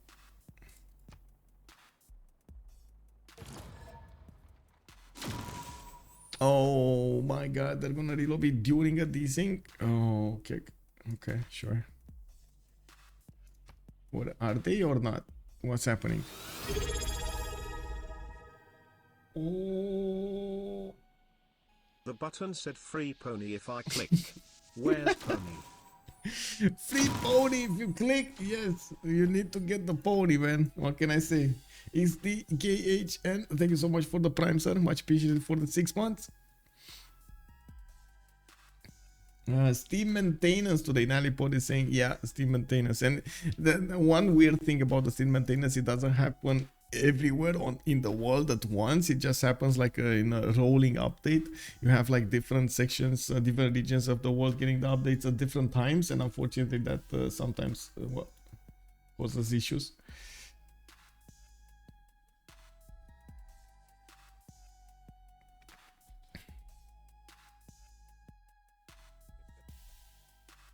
Great JR coming. He's doing it. Yeah, we'll see.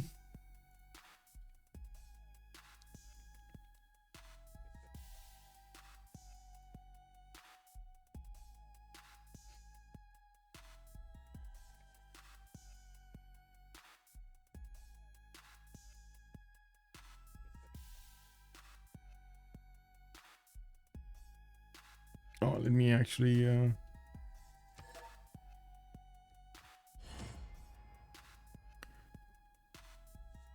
Astikos is asking if he can actually play his units there. Let me reconnect really quickly.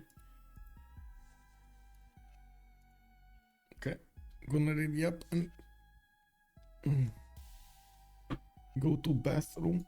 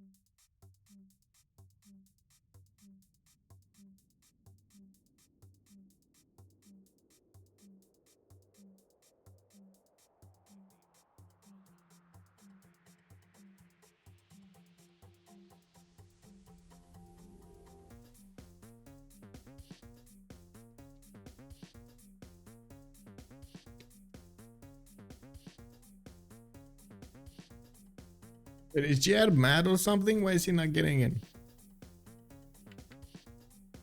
What's happening here?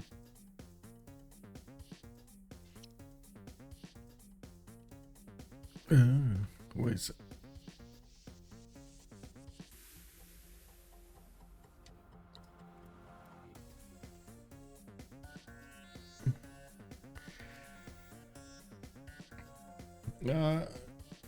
Go.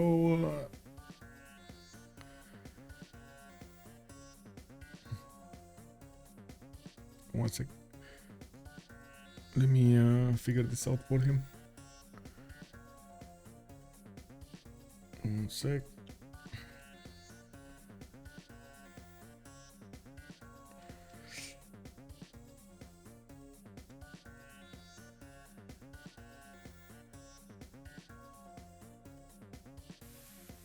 I mean, is Sprig on your roster? If it is on your roster, I don't see the problem, but I don't know if he watched any streams. I think he watched your streams, right?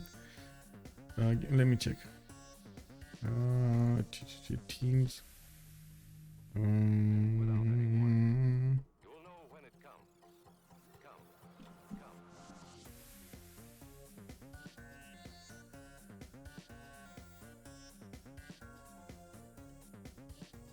One sec.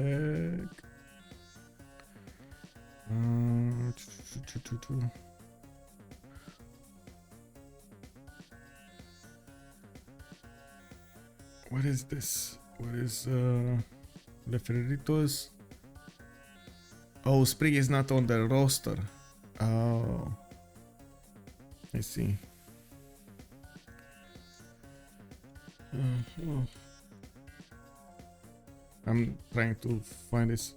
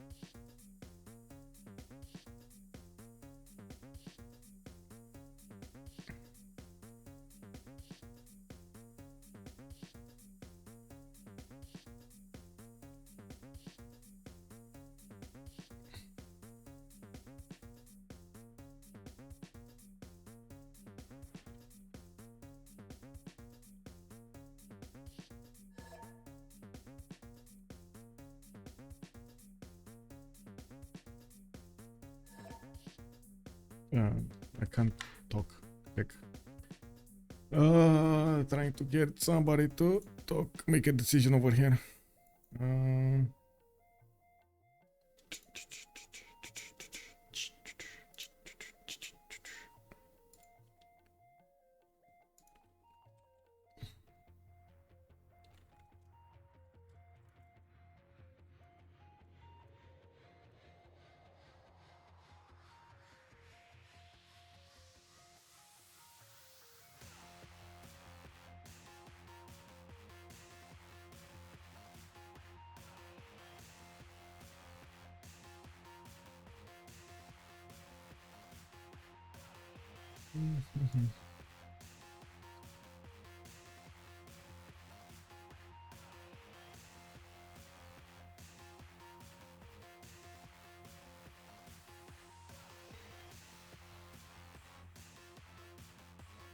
Oh, maybe Linda is. Oh, you're looking? Okay, Linda, thank you. I was messaging Golden, Menjak, everybody that I could get a hold of to ask.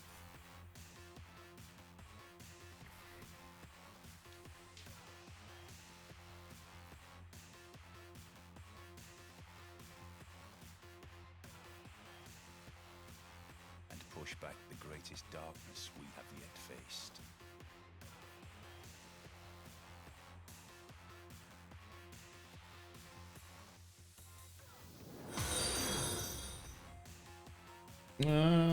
Hype, Wipe Pirate. Thank you so much for the follow, sir, and welcome. Okay, so Rulebell is gonna finish this turn actually on Gyeongju. We get to see how much of a production boost he's gonna get. He does have a significant amount of mines to improve here, and of course the extra percentage he's gonna get into the city center. More tanks being created here, but that's just gonna put more pressure on his economy.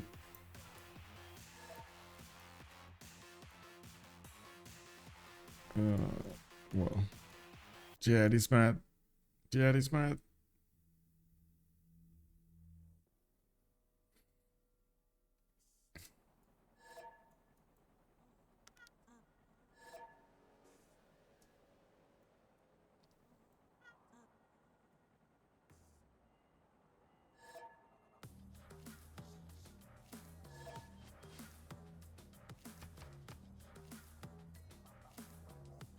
We still have the attack of Phyrsos going on, and we do need to see how JR is going to manage to stop this.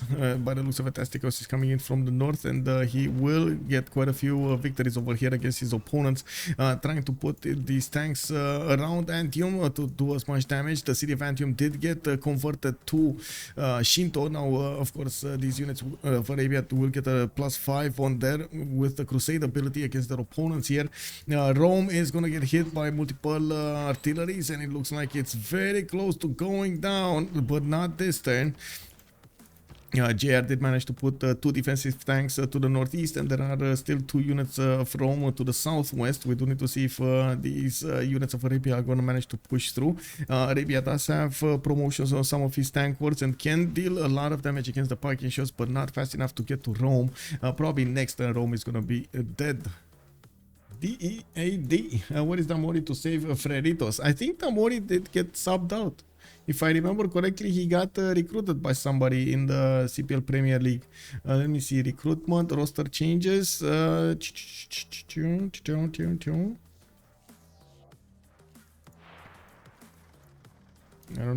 don't know who. But anyway, from the north we do have Astikos building up, upgrading those helicopters and coding them up. Now we're gonna need to see exactly what he's gonna do with them. He can attack into the English north to try to stop him from helping out Rome, and he can also try to go around the cities directly towards Korea. We do have some more of them coming up in the build queues here, and I do have to take a look at the oil available for them. JR with 52 oil, okay. Titiits still 30 oil. They do have a lot of oil on Freritos, while on the other side Lege 16, Astikos 8, and then Phyrsos is on 90 oil. Okay, so he has so much oil on his side now. He did manage to build up his military economy. He's got the oil tiles improved. He has 1, 2, 3, I think he had in his whole empire. 3, yeah, 3 there. 4 actually. Oh, he has 4 oil improved. Never mind. 5. Kick. Okay, he has more than enough with his military economies to upkeep everything he needs now, and that's why he has so much of a surplus. Damori is to Civ Australia. Oh, there we go. There we go. Thank you so much for pointing it out. I didn't see it.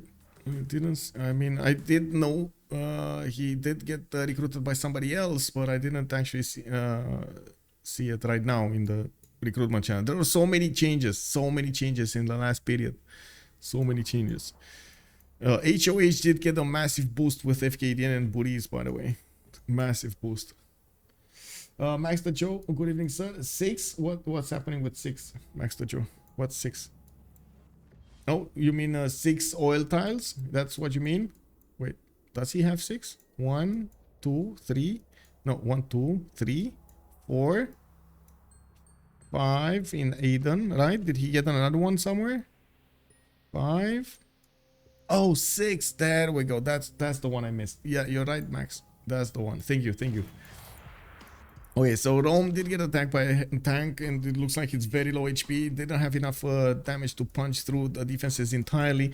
We do need to see how fast these artilleries can be positioned towards the city of Antium to go that way. And I do see Phyrsos' artilleries are getting a counter-attack here. Rome is trying to get some of them taken down, so they do need to be rebuilt or rebought over here so they can be sent to Antium. One of the good things of Arabia putting these cities on the eastern side, settling them down, is he will have the ability to buy those units from them. At some point this got taken down.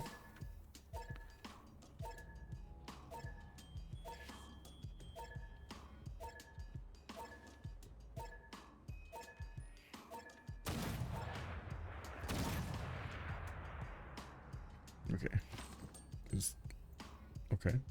Minus. Spigante is a member of Ulyss. He cannot sub in for Freritos. Oh, I see what it is. Yeah, that's true. But I was thinking, well, is he still a member of Freritos?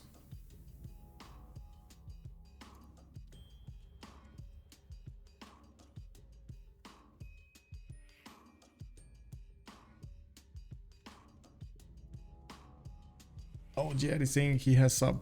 Who did he find? He got someone else? Okay. Put a little double agent.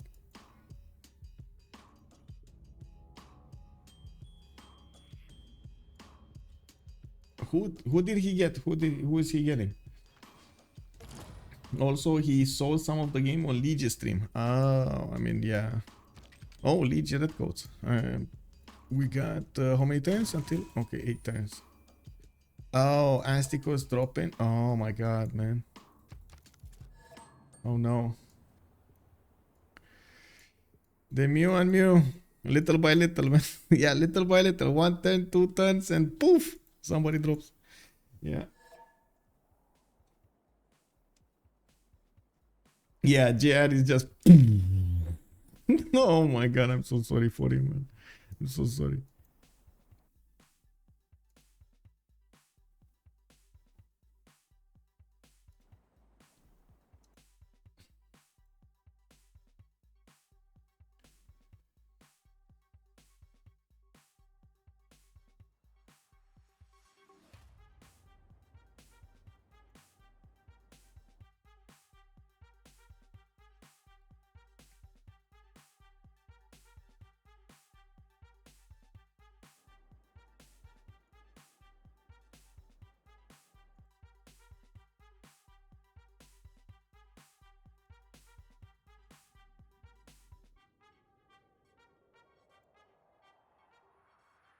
Flip a coin that bad boys. Yeah.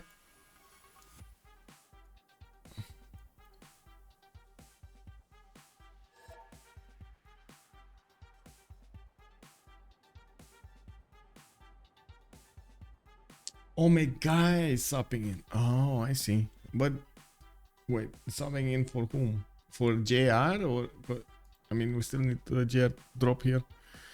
Well, we might as well relobby, honestly. There weren't that many moves done this turn. Wait, is artillery was already shot? Oh, wait. What?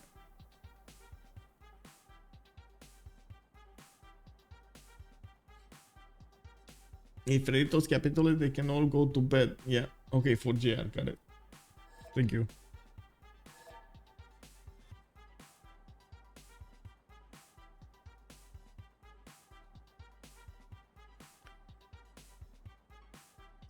What did they shoot? These artilleries didn't shoot drone. Did they shoot a tank from JR? I think they shot a tank from JR by the looks of it. They open up another spot there.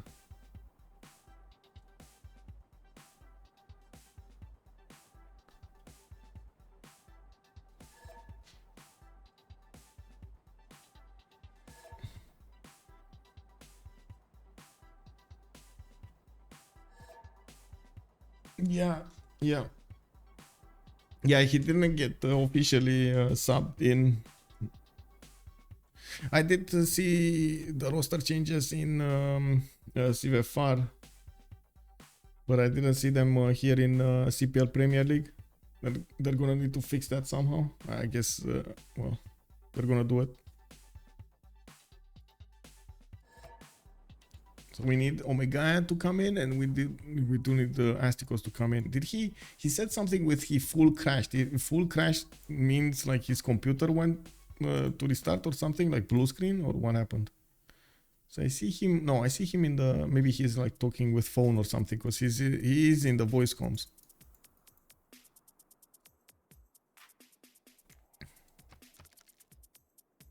I'm talking about Astikos.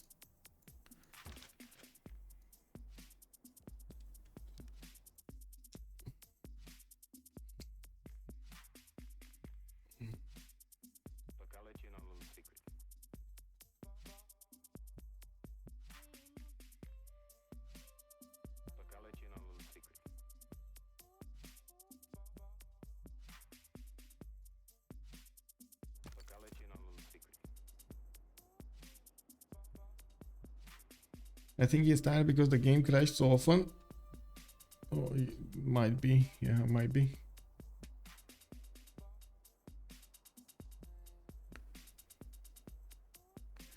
Pompi is saying that it's not my fault. You didn't have a sub and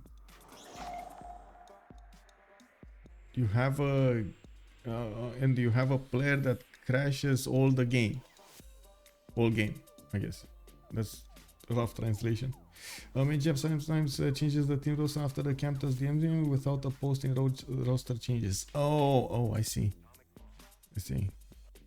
But it's still not there, right? In the teams, it's still not there.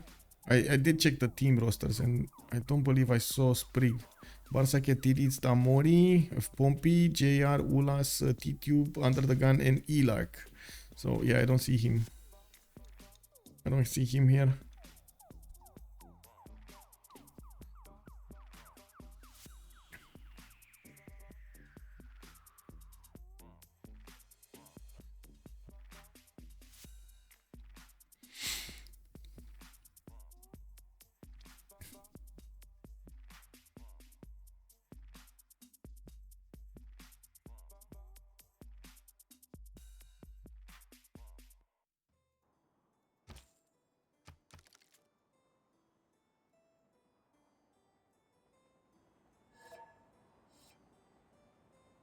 Okay, Astikos is in. So we can get the girls going. Fingers crossed, guys. Fingers crossed. Let's pray that we don't actually have these things. It's very likely we're gonna have these things, but let's pray we don't.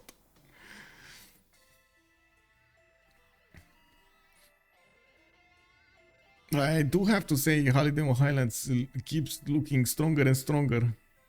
Each season, they keep looking stronger and stronger, man. Okay, shift enter.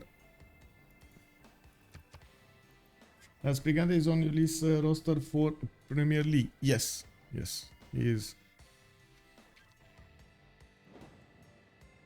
Senior Testa, how close to GG? That's a very good question. I'm thinking that it's still gonna take like 10-15 turns just because of how much time it takes these helicopters to get to Omega. Omega might or might not actually get to stop them, especially if he doesn't have the gold to actually upgrade these to the north. And as you can see, they don't have that much gold, and these guys will take a lot of gold to upgrade into tanks or helicopters.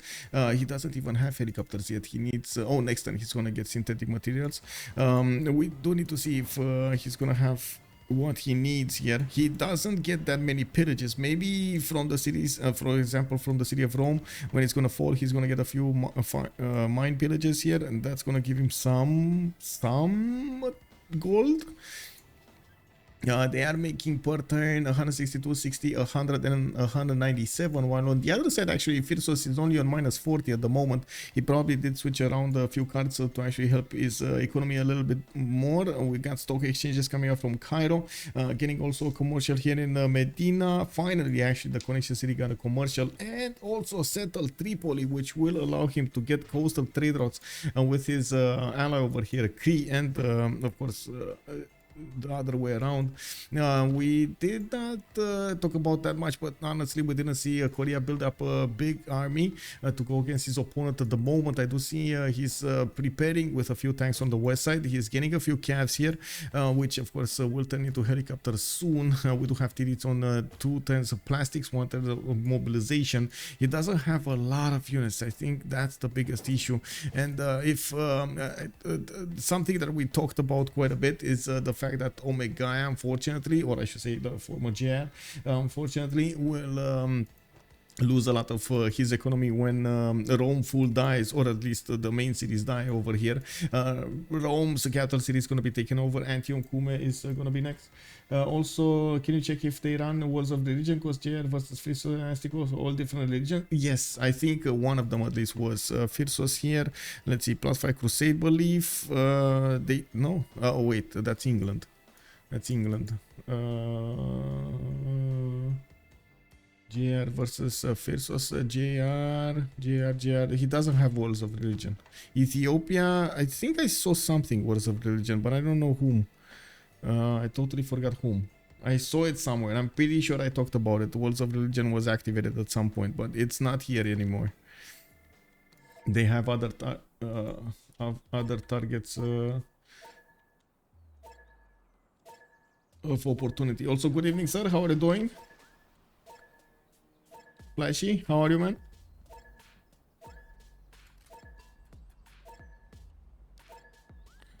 Okay, next time. Let's see what happens next time.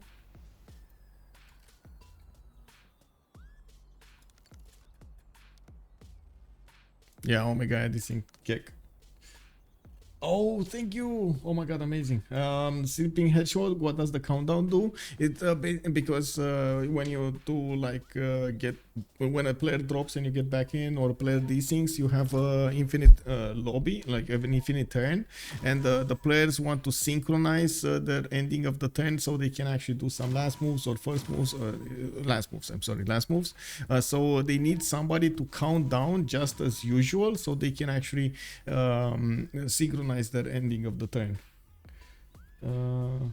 You're quite an insomniac as of late. I mean, welcome to the club, man. It's usual for me to like go to sleep at like, I don't know, 6 a.m. or something. What can I say? I know it's not the best thing, but I get so hyped up about these games that I have way too much energy when I finish the stream.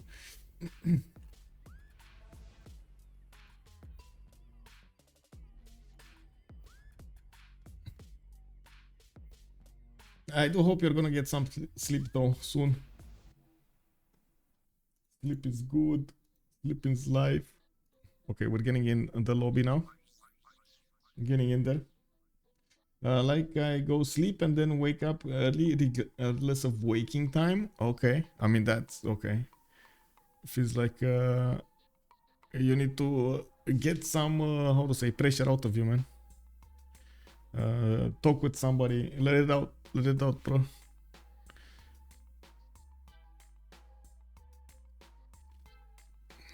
It sometimes happens to me too. I know what you mean. I know what you mean. Not cool. Wow, Astikos. Wait, Astikos. Isn't Astikos in Hungary or something? Because, wow, 26 ping to him. Kick. I'm gonna need to reconnect so I can get a connection to Lege though.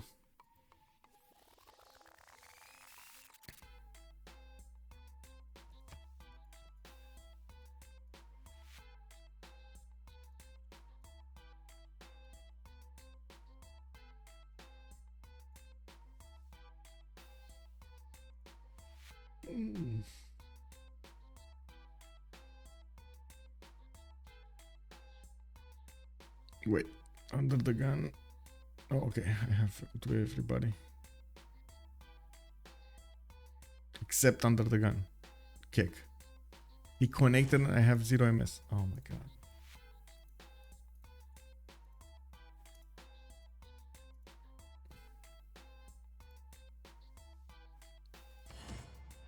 Oh, and he disconnected as well. Oh, kick. Anyway, it's fine. It's getting back. I wonder why this connectivity and these things got worse. I don't know. Steam update. What can I say? Steam update. That's the only thing I can see that happened. There wasn't any other update. So Steam probably threw a wrench into our connectivity issues. Maybe internet bad day. Maybe, I don't know. The lobby is used to fix the problems in the past. Yeah. Oh, you see that? Well, sometimes they did, sometimes they don't. I don't know. Maybe there are some players with extra mods. I don't know. But honestly, most of these players don't play with extra mods anyway, so I wouldn't really say that. I also get desynced as an observer. It's something that I didn't have happening like a month ago. So I'm not sure what happened because BBG didn't get updated and in the meantime, so I honestly I don't know. The only thing that I can imagine is something related to Steam.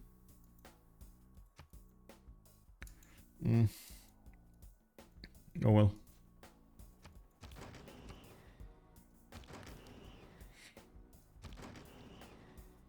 Okay, so we do have Astikos just about to attack his opponent here. If he catches Omega before he's upgrading all of these calf cores, is going to be good. He can two-shot these calf cores, and of course Omega is going to get, unfortunately, the... these units, sorry, Omega is gonna need, I was stuck on why did I say unfortunately, but it's not unfortunately. We're gonna need to see if Omega is gonna manage to get all of the gold from his teams. He did manage to get 887 points of gold, and by the looks of it, he's just over 1,000. He's gonna need to upgrade these units if he needs, if he can get that going, so he can get stronger units. He's prioritizing upgrading the ones on the west side here, and it does look like Rome is going down here. Yeah, there are 2 units available for it. Oh no, there's just 1 more unit. It's fine, it's fine. The artillery can shoot down Rome. It looks like Ethiopia is still pushing in his advantage against England. We do have him with the +5 combat from the general, which is amazing, by the way. He's the only one that actually managed to get the correct general when he applied his attack.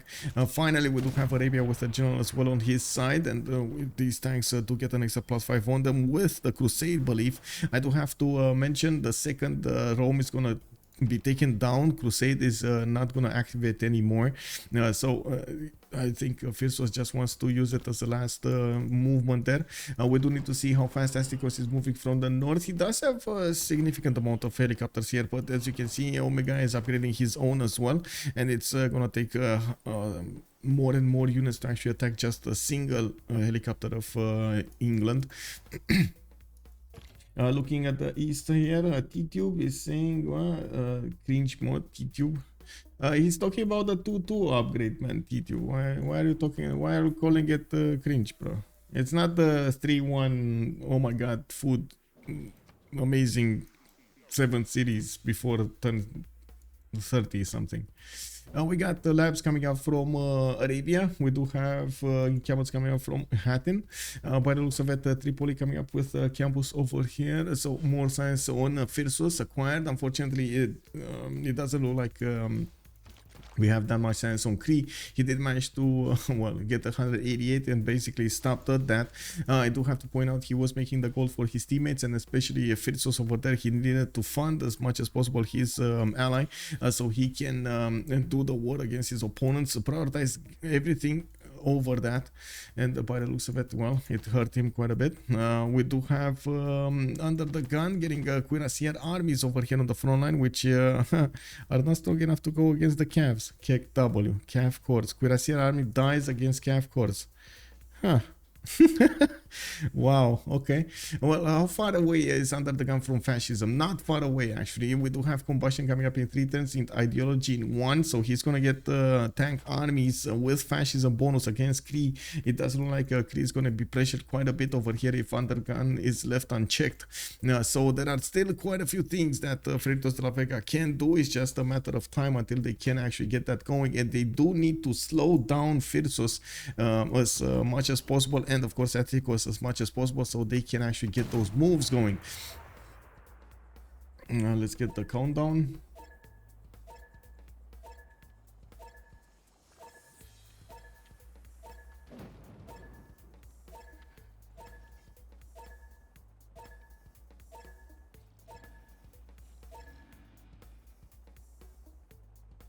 Okay, there we go. Everybody ended the turn. It's fine.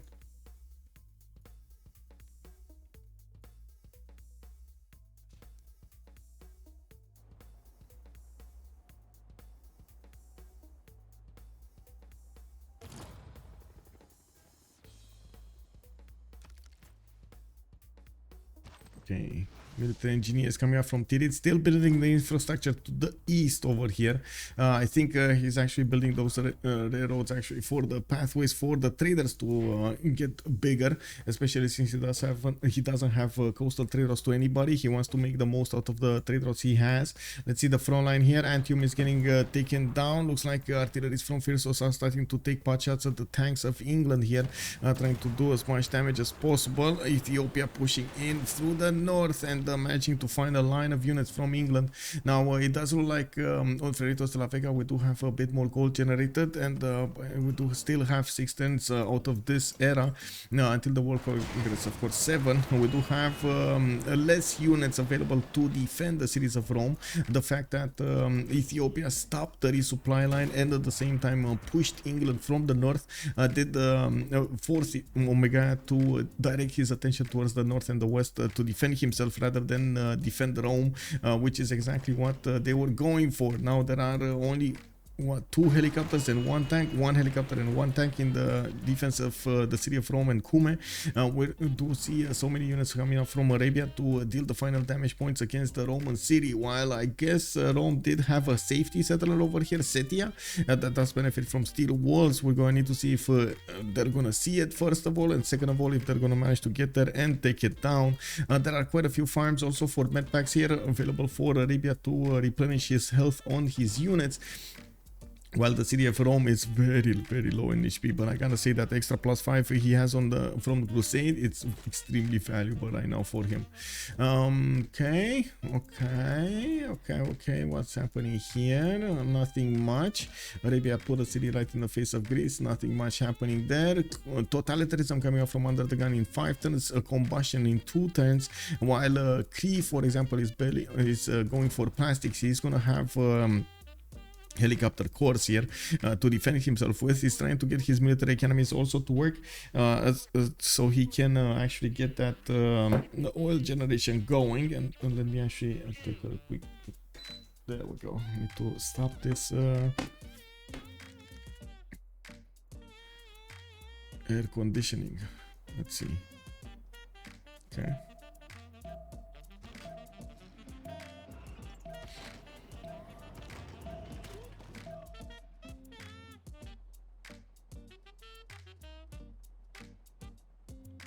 Cloud C, good evening, sir. They saw the Roman escape city and the helicopter pillaged the campus some turns ago. Oh, yeah. By the looks of it, yeah. You're right. You are correct, sir. Thank you so much for the information. It slipped. Well, we do have Arabia coming up over here from the south with that tank corps trying to push in through the parking shot core line. It looks like Pompi is deploying some more of these parking shots to try to slow down the attack. He cannot stop it, but he can try to slow it down. Antium is not getting fully attacked. Maybe an artillery is going to take some shots on it, and it looks like they are going for the medpacks and the traders. They want to deal as much economic damage as possible against their opponents now. We do have to see also after Titiits is going to get his own research labs, how much science he's gonna manage to get. Phyrsos is on 400, and he did manage to get Einstein earlier, so he's gonna have quite a bit of a science boost over here after he's gonna start finishing up these research labs. +4 on each of these, and that's gonna be very important.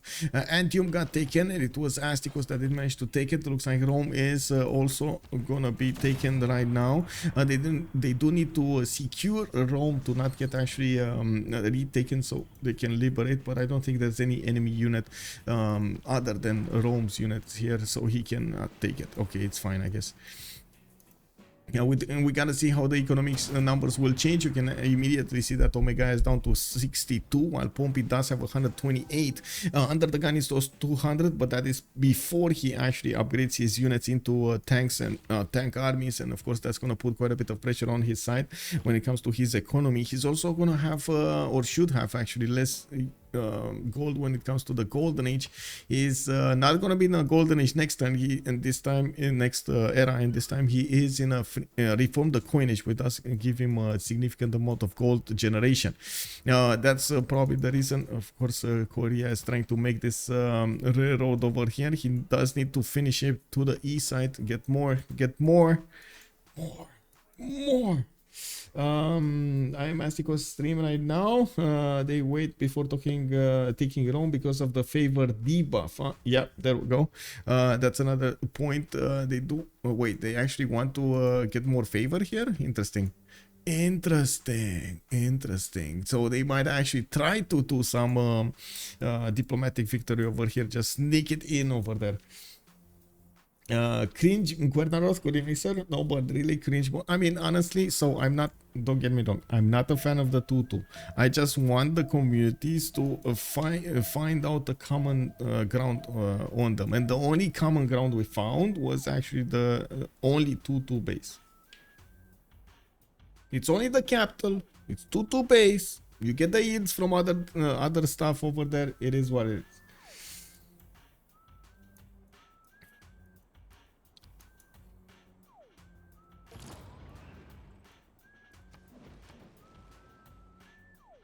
I mean, no, sure. We'll see. Good evening, Hazagi. Hello, Dessa. What is 2-2? It's in 2 production and 2 food. So there was a big discussion about the better city yields mode, which a lot of communities are playing with. Like you have the communities in CPL and CVFR and sorry, it's not CVFR, Civ6, the Russian community, LBC community is playing with it. Like everybody else, Chinese community is playing it. Everybody else except the French community, which is the biggest community, granted. And they have, of course, a lot of teams invested into this. So there was a big discussion between them because the French community did not want to actually have it in the game at all, like because the mod gave you 3 food on flat tiles, with like an extra food point all of the time on flat tiles, and you would have gotten the yields from amenities as well, like extra production. You would have gotten like gypsum settles and so on, which were amazing. Versus how to say, the normal ones. So there was a big discussion in the ambassador chat of CWC. Okay, CVFR doesn't want to play with BCY's normal, like this setting, and then the other communities didn't want to play with without PCY as a setting. So like, we tried to find something in the middle. We got a few votes going, and it looks like the majority did say, okay, let's go for a compromise. And 2 production and 2 food was the in-between solution. With much pleasure. What are the Arabian apostles doing? Crusade? Yes, exactly. They're spreading crusade through Kume, Aretium. I think, yeah, he does have still to charge 2 spreads on this apostle, and I believe he had another one. No, but he did manage to get flight, and I do see an observation balloon coming up here. Very nice from Phyrsos to get that going. Jet bombers coming up in 2 turns as well. I'm not that convinced he actually put down aerodromes. Oh, he did. Can he actually use that gold? Yes, he can. 25 gold acquired from pillaging so many mines from his opponents here. The problem is that people that never play 4v4 can vote to decide for CWC games. What do you mean? That's not what's happening, Titiits. That's not what's happening. All of the players, all of the people that voted over here play 4v4 or have played 4v4 in the or are representatives of BBG team and so on. I don't know what you get there. That is definitely disinformation happening over there, Titiits.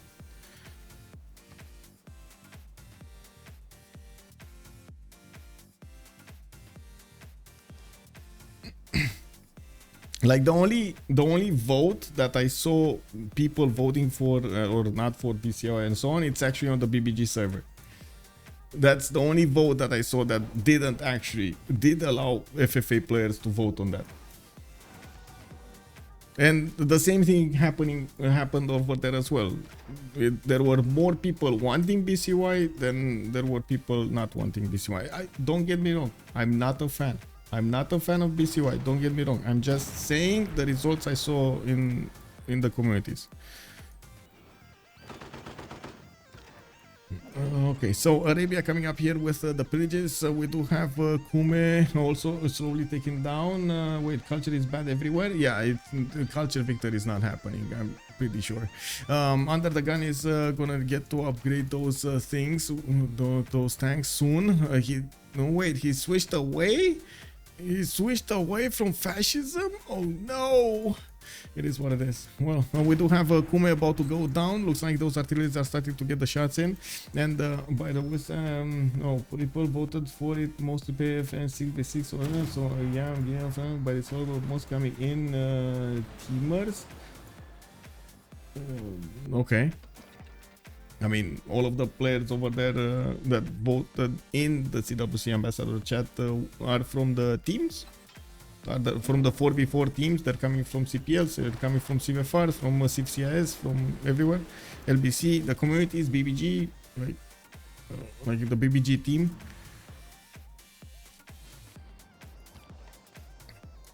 On the other side, they're also frustrated that, I gotta say, Titiits, they're also frustrated because they feel like the French community has so much of an influence, which honestly, it's true. I mean, and it's easy numbers, like in a democracy. That's how we use it, right? If you have so many people invested into something, yeah, sure, you're gonna have more members. You know, voting, it is what it is.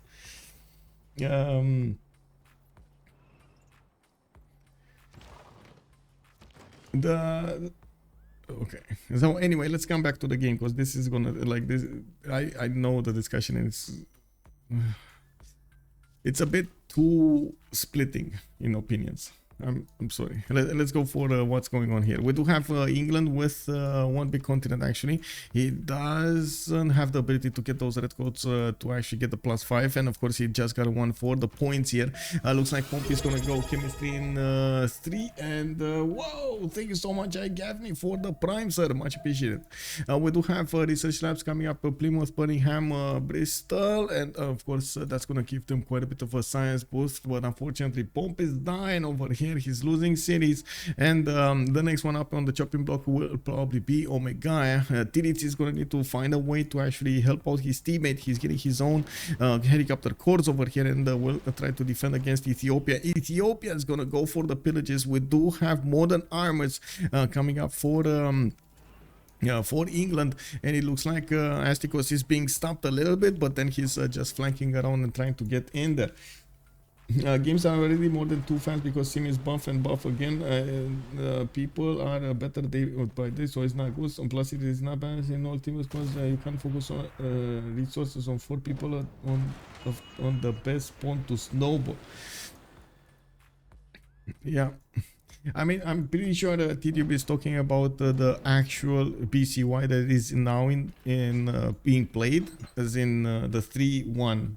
Right, you're talking about Titiits, just to make it clear over here, you're talking about the BCY maximum capitals only setting that is being used other than the CVFR community, because at the moment the other version didn't get played out at all. Like, the other version is not yet out there. The new version, I mean. We got 2 jet bombers being bought over here from Rome. Let's actually see what they're gonna do, and I'm pretty sure they're gonna start smashing through the defenses of his opponents quite quickly. I do have to point out Omega doesn't have anti-air defenses, and the fact that there are quite a few helicopters available with a lot of movements coming up here, it will matter so much. Wait, did Antium flip and flipped again? Okay, very nice. Got actually taken over by Phyrsos. Phyrsos stabilized this, and they do have 3 more cities to take out from Rome. We do have some Ethiopian modern armor cores as well. I mean, Titiits, I gotta say, I think that's more of a question for BBG. I stopped a long time ago to actually think about why we're changing stuff, because it, like, my mind blows. I want to be, you know, positive on my stream. I want to see what's going on. I want to have fun in looking at the games, and not actually get how to say, get into the other side, because you're always gonna have so many splitting opinions of everything. So yeah, on one point, I totally get it. That's something that, you know, we shouldn't be changing the game that much. On the other side, we went so far. As in, like, BBG, there's little to nothing that wasn't changed in the game. I mean, we do have I'm not sure if that's true, Titiits. Come on, you have Lege, you have Barsake, you have Chuck in BBG team. I'm sure there's like experienced people over there. Maybe you don't agree with them all of the time, but they're experienced. We do have helicopters coming up from Konya. We do have him actually finishing up those labs on the east side, and by looks of it, Titiits is 384 science, 400 plus science now, where Phyrsos is 600 and booming over here. Phyrsos just getting bigger. Can this man be stopped? We do have jet bombers more being bought over here in Cairo. He's just going to need to reposition them on the front line, where he did manage to get an airstrip with one of these military engineers starting to bomb the cities of Retium. He's this is going to go much faster now that he did manage to get those jet bombers. Yeah, I mean, Azagi, I totally get it. I want to have fun in the game as well, but that's a discussion with the BBG. I want to spread that fun that you're having in the game to the viewers, and let them know, let them see that so much fun can be had in Civilization 6 with the multiplayer community, with and so on and so forth. Having always these discussions in like contradictory, it's something that I feel like might turn some viewers away. That's why I'm also staying away from entering these discussions. I'm forced to because of the CWC, because I need to like find a way for you guys to, you know, shake hands. But other than that, I want to leave you guys up to the changes of BBG, leave you guys do the balancing and everything else. Yeah. I can imagine. Let's see, we do have Arabia finally finishing the job on Aretium. He's gonna go through Ostia and Brundisium, of course, with the two jet bombers over here. He can actually do massive amounts of damage, and I did see a third one here, which actually is a bit surprising. What does he want to do with the third one? Is he actually gonna want to put some pressure on UnderTheGun from far away? Because he does have an aerodrome here in Tripoli also, and maybe he's thinking that UnderTheGun might want to push. Now Omega is in the negative range of gold, and I do see, of course, Pompi and Titiits are coming up with quite a bit of gold on there. Well, Pompi is gonna lose his gold per turn also, right? Like immediately after he loses this, he's gonna, these last remaining cities, he's gonna lose his gold per turn. So they're gonna be down on UnderTheGun with 314 and Titiits with 200, while Omega is gonna lose more and more gold per turn as big of an army he's getting, as bigger the army he's having.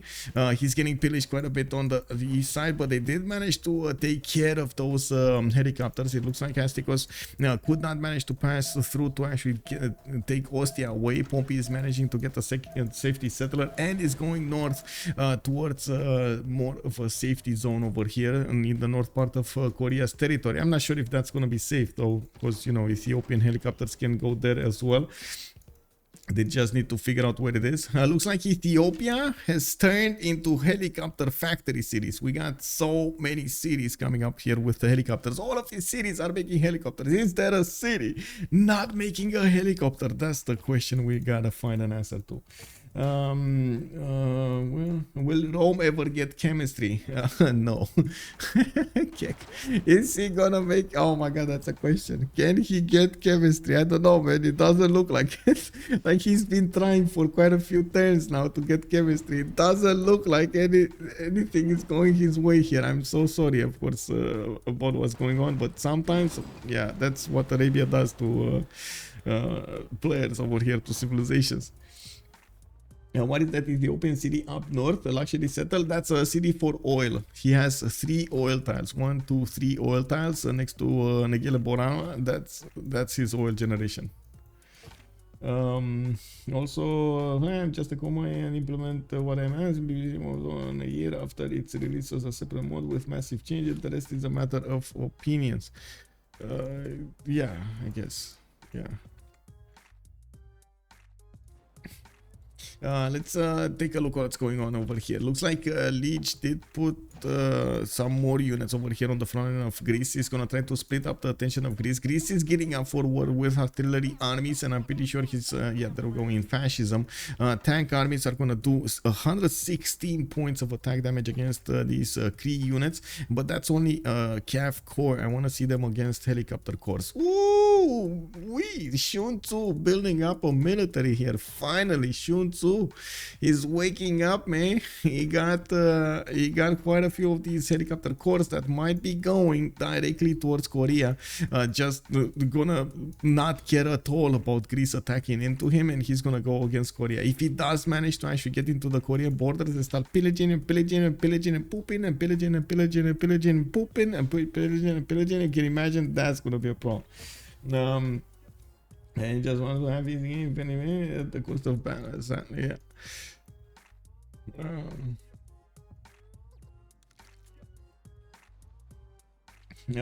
Also, Chokela 3 oil just with one city is huge. Yes. And Chokela is calling it out. Sid Meier's helicopters 6.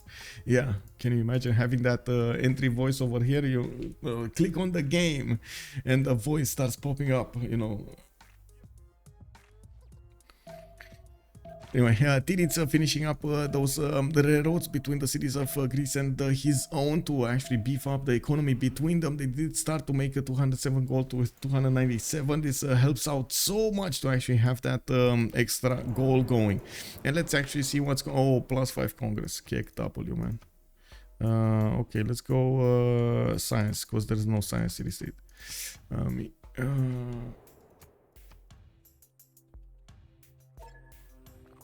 Scout science me I go A. We're gonna have a pause. I know it's late. We're gonna have a pause of 2 minutes, and that's it. We're gonna come back soon to see what's gonna happen.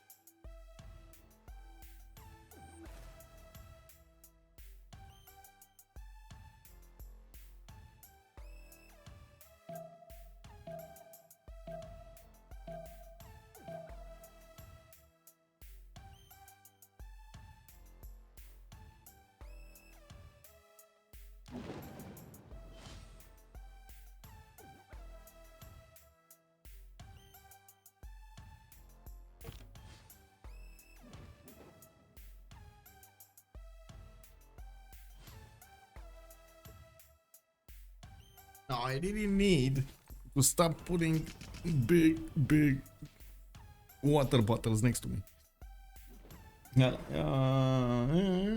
Okay. We do need to see what's going to happen over here. Greece is getting up for war, and he will probably take down the cities of Sun-Tzu. If Sun-Tzu does totally want to go against his opponent, well, it is possible. And we do need to see how fast he's going to manage to get to his upgrades, though. Let's see. Sun-Tzu is flight 110. Does he have the upgrade button on the calves? No, he doesn't. He doesn't actually have helicopters yet upgraded here, and it's going to take him a while to get there. Now we do have Potala Palace coming up from Damascus. It looks like Mahabodhi Temple did get built in Al-Raqqa. Raka. We got Phyrsos on 10 out of 20 points at the moment. It looks like they did go for, and let's see what happened in the World Congress. Heavy Cavs +5 combat strength. Okay, tanks will get beefed up. Phyrsos did lose 2 diplo points. I guess he's fine. He voted against himself. And did he actually?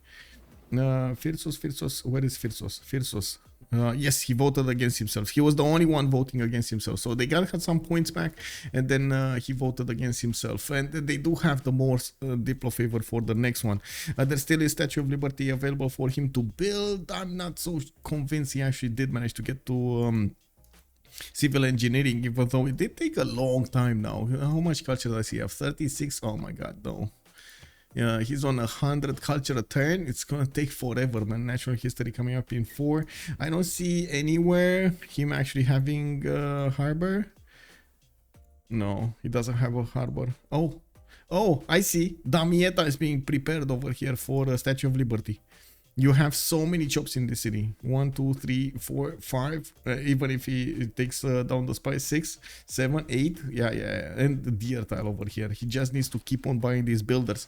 And I guess there is a quick way of finding if he has civil engineering. If we can actually see his policies. Let's take a look. Yes, he does. Public works. He does have civil engineering. There we go. He does have the ability to build the Statue of Liberty. It is more a question of getting a harbor out. Let's see what's going on over here. Ostia got taken down. Brundisium got taken down. The city of Bath is next on the chopping block.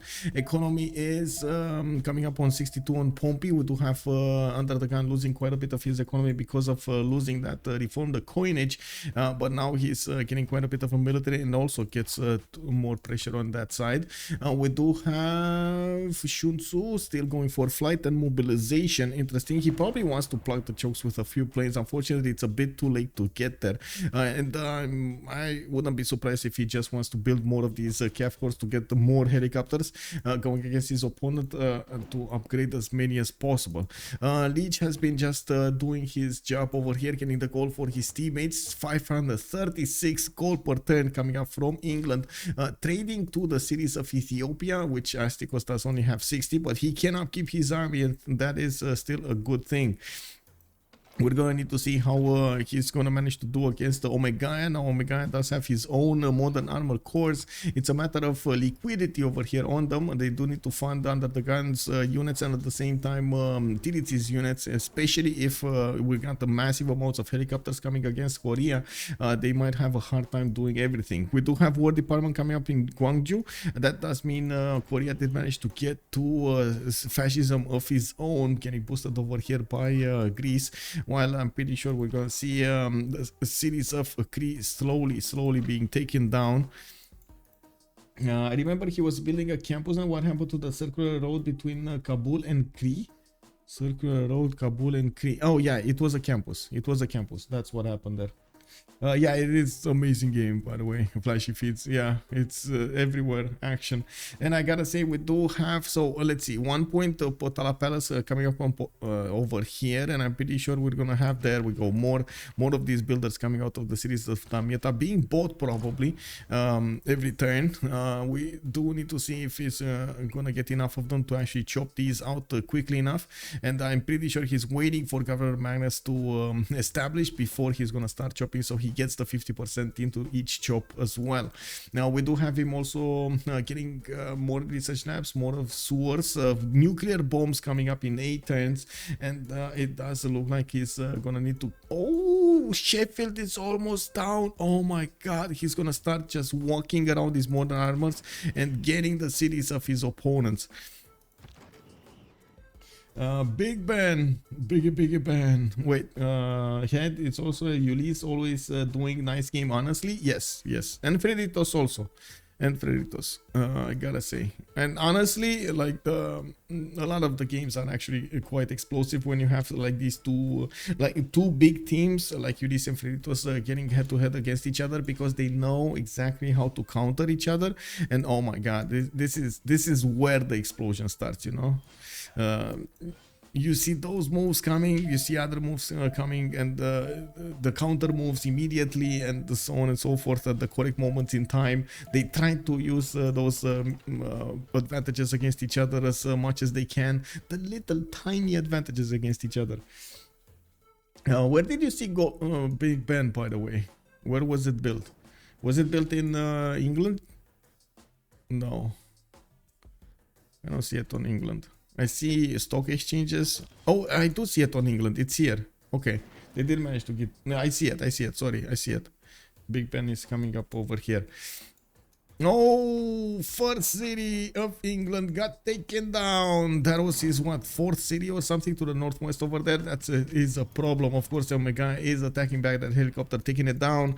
While we do need to see these repositioned jet bombers find a target. It looks like the city of Bath is gonna be their next target, and unfortunately, because there is no anti-air to stop these attacks, these jet bombers just can run wild on the battlefield over here. You can see them taking down their opponents without any kind of damage on their side.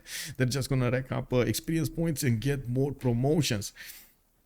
We do have Rome getting in to the south with another settler over here. Cinguetti got taken also over by Korea, and by the looks of it, we do need to see if all of these units over here of Cree will have the time. Okay, there we go. He's upgrading helicopter course. Oh my god, the tanks are just dealing so much damage. Tanks of Greece are just no joke, man. No joke. 124 points of attack against the helicopters of Cree of 111. Of course, we don't have a channel for or say modern era yet on Cree, and he does have 75 points. He's gonna need 840 to recruit one. It's gonna take a long time. The thing is, they do need to put a lot of gold on Sun-Tzu so he can upgrade all of these helicopters, and I believe honestly it will matter so much if he just sends them directly to Korea. Just don't stop. Send them to Korea and pillage and pillage and pillage and pillage. Send them to Korea, because I mean he's done. He's done over here. He's like, Greece is gonna punch through this city relatively fast here with the artillery armies and everything else. This is happening. He can't stop this. This is just a waste of helicopters defending. Yeah. Astikos sending helicopters on Korea. North. Let's see. 1, 2, 3, 4. But only one single core. Okay, so he's trying to do some more pressure in the north, trying to make Korea switch from his simming. We don't yet have actually Korea managing to get to bombers, well, I should say nuclear bombs, but he does have stealth bombers coming up next turn, and I'm pretty sure he's gonna, yeah, there we go. He's hard building a few bombers in Jeonju, getting to upgrade them soon into jet bombers. We do need to see how they're gonna actually manage to get into the city of Bath. Defenses of these jet bombers do deal significant damage against the tanks also. They didn't actually deploy fighters or the jet fighters. This would have been quite massive here if they did manage to do that. Damietta did chop down the harbor. Now it's turn 4, the turn 4 Statue of Liberty. Another builder comes out here, and it looks like the deer with the spice, well, are gonna get it. They're gonna get it first. Okay. How much production is this? 121 production from that deer tire.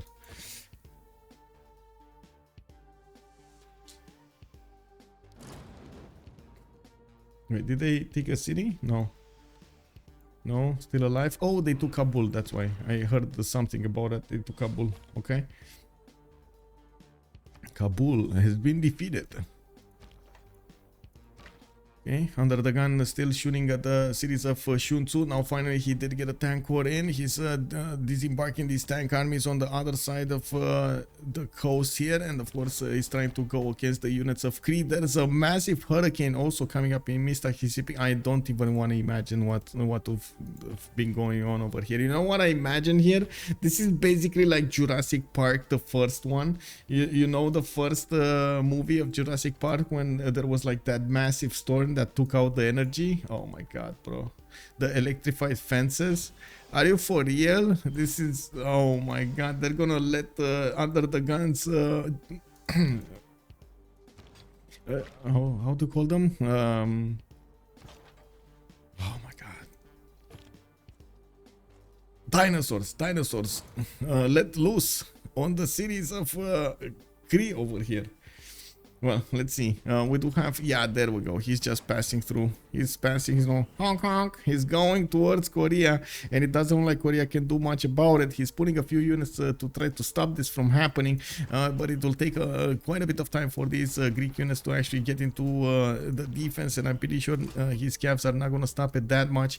We do need to see if Sun-Tzu is going to manage to actually get into the cities of Korea safely and try to do the damage, while I'm pretty sure Titiits is going to need to figure out the proper way of getting this win. Not only doing the win against their opponents, taking out one opponent entirely, but also managing to stop the Diplo victory. This is going to take him quite a bit of time. There's a lot of distance between him and the main cities of Arabia to actually help him do that, and I'm pretty sure, of course, with Pompi only on 2 cities over here, he is in danger. We do have some Ethiopian helicopters going towards directly towards Syria. The good thing is Syria does benefit from steel walls, so we do need to see if Astikos' helicopters are going to be strong enough, especially after they did fight a few English helicopters also. It looks like these bombers did get promoted in this wave of upgrades, and we do need to see them starting to chew through the remaining defenses of his opponents, and at the same time the units. They should deal quite a bit of damage against the modern armors. Yeah, it's a bit of damage, but not a lot. Okay, units coming up here. Let's see where the... Oh my god, man. And wait, they hit only the units of Sun-Tzu? As in the hurricane only hit those units? No, it hit some units from Greece also. Okay, it's I guess it's equal. That city is dead, by the way. Cree city is dead. He dead. He died. It was fun, but not anymore. We got England pushing in from the east with 80 crew corps going against Greece's spiking shots, and it looks like he's gonna try to pressure UnderTheGun to deploy some units on the east to defend himself against this. City of Bath is getting smashed over here. We do have those jet bombers doing the damage against the modern armor corps, and we do need to see if Astikos is gonna manage to do the final nail. Oh, they got another tile. Slowly but surely they're moving in on the cities of England. England is still on 200 science with 150 culture. He does have 500 production. He is pumping out as quickly as possible these modern armors from his cities to manage to do something against his opponents here. Let's actually take a look what's going on here. If Lege, yeah, Lege is moving in. He does have Napoleon Bonaparte as a general, and he is starting to pillage his opponent here, racking more gold on his side. Jet bombers coming up from Arabia, doing the damage on the cities of Greece. If Greece does not react to this fast enough, and of course he does have to take on these 80 cruise corps, which are going to be deadly against his units. He is in trouble. He's in trouble. Big trouble. Big was troubles. Let's see. What was the damage? 118 against 125. Lege looks like he has a +6 on his opponent's vision. There is a level 3 spot actually. Mild gid. Gavron Plaza did get destroyed over here. I'm not sure by what though. Was that a flood, or was there something happen over here?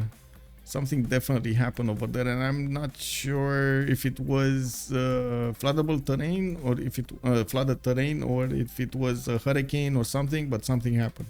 We got bombers coming up from York. We do need to see the status of the nuclear bomb. 6 tons in the city of Mecca to get nuclear bomb. 4 tons Potala Palace, and well, we got a few more jobs available for Statue of Liberty to get in. 1, 2, 3 more chops. Actually, a lot more chops. We got 1, 2, 3, 4, 5 jobs that can be done here. It should be more than enough. It should be more than enough. Does he have the builder charges? 1, 2, 3, 4, 5. Okay. I'm not sure if he can chop this one. It's flooded. Can you chop it while it's flooded? Can you do this? Does anybody know? Scientific for Titiits or Diplo? I think for Titiits, I don't think he's gonna go Diplo, but he is gonna go armies, and we got his like bombers. He's gonna try to go jet bombers into nukes, into GDRs probably. That would be my assumption.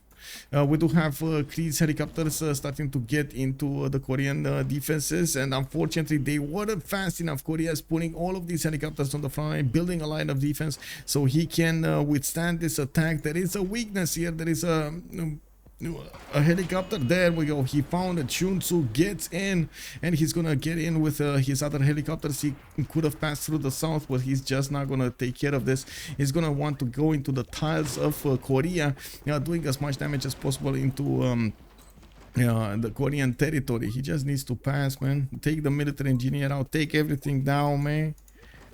Yeah, there we go. Moving in for the kill. Boom, another helicopter goes down. He got an engineer, and he's gonna get the next ones also.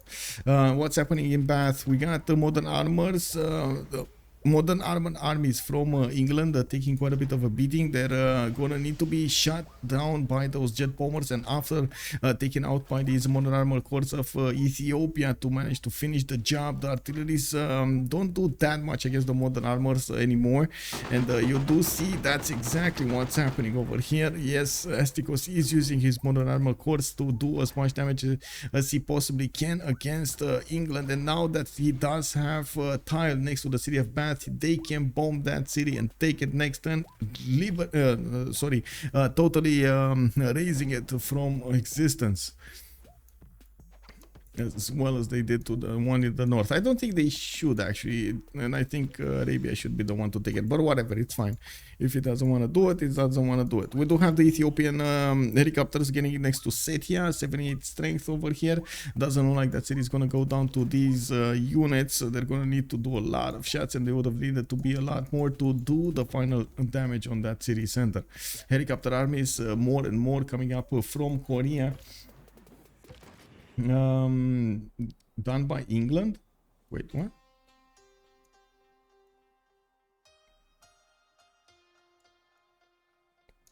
Whoa, done by England? Where? Oh, he did do it. Oh my god, he did do it here. Woohoo!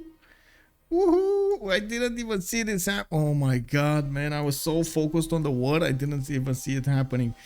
Yeah, it was done by England. Woohoo! Let's see, 10 out of 20. So yeah, they need to fight, man. They need to fight. That's 3 points taken out from the board over here. They do need to figure out how they're gonna actually go and take out their opponents.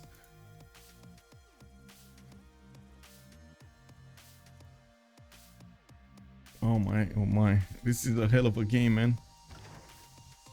Woo. Okay, we got jet bombers still appearing over here. We do need to see if they're gonna manage to deal the final damage on the remaining strength of the series of the.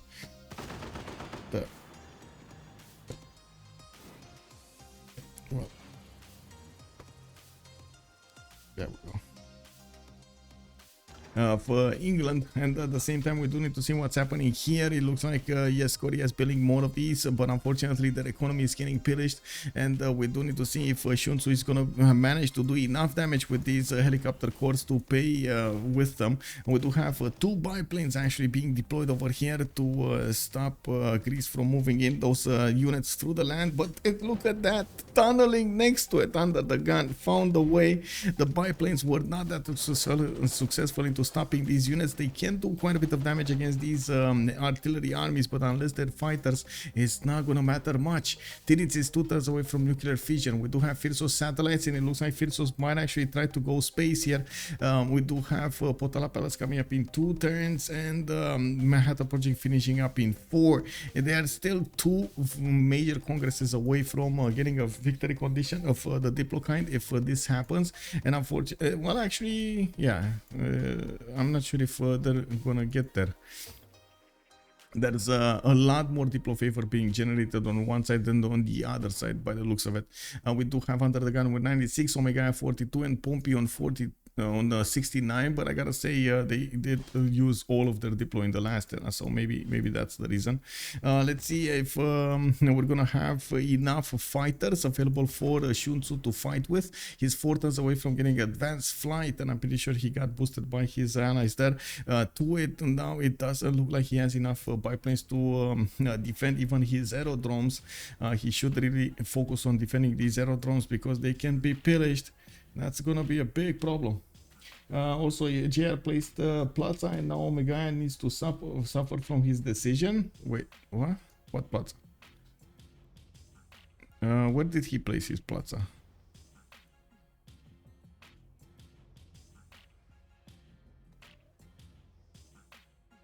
I don't see it. Oh, this one? The Plaza was here? Oh, kick.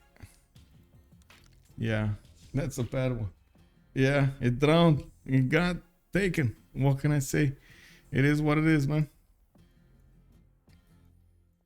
Well, City of Bath is 0 HP. We do have artilleries attacking into these modern armors, just chewing away at their health, while Arabia doesn't have enough strength to attack directly. It doesn't look like the city's dominant religion is Catholicism and not Shinto. So yeah, no, he doesn't have crusade on these units. Omega is putting up as big of a fight as possible against his opponent here.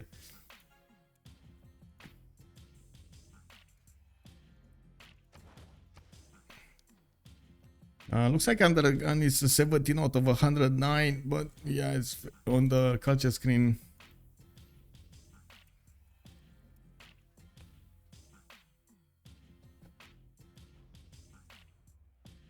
Yeah, somebody asked me about the culture victory there. Korea getting pillaged some. They got in. We got some Cree helicopters, yeah, getting in, getting those traders, and yeah, that's gonna be quite a bit of a problem. But I gotta say, it doesn't look like there are so many units as we were expecting.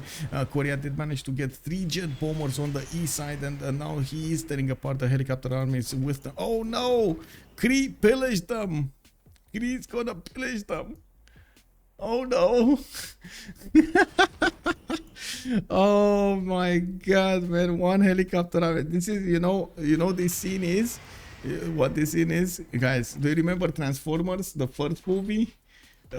With how to say, who was it the one that was in a Black Hawk and or something, like a helicopter or something, and he went to the base and he transformed over there and just killed everything to take the base node of information. This is exactly, what's happening here.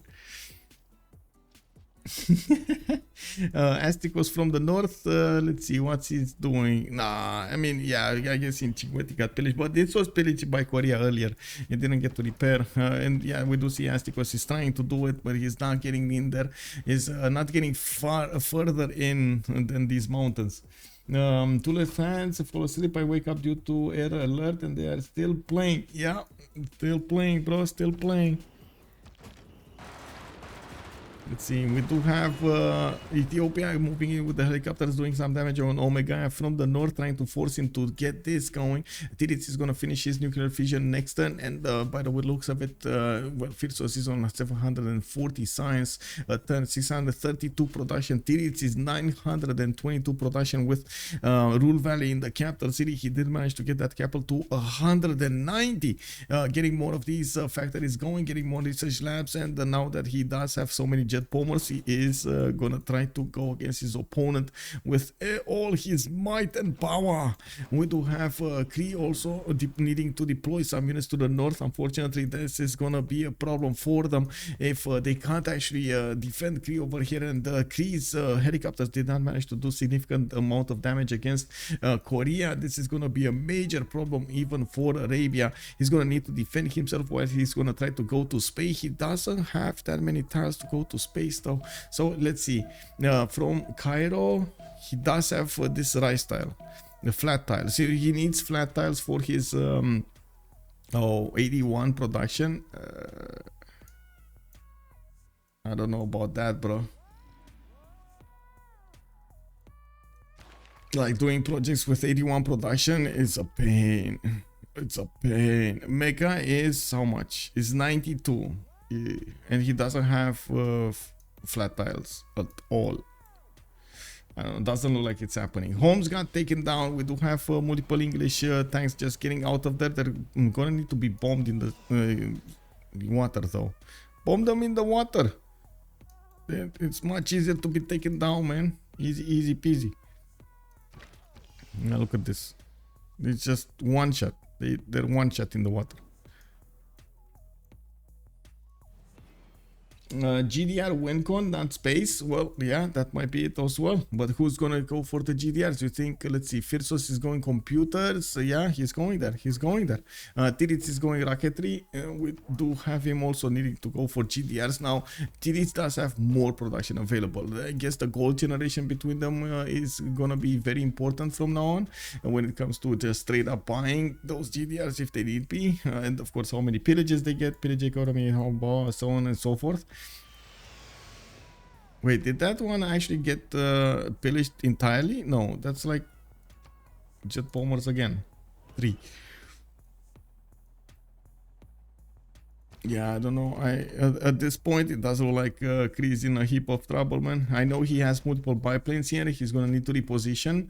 He does have advanced flight coming up in 2 turns. Yes, he might actually have a few fighters. There we go. That's what he's doing. He's repositioning them in defensive position here. He's gonna need to see how the damage looks next turn against these Greek units, but these are so powerful right now with the intel, with the military alliance, with the fascism, with the policy slots damage. It's just a hell of a problem. On the east side, looks like England is pushing in towards Ephesus.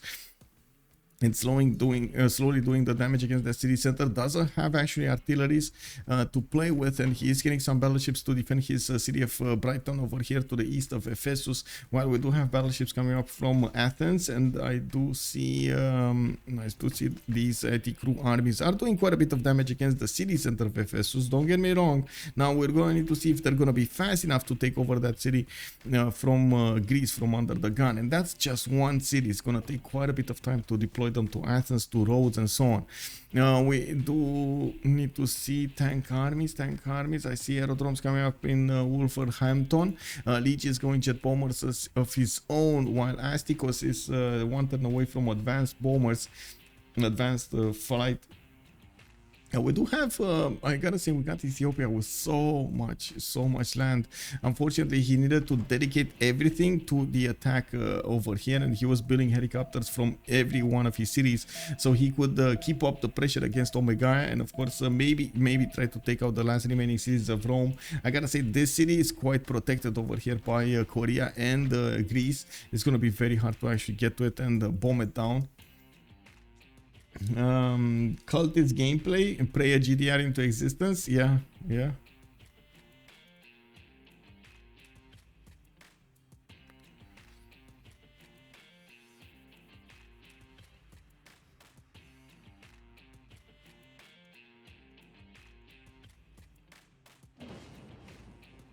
Whoa, the floods are hitting England everywhere. I really want to see the first nukes, man. I want to see where those nukes end. Mega finishing up the Manhattan in 1. We do need to see if Titiits is also going to get nukes here. He's on electricity coming up in 2. And it does look like, of course, he has jet bombers deployed to the north as well as to the south. 3 of them going to start getting Sun-Tzu cities. And I actually don't see Sun-Tzu at the moment getting those fighters upgraded. Oh, he's still 1 turn away. Oh my god. Still 1 turn away. That might be a bit too much, because he's gonna lose another city. And this is just the jet bombers are gonna chew through his defenses so fast now. No, there. Oh, wait, he did get it. What? No, not enough. You see these fighters? They don't do enough.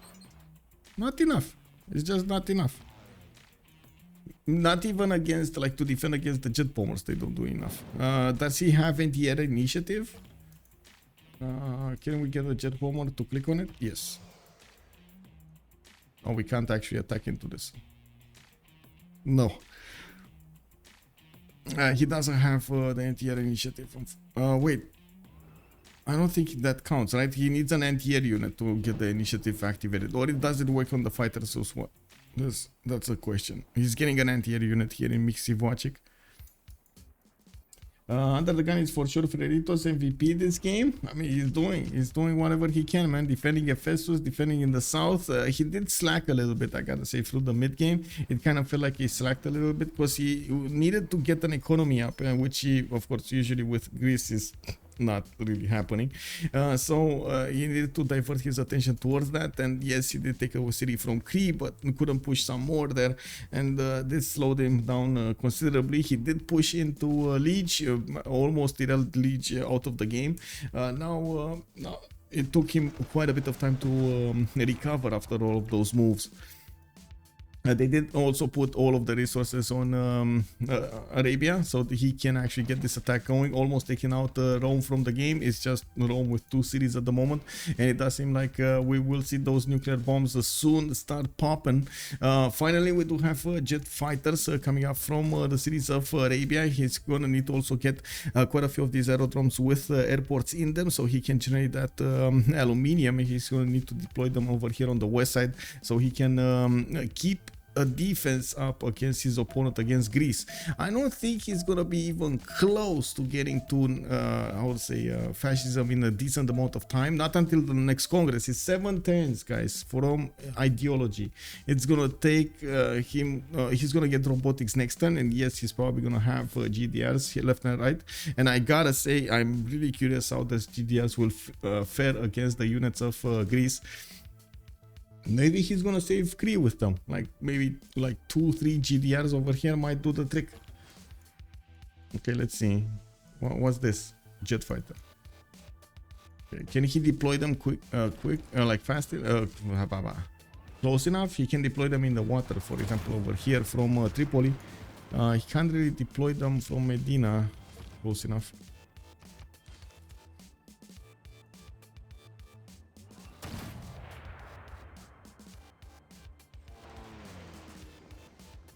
Okay, what's happening here? How are they playing this? Ethiopia going to put some more tiles here. Jet bombers being deployed but not really attacking. Oh, they're attacking Bradford. Okay, that's good. That's good. That's, I think, the second settle of JR, of Omega. What? You know what I mean. Of Elizabeth the First.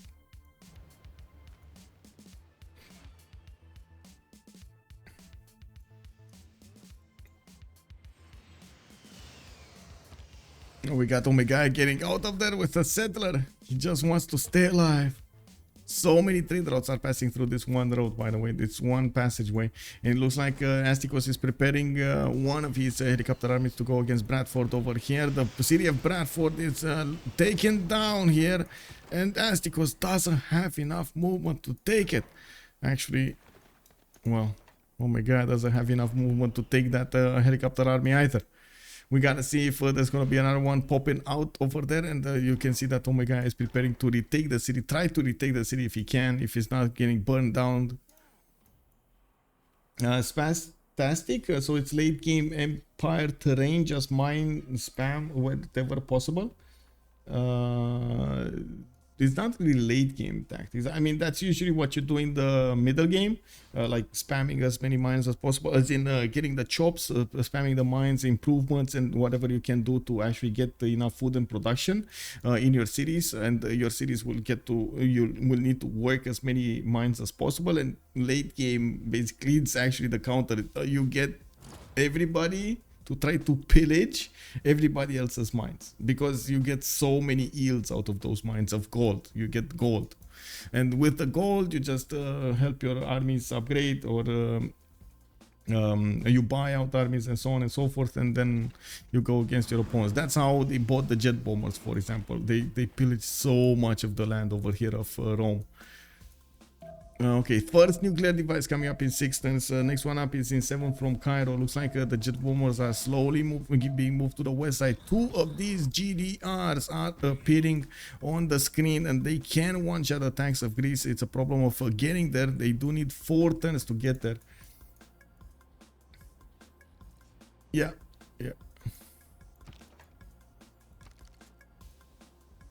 Yeah, it's GDRs, man. Look at these bad boys over here. Where are the bad boys? Why don't we see that? Oh, there we go. There's the first bad boy. Look at the eye. Oh, Mr. Bad Boy. I gotta say, don't they look like a little like aliens from the Alien movie? Don't they look like aliens to you?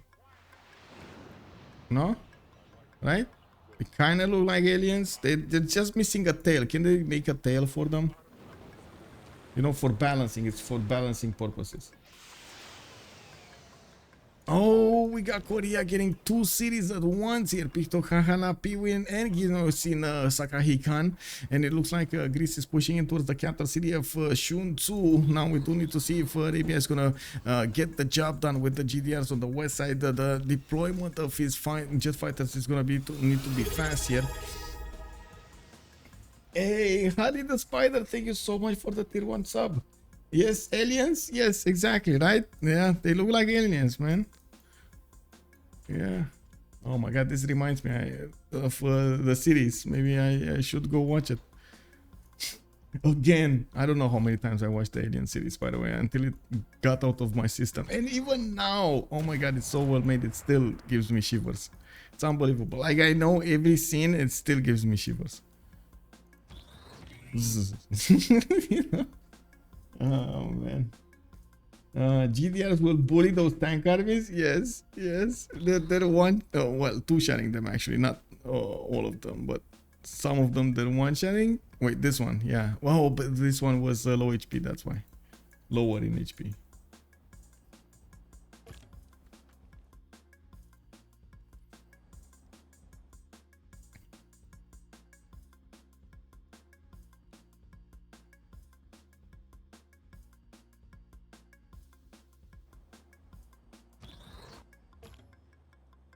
Well, we're gonna need to wait until these nukes start flying. I gotta say, in my Hatta project, he's gonna finish a lot faster here on Korea's territory, and he's gonna get those nukes faster. We're probably gonna see nukes at the same time. Bradford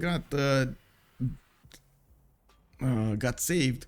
It doesn't look like Arabia's helicopter did manage to push through that city center, and we do have these deployed units on the east that don't actually have that many targets to go against at the moment. They don't have enough power, land units or air units, to actually take out any more cities from England, by the looks of it.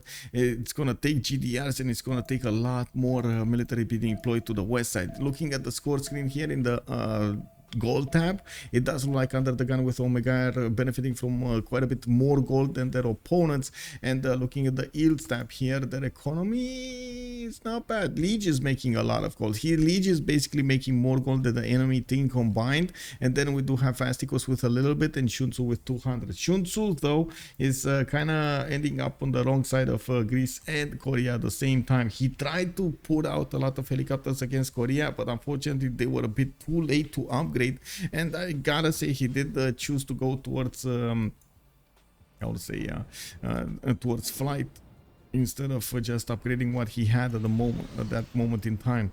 We do have jet bombers starting to get next to Civ6, and they're starting to attack into the units of Greece over here, while Greece is doing as much damage as he possibly can against the cities of Cree to try to take them down. The next cities up, POC Vavasis and Civ6 are getting bombed from afar, and of course Greece now in enemy territory. He's getting to pillage as many tiles as possible, not only the districts but also the mines, the farms, everything they can get their units on.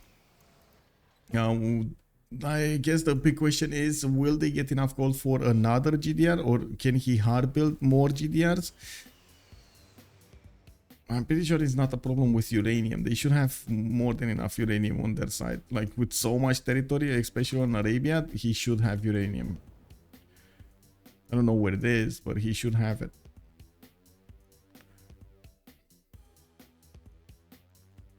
It's a little bit late, so it's I would say sometimes I miss these details. As in, where's the little icon of uranium? Oh, there we go. That's the uranium tile here in Kume. And I'm pretty sure he upgraded one or put a district down on one in his own territory. Anyway. Phyrsos can faith buy 2 next turn. Uranium spawns can be a jank, in my opinion. Okay. Jank? I don't know what that means. Jank. What does that mean? Is it unreliable? Stupid raccoon? Yeah, maybe it's under the district. Yeah, that's what I'm thinking.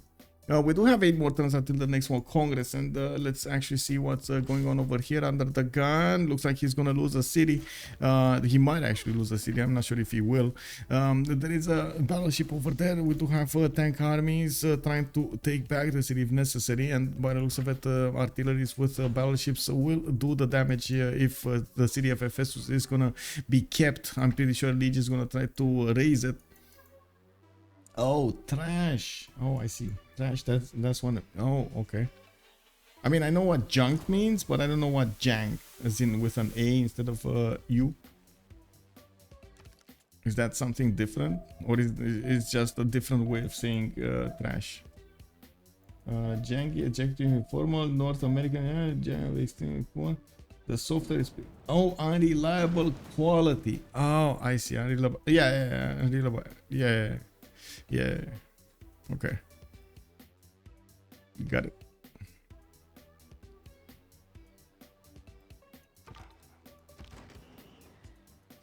Thank you.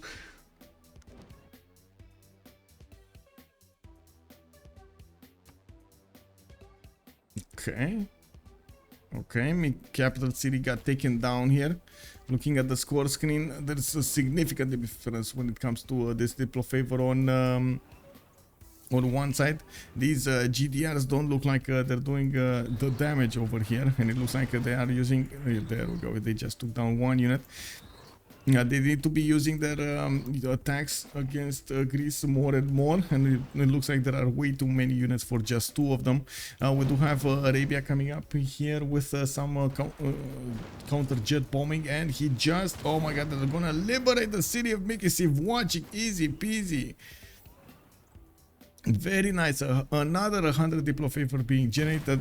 Yes, they're gonna take another time watching, but that just gives another wave of attacks available for there. Oh my god, he's gonna liberate it again. Another 100 diplo favor. Okay, yeah, let's go, bro. Another 100 diplo favor, because why not?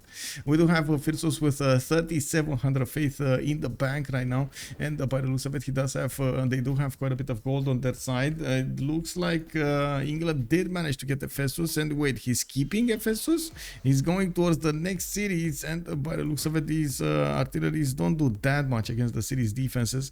Now we do have jet bombers coming up from Lege, and they're gonna need to chew through the defenses of under the guns units and cities.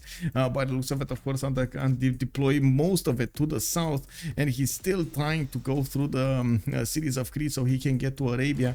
Now we do need to see more of these GDRs being bought over here on the western side towards Medina, or is he buying them on the east? I don't think he can buy them there. Maybe here in Aden and Homs, which are his cities. Did he settle another one in the front? No, he did not. Actually, no. Okay. So no more GDRs bought. Army tab. He does have 101 uranium. He's fine in uranium. He has so much. Okay, 3 turns for nuclear bomb. Let's actually see on Korea. 3 turns for nuclear bomb. Oh my god, they're actually on the same time. On the same turn. Unbelievable. We do have multiple airports also coming up here from Korea, and yes, he does have quite a few jet bombers being deployed to the southeast and over to the north of Kabul, where they were over to the north of Kabul. Now they're in the cities of Moscow and Pihtokahanapi, when QNC Sakhanin is just going closer and closer to the cities of Arabia. I gotta point out, these GDRs do have a lot of defense when it comes to anti-air. They're 120, and it doesn't look like the Korean jet bombers can actually attack into them. Arabia not have war department? That's a good question. No, I mean, wait, Arabia didn't get fascism, right? That's he's still in Merchant Republic. He never got fascism. He's barely getting ideology. He went monasticism in the second one. in the second era, and he was like on 40 culture or 50 culture. No, John, do you think at the end of the higher production will win? That's a very good question, because it's higher production versus the land that you need to go through, and by the looks of it, I guess we're going to need to see if he's going to manage to do it. And the thing is, with also Lege starting to pressure from the east side, he might need to split his attention between defending under the gun and doing the damage against Arabia, which at the moment Arabia does have the upper hand on, as in he's getting these GTRs to do significant amount of damage back into Korea's units, and they can't do anything against them. Like the units basically die attacking into them. He just needs a lot more of them. Like 5-6, I would say is the magical number. 5-6 GDRs over here will do the trick against Korea to take out enough units every turn to deal enough damage against I would say to outmaneuver the production of Korea. That's what I would say. Okay, we got GDS also level 2 coming up in 2 turns, totalitarianism coming up in 4. Okay, oh, it is gonna be before the next turn. Okay, very nice. Still no GDR being bought, man. Come on, man.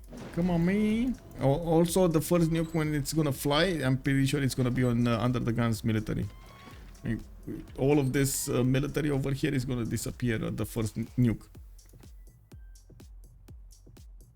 Oh, he did raise that city. He just wanted a little bit of protection. Okay, we do have jet bombers from England that are still going to need to find their way towards the cities of Athens over there.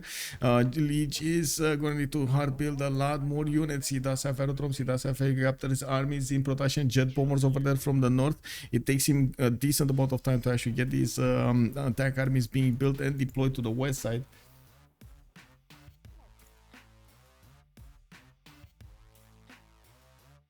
Wait, what?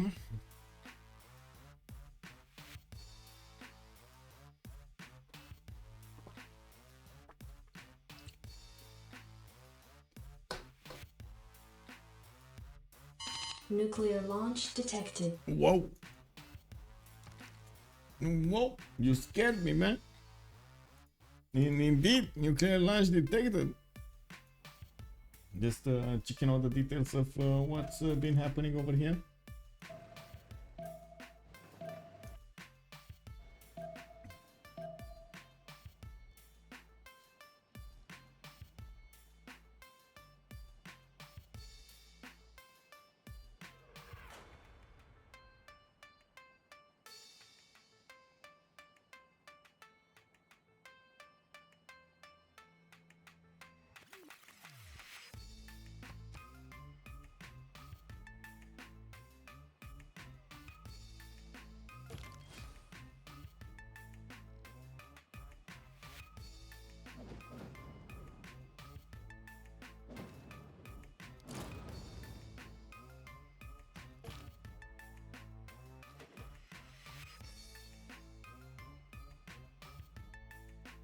Okay, nothing happening over here. We do need to take a look on the war on the west side. Nuclear device coming up in 2 turns. Oh, Arabia!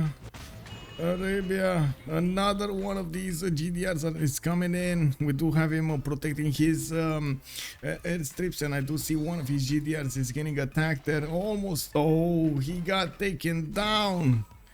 And Sun-Tzu disconnected. Okay. Oh, he got deleted. 4 versus 3 situation coming up here.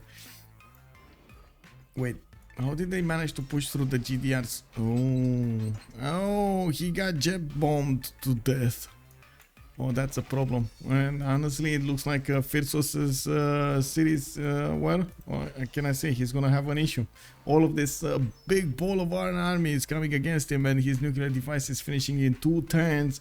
That's just not enough production for him to get enough of them close enough. And of course, immediately after the gun, Under the Gun is gonna see this happening. He's gonna try to spread his units far and wide.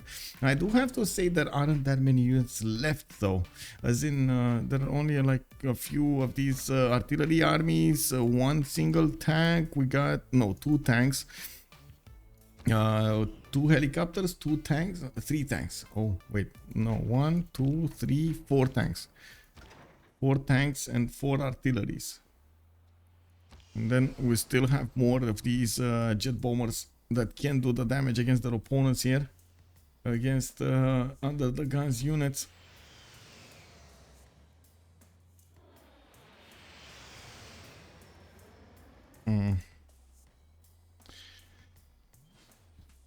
To be honest, if Korea wants to go to space, he's gonna go to space. But I'm pretty sure he's just gonna nuke Arabia. There aren't enough GDRs, and the production is just not there to get enough of them. Titiits, man. You don't mess with the Titiits. What can I say? Cree's dead. Yeah. 4 versus 3 situation. This is gonna be extremely hard because they were trying to actually keep Diplo on their side, and unfortunately that's just not happening. 11 out of 20 points. They lost the last one. They lost the Statue of Liberty, and I gotta say this was a master move coming up from Omega, building the Statue of Liberty while he was getting bombed into his cities, and his opponent was chopping it away. So Damietta, for example, was set up especially for that chopping, and oh my god, man, he got it before the chops. Are Freritos going to win this? Yeah, it looks like they are. Slowly they are winning this.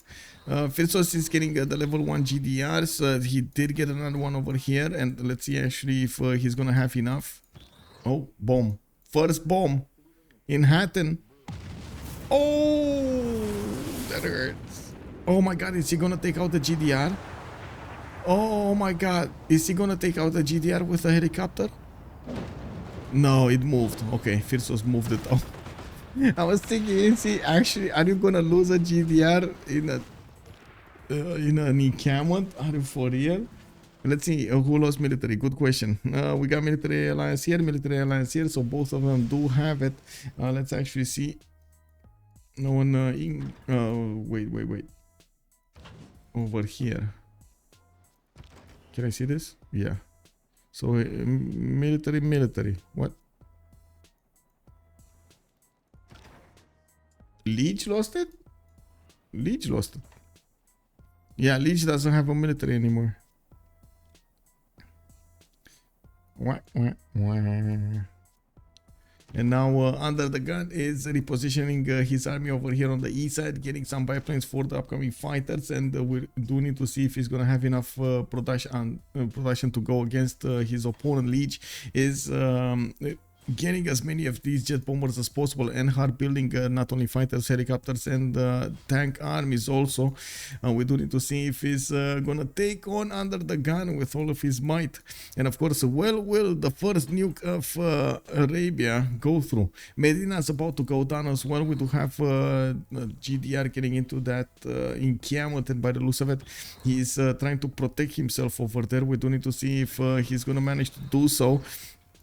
And there still aren't that many units available for them to take over cities, but there are a bit too many for these GDRs to handle, to take them out fast enough, I would say. Let's see, score screen. Phyrsos doesn't have any more faith. He spent everything.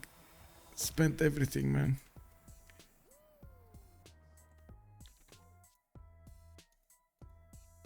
Whoa.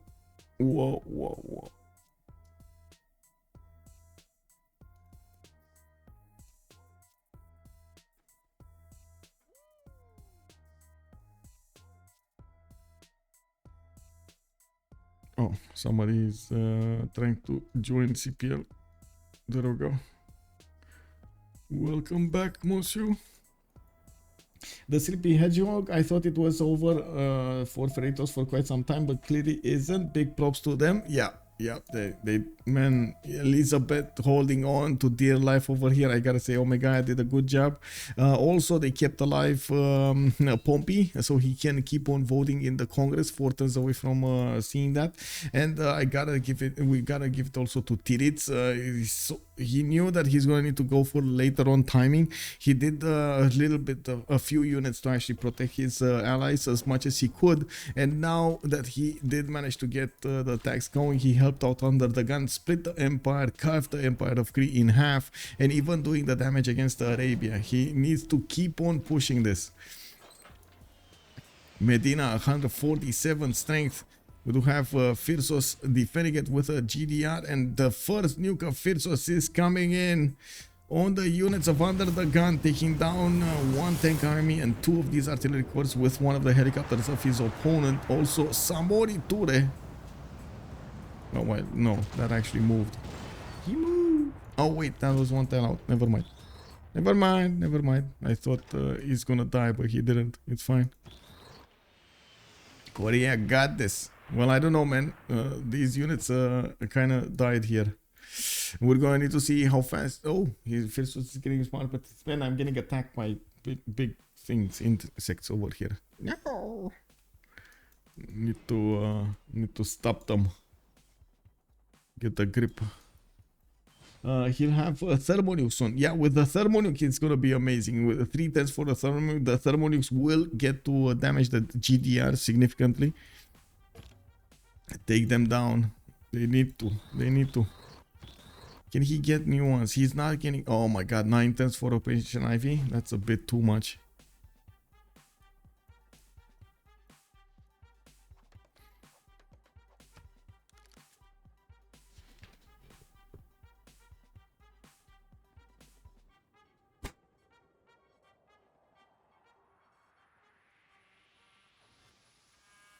I'm sorry.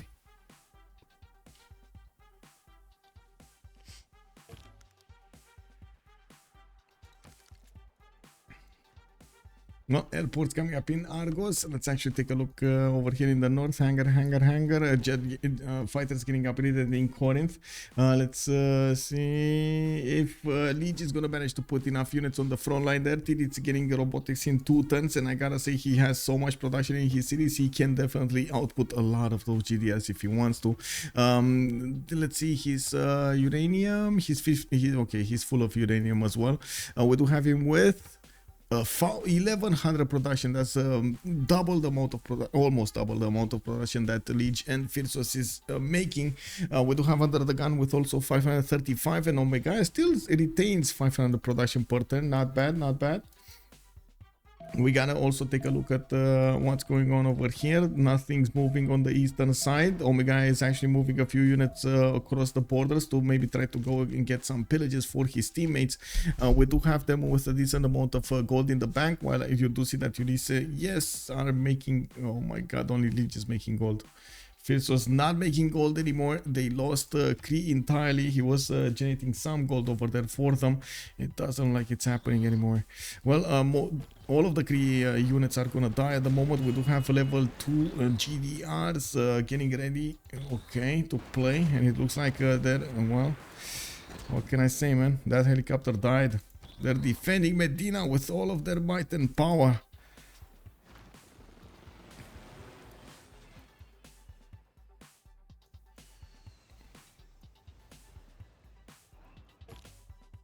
Yeah, I thought GAR Omega was a Joker form, but it's Titiits? Oh, kick. Yeah. You mean as a Joker card, right? That's what you mean?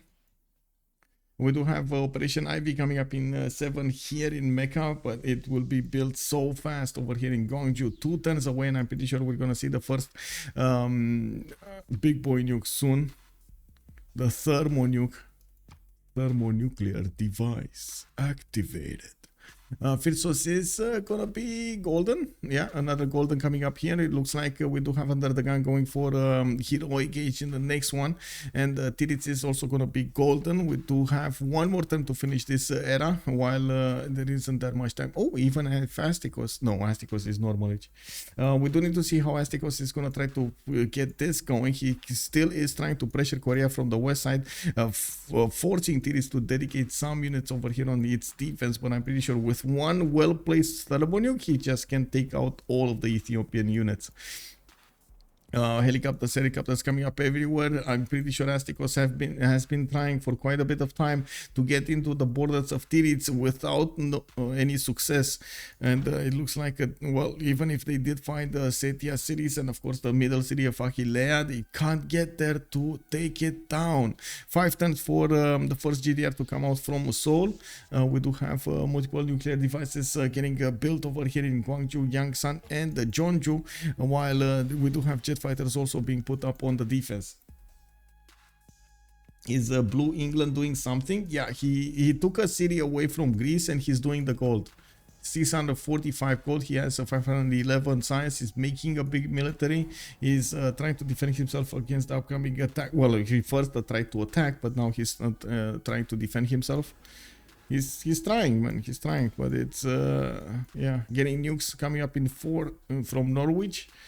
It's just, yeah, they're a bit late on this, a bit late. They put, I gotta say, they put everything on Arabia. They put everything on Arabia, and yes, they did take out Rome. Elizabeth managed to withstand the attack, though. He looks indefendable. Yeah. He looks, I mean, he did put up a defense earlier against Greece's courses. If you remember at the beginning of the game, he did manage to get a line of spearmen that got upgraded into pikemen and defended against those courses of his opponents.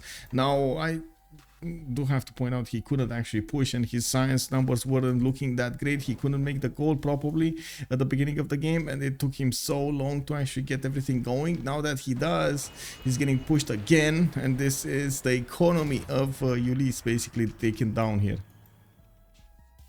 Astikos is natural Mapuche. He plays any nation as Great Griefer. Yeah. Okay. Basically, Astikos is a +5 against everybody, huh? Let's see, what do we have here? We got still 3 GDRs. Arabia only lost 1 city, 2 cities. He lost 2 cities, and I guess this helicopter needs to die, but we'll see when it does. Wow, UnderTheGun not having it, man. He's gonna put another city there on the May style. He's saying, "Oh, you take city from me, no problem, man. I put 1 back. It's all good. It's all good." Okay, we do have England getting some stuff here.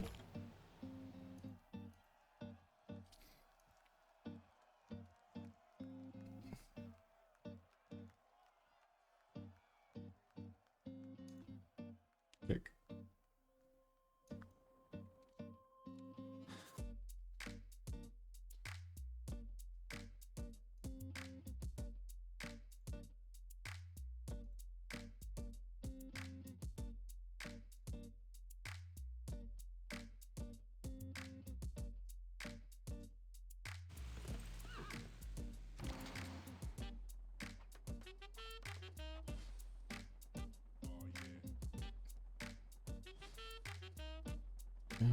Why Astikos seems like he's doing nothing? He's doing. I mean, this is like the 5th wave of helicopters he's sending against his opponent. But they kept dying, and he's not really managing to, well, I guess do the damage he wanted to do. What happened here? B20 settled. Oh, Cree city got liberated again, the Cree capital. Okay, Phyrsos is going on the counter offense over here. I'm pretty sure when the Thermonew comes out, that's gonna be fun. We're going to need to see the GDRs getting jiggy with it. We got only 3 of them, and now there's no more defense in Medina. Yeah, we do need to see if Phyrsos is going to manage to take out the next cities. And of course, they do massive amounts of damage against these Korean cities. Not to mention the Greek cities to the north. We do have the first GDR in Kinosu Sakahi Khan. This is only a level 1, and it doesn't look like it's doing that much. Let's actually go and vote, and we're going to have a pause of 2 minutes while we're going to get this vote going. Sorry, writer. Nuclear.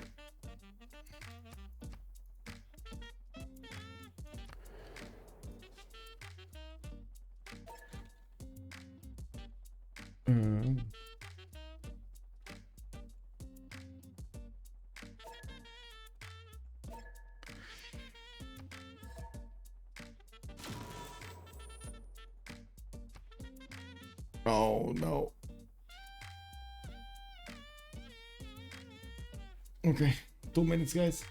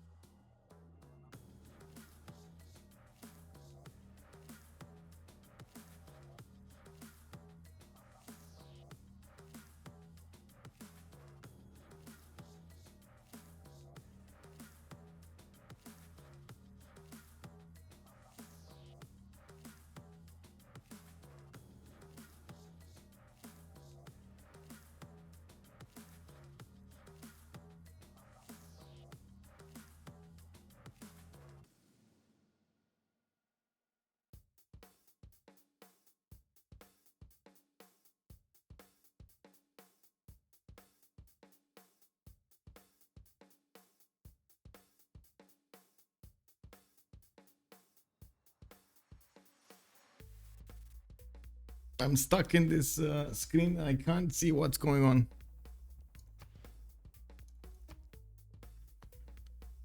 Are they in the same channel or something? No. Oh.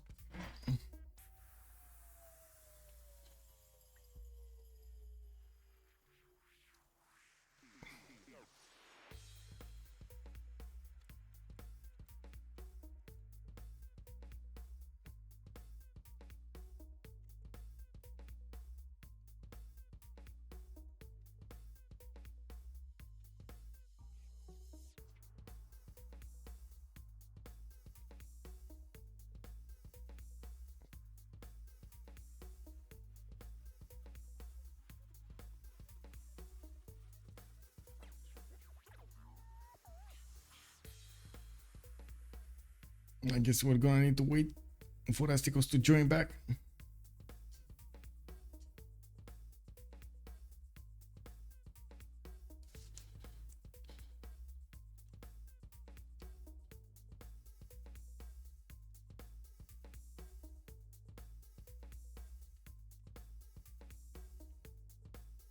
This will be an all-nighter. Yeah, Mactador Mundi. Good evening, sir. How are you doing, man?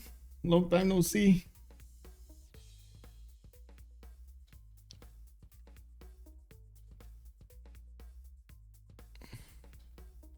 Oh, we got on pause. Okay. Submit. Okay, he's dead. He put a plus in. Okay, we got out. We got out.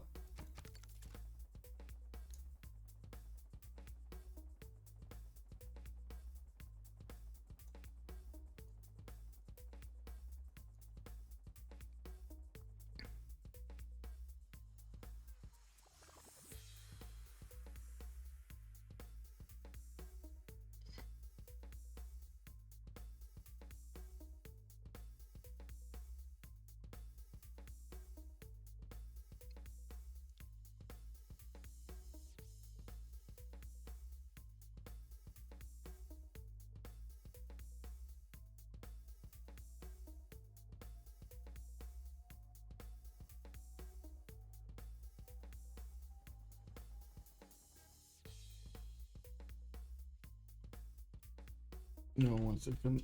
I'm trying to find really quickly something.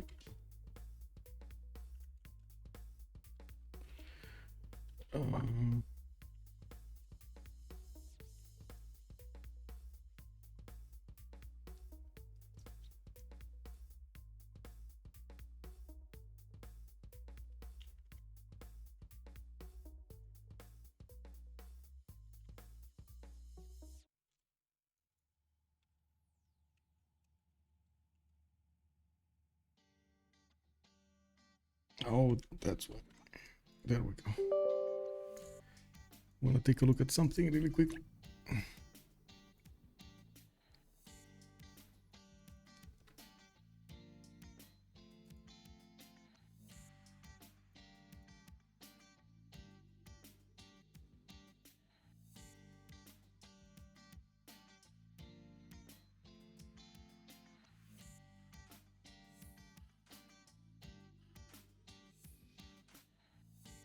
Oh, bombs coming up from Manchester in 5 turns as well. Oh my god. Well, I guess this might be a bit too much for Phyrsos to handle with 3 nations getting nuclear bombs on him. Not to mention, of course, thermonukes.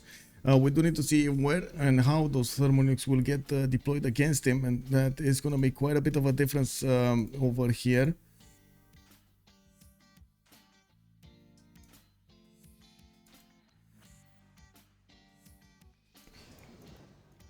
We do have Phyrsos trying to liberate us. No, wait, he can't liberate anymore, right? Mixivochik. Oh my god, I just realized that he got Mixivochik before.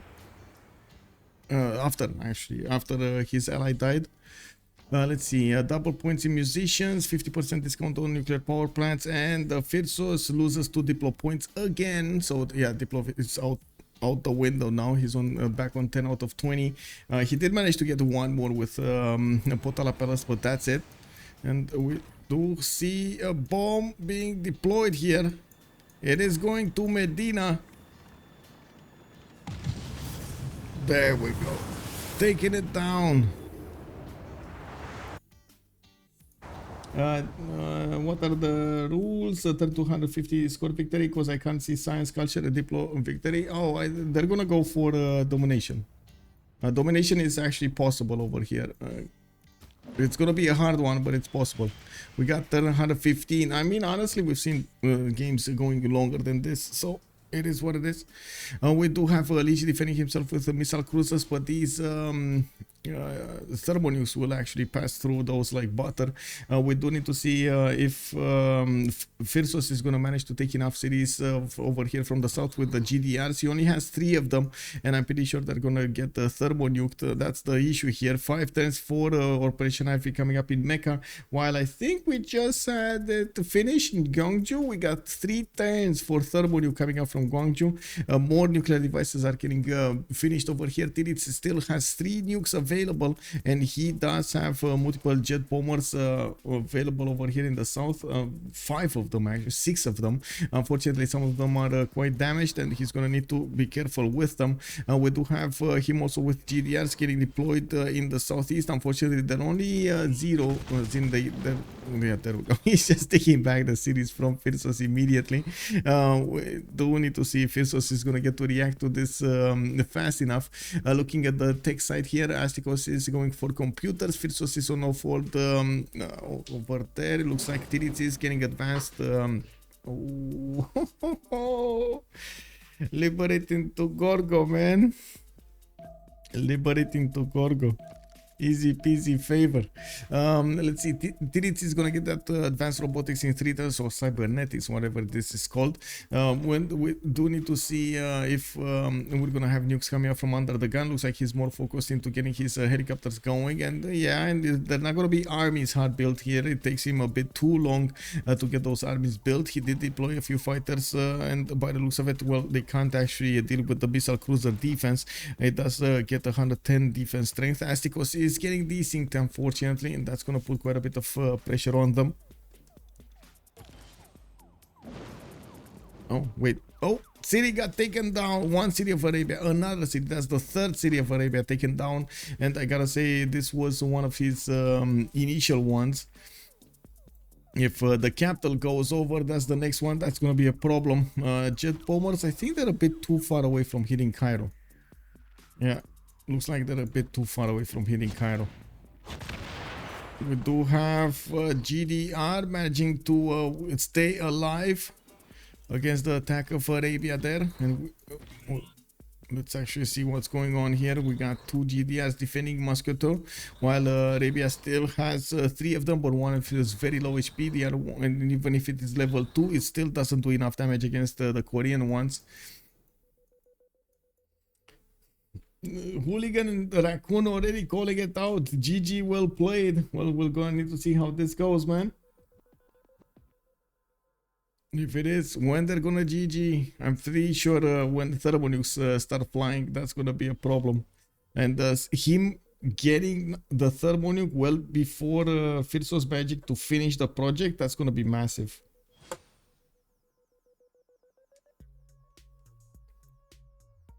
Isn't it better if Arabia raised those cities? Yes, it would have been better, honestly. Oh, jet bomber from afar. GDR is gonna die. Yeah, there we go. GDR dies. Jet bombers, man, push through this. Especially with fascism. Phyrsos, wait, he didn't steal? Oh, he finally did get fascism of his own. And he needs to rebuild his Kavron Plaza here, getting his Grandmaster Chapel in 1. And by the looks of it, we're going to need to see him follow this up with the War Department.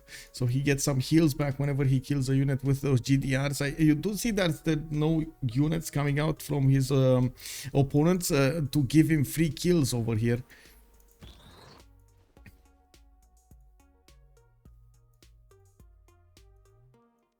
On Ethiopia, we do have multiple cities. Actually, all of his cities are building helicopters for like all of the game over here. He just clicked on helicopters and never looked back. He did try to put the pressure on England, didn't work out. Looks like England got some battleship armadas to work on Arabia's cities that he got from Rome. It does seem like, of course, with the rocket artillery, this might be a problem. That artillery does have 4 range, and well, these missile cruisers and the battleships are in trouble.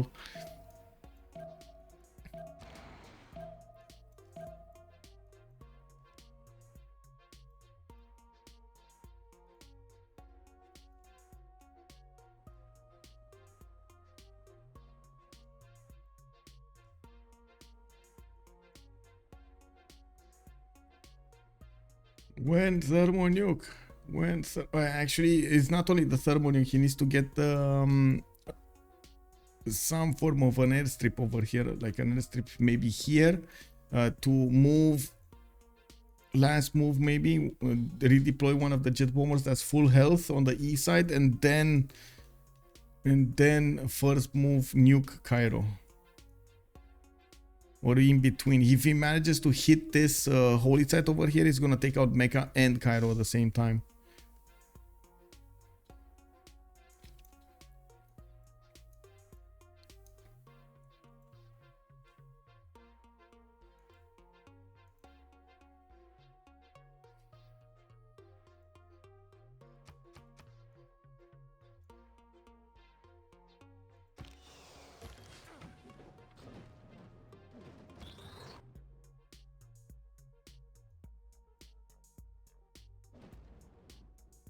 He has taken it home for so many times and never repaired the land. I wonder why. I mean, builders, man, builders. He never cared for these cities anyway, right? And this is, you know, at the end of the game, it's pillage economy, so that might actually be a goal that he's giving to his opponents. Doesn't want to do that. Let's see what's happening here. GDR. Okay, he got that in Mr. his CPL, and it looks like he has this level 2 over here that is gonna start getting jet bombed. And we do need to see if the GDRs are gonna shoot from afar. Yeah, there we go, moving, and 1, 2, bam! Another GDR goes down. Phyrsos is starting to lose his grip on this. We will need to see the first thermonuke finishing up next turn from Gongju, and another one coming up after that in 3 turns. GDR in Seoul coming up in 1 turn with new jet bombers, full health jet bombers there. They can be deployed really quickly on the front line. We do need to see also what's going on here. It doesn't look like there's much happening over here. We do have helicopter armies coming out from multiple cities of Lege, and he is getting jet bombers everywhere. The biggest problem is, okay, how is he actually gonna get into the cities of Corinth to take it down? He will need to pass through these alliance of units that Cree has put up, not to mention some fighters, and these fighters are actually quite dangerous to the helicopters, especially with fascism over him. UnderTheGun getting stealth bombers of his own. I didn't see that many bombers from him though, as in I don't think he built some. I think he just went for fighters. He's gonna need to get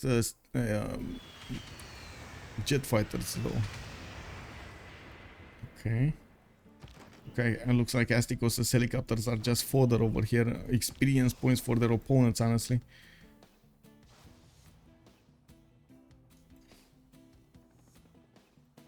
Big problems.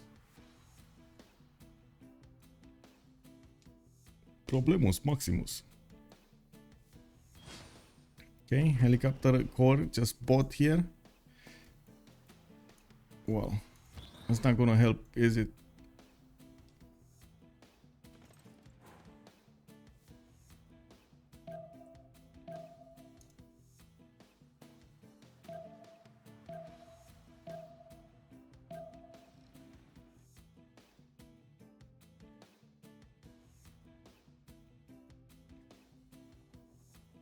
Okay, modern armor armies coming up from Argos. Here. A lot of them are actually coming out from UnderTheGun. So he's switching to full land military, which honestly I would have seen this a little bit more towards fighters, but it is what it is.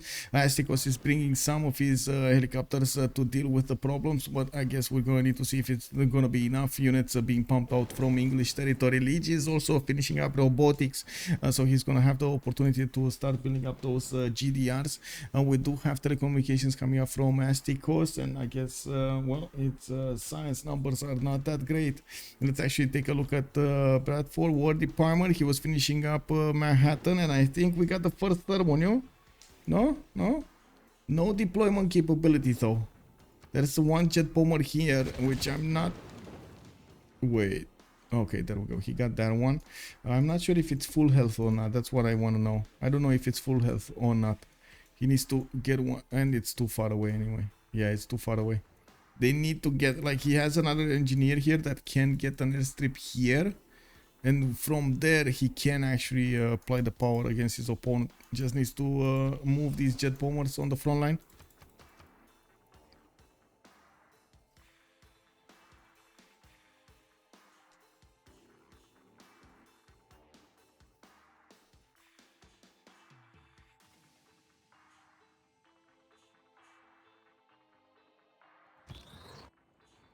Well,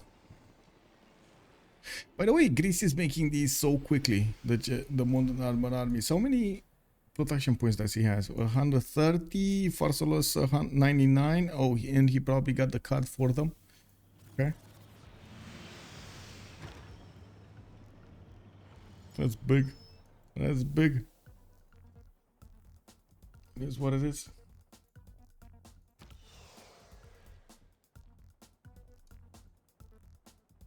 And I gotta say they're holding on for dear life here in a 4 versus 3 situation. What's the end game though? What are they fighting? I guess domination is the only way, right? And at this point, it looks like it takes them so long. Okay, another GDR got both here in Moscow too. Looks like the gold generation is definitely right now on Freritos de la Vega side with UnderTheGun on 356. Titiits is 200. We got Pompi on 67 and Omega on 74. We did have some pokey going around here, but it looks like with that single unit or rocket artillery, he's managing to keep up the necessary defense. We do have it dealing massive amounts of damage against those battleships, and England still is chipping away at the defenses of Ostia, trying to get it down to get the one helicopter in and take over that city, maybe liberated. Easy 100 Diplo favor points. I'm actually curious why they didn't give Omega the Diplo victory. As in, instead of down voting, why they didn't vote up on Omega? Since they did have the player advantage, it seemed like reasonable. You vote your own player, and of course Omega didn't die. It wasn't even close to dying.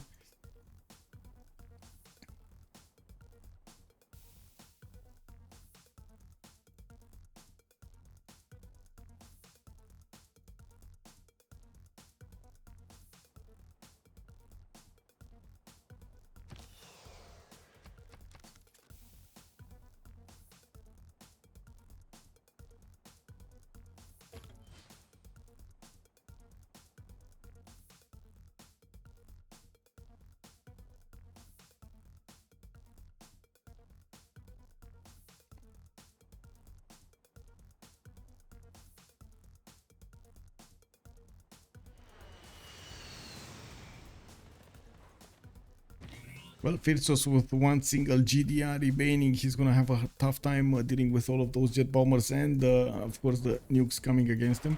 We do have UnderTheGun just going around. The GDR just ignored it, not attacking into it. Korea is getting his level 1s also GDRs, and I do see 3 of them available with big health. Yeah, jet bombers just attacking into that GDR.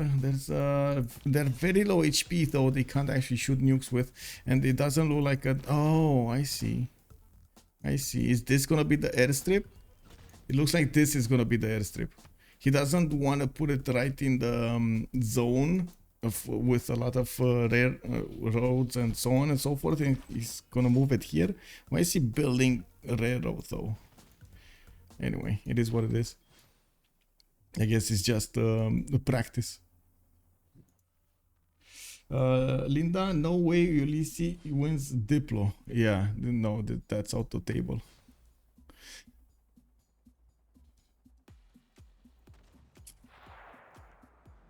Culture, nothing's happening. 141 from Titiits. UnderTheGun is 169. On the other side, we got 154 on Lege, 190 on Astikos. But I mean, I don't think he's. No, he focused everything on helicopters. He never actually focused on like theater squares and so on. He just wanted to get culture as needed to get to fascism, and that's about it. And he is in fascism. Unfortunately, he just doesn't have enough units to.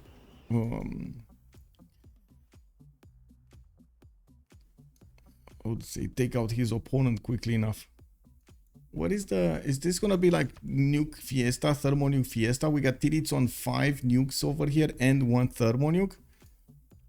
And he's getting another 3 thermo nukes in another 4 turns. What is this? Oh my god, man. I guess he's also waiting for the GDRs to finish the job on the last remaining Arabian GDR and then move it over here and then get the infrastructure and then take out the remaining cities of Arabia. I guess so. He does need the protection on those airstrips to move the jet bombers, I gotta say. Yeah, that's something that he needs to take into account. And indeed, nuclear launch detected. Yeah.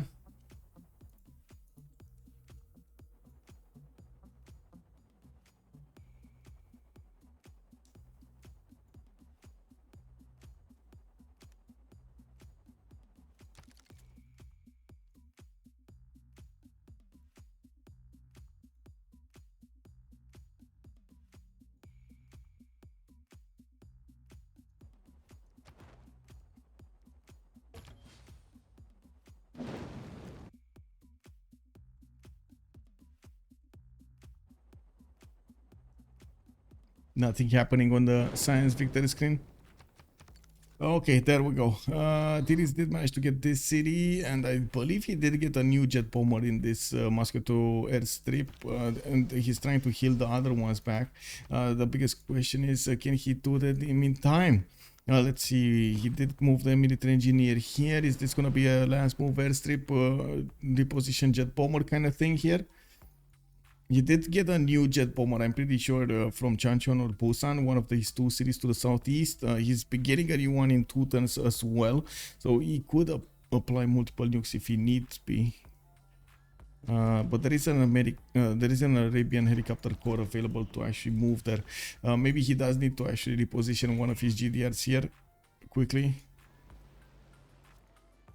It doesn't look like they're moving quickly enough though. Oh well.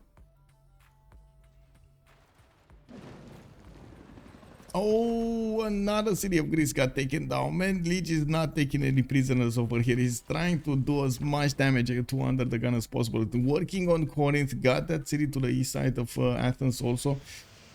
And now he's just trying to figure out, okay, how am I gonna take those cities from UnderTheGun? He has the jet bombers, he has GDRs coming up from his side as well. The War Department coming up in 2 turns. And wait a second, his first GDR did not come out. Wasn't he building one from Birmingham? Did he switch away? It was like 4 turns away from finishing or something.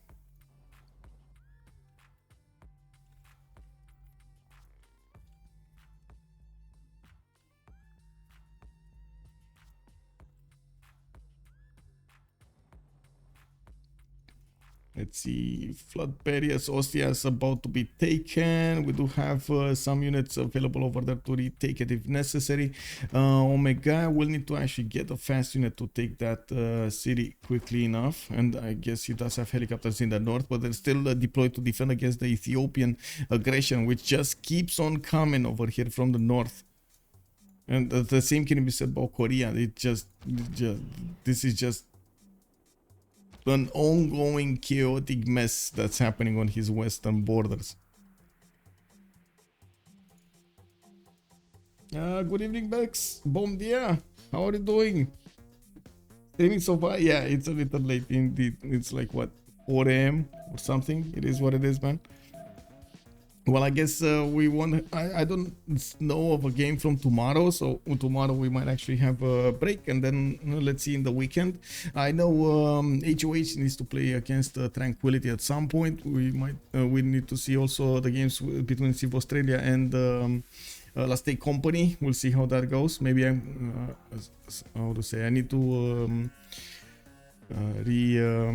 arrange my schedule so I get to actually sleep during the night and how to say, wake up in the morning. Civ Australian games are always like 10 AM or something like that. Magnus into Mitla, Chop Spaceport and projects. How far is he in the tech tree? Whom? I don't know whom. Phyrsos misplaying. I mean, he had to take Mitla away, man. He had to. Mitla was their city for some time, but then it got taken over by their opponents and they had to kill it. Yeah, there was no way he kept it. Pizzaro, good evening, sir. How are you doing? How are you doing? Yeah, we got nukes, man. We got nuke fiesta started up soon. It came right on time. Where's the first one? Oh, okay, I see.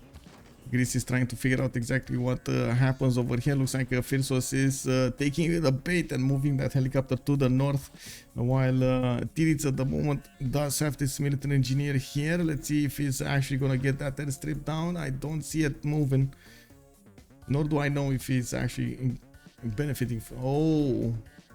Oh, submarines. He bought one here. Okay, where is he? Titiits environmentalism 5, advanced to whatever it is, fuel cells in 1. Does he? Oh, he doesn't have nuclear submarines. He needs to go in telecommunications. Oh, that might be a bit of a stretch, but he does have 700 science, so I don't think it's gonna take him that long. I mean, to be honest, he has so many nuclear, like thermonukes. Come on, man, you gotta. That's probably the reason he's trying to get these nuclear submarines in the water. So he can. Wait, no, that's the missile silo. He needs a missile silo. Never mind. That's the only one that can get. I don't know why I confused it with this one, but anyway, he needs a missile silo. First thermo nuke coming up from Mecha in 7. We still have nukes, normal nukes, tiny nukes coming up over here for Cairo, and another one coming up over here from Jeddah. But it's a bit too late though. These modern armor cores are gonna succumb to the concentrated power of multiple GDRs, and I really want to see this. I want to see the airstrip, man. Come on, airstrip. We gotta see the show. We gotta see the sparks flying. Look, so many chops in Mitra with Magnus. He could win space race. Oh, that's what you mean? Oh, I mean, no. I know what you're saying, but I don't think he's gonna win space race with that. By the time he gets that going, it's too late. It's just the spaceport alone will take him like so long to get it. Like, what, 3 chops or something? His production capability is not that big. Mitra is 20 production. The problem is those are North Korean nukes, so they won't make it to the target. That's a good question. I mean, let's not get politics into this, but yeah, that's a good question. Will they make it to the target? Come on, last move. Oh, airstrip! Last move, jet bombers! 3 jet bombers. Let's go, Titiits. Woohoo! Come on. We gotta see the sparks flying. How many? He has 2 thermals. Will he get some more this turn? Yeah, he's gonna have 3 thermals. Oh man. First move, jet bomber.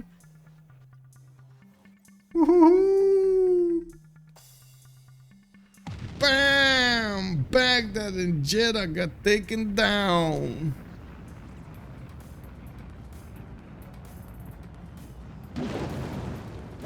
GG. Lege calls it out. No, let's see another one. No, it's the screen. Come on, man. We waited for so long, bro. Oh my god, man. Kick W, bro. Just one more time. There we go. Boom. Cairo goes down. Mecha goes down. Titiits punches through the defenses of Arabia and takes the thermonukes to his doorstep. Unbelievable. In the heart of the Arabian Empire. Unbelievable. Oh my god, man. Such a game. We thought, honestly, at some point, that's it, man. Ulyss wins this game. And then it was Freritos getting back in this with so much effort from Titiits and Omega subbing in, and I gotta say UnderTheGun for so long doing the damage against Cree and keeping Lege at bay, and then pushing back into Legion, push, back, push. Unbelievable, man. Wow. Will we get some post-game chat, or is this just gonna be a GG? I don't know. Any post-game chatters here? I don't know. Oh my. Great game. Yeah, thank you so much, man. I will. Thank you so much for being here. Unbelievable. Anyway, I guess everybody's tired at this point. I'm not sure if we're gonna get some post-game chat going. Freritos de la Vega managed to get this win from the best of 1 in the semifinals of the CPL Premier League, with Titiits finishing up with 2 turbo nukes going against Phyrsos. Wow, unbelievable. Thank you everybody, by the way, for the subs, for the follows, and for your support on the stream. I do hope we're gonna see each other in the next one. I'm gonna need to wait to actually update my schedule to see the next games. I'm still waiting for quite a few games to be scheduled, and we do have quite a few announcements on the CWC started up. We're asking the players for their new rosters. We're gonna need to start updating the website and getting that information going over there. I do hope you're gonna enjoy all of those juicy details from the that are given to us by the players. I also hope if you're coming up from YouTube, you enjoyed this content, you're gonna throw this a thumbs up, and we're gonna see each other on the live stream on twitch.tv/OnSpotTV. And of course, if you have any questions or you have any comment about the game, leave it down below in the comment section. If you are wondering about the mods that we're using, I did make a few helpful videos over there in the bottom in the description. Let's actually go for the post game chat. Good evening. Good evening. Oh my god, man. This unbelievable. This game. Thanks for all the hours of entertainment. Crazy Michael. game. Crazy. I mean, we honestly at some point I thought, yeah, just Ulyss is gonna run with it. And Titiits was like, nope. Nope. Wow. We kept fighting. We Yeah. never gave up. Yeah. Yeah, gamely boys. Is this episode? Huh? Phyrsos was liking up production, overall, Michael. Yeah. How much less from Titiits. Like his biggest city was like 90 production. He did have like 300 faith, 400 faith at some point, but only 90 production cities were just not enough. Yeah, I know that he had a lot of faith. He bought a lot of cavalries. yeah. Dude, light calf everywhere on the map. I sent to 2 players. There was Oromos. There were helicopters on pretty much every player all the time. When the helis came to me without walls, I was a bit scared. I'm happy he didn't send more. I think if he full commits to actually go for me, I'm in big trouble. But gladly he was on Pompi. What? If Phyrsos sends more helicopters to me without making walls, he can actually slam the cities. He can maybe even win the game like that. You could have been dead. Yeah, I was far away from steel. It took some turns, and I just managed to defend with +6 intel, +4 was of religion, and cuirassier armies. But I don't know if he commits more. Yep. Man, the gold they pillaged the grief. Yeah, the Griffin squad was there. I gotta say, Astikos hasn't been doing anything other than helicopters for like the past 30 turns. Yeah. Yeah, I told them that's what I would do, so I did it. GG guys, well played. Yeah, GG. Yeah, GG, man. And we were a bit surprised of our teammate dying. We actually didn't know that he was gonna die. Like, we were like, okay, he's losing cities, it's fine, like it happens. And then he was dead. We were surprised as well. We thought he escaped, or like he would. Yes, I think we thought so too. Oh no.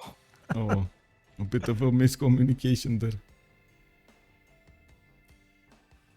there. Small question for Ulyss. You guys are well known GG for guys, I'm gonna go to sleep. I have to wake up early. Yep, GG Okay, man. good night. GG. Have a good night. yeah, you guys are well known to make a lot of gold, but this time you focus on like 2 holy sites here.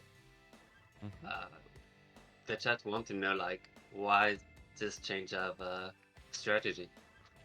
We were thinking we could have some gold to upgrade Oromos for Astikos and to grief their land in the early game, but in front, we didn't have naval trade in the beginning, so we don't get a lot of gold. So it was a bit difficult to do the strategy as we wanted. Okay. And since you didn't have naval trade, does a remap was an option? Like, why did you keep that map?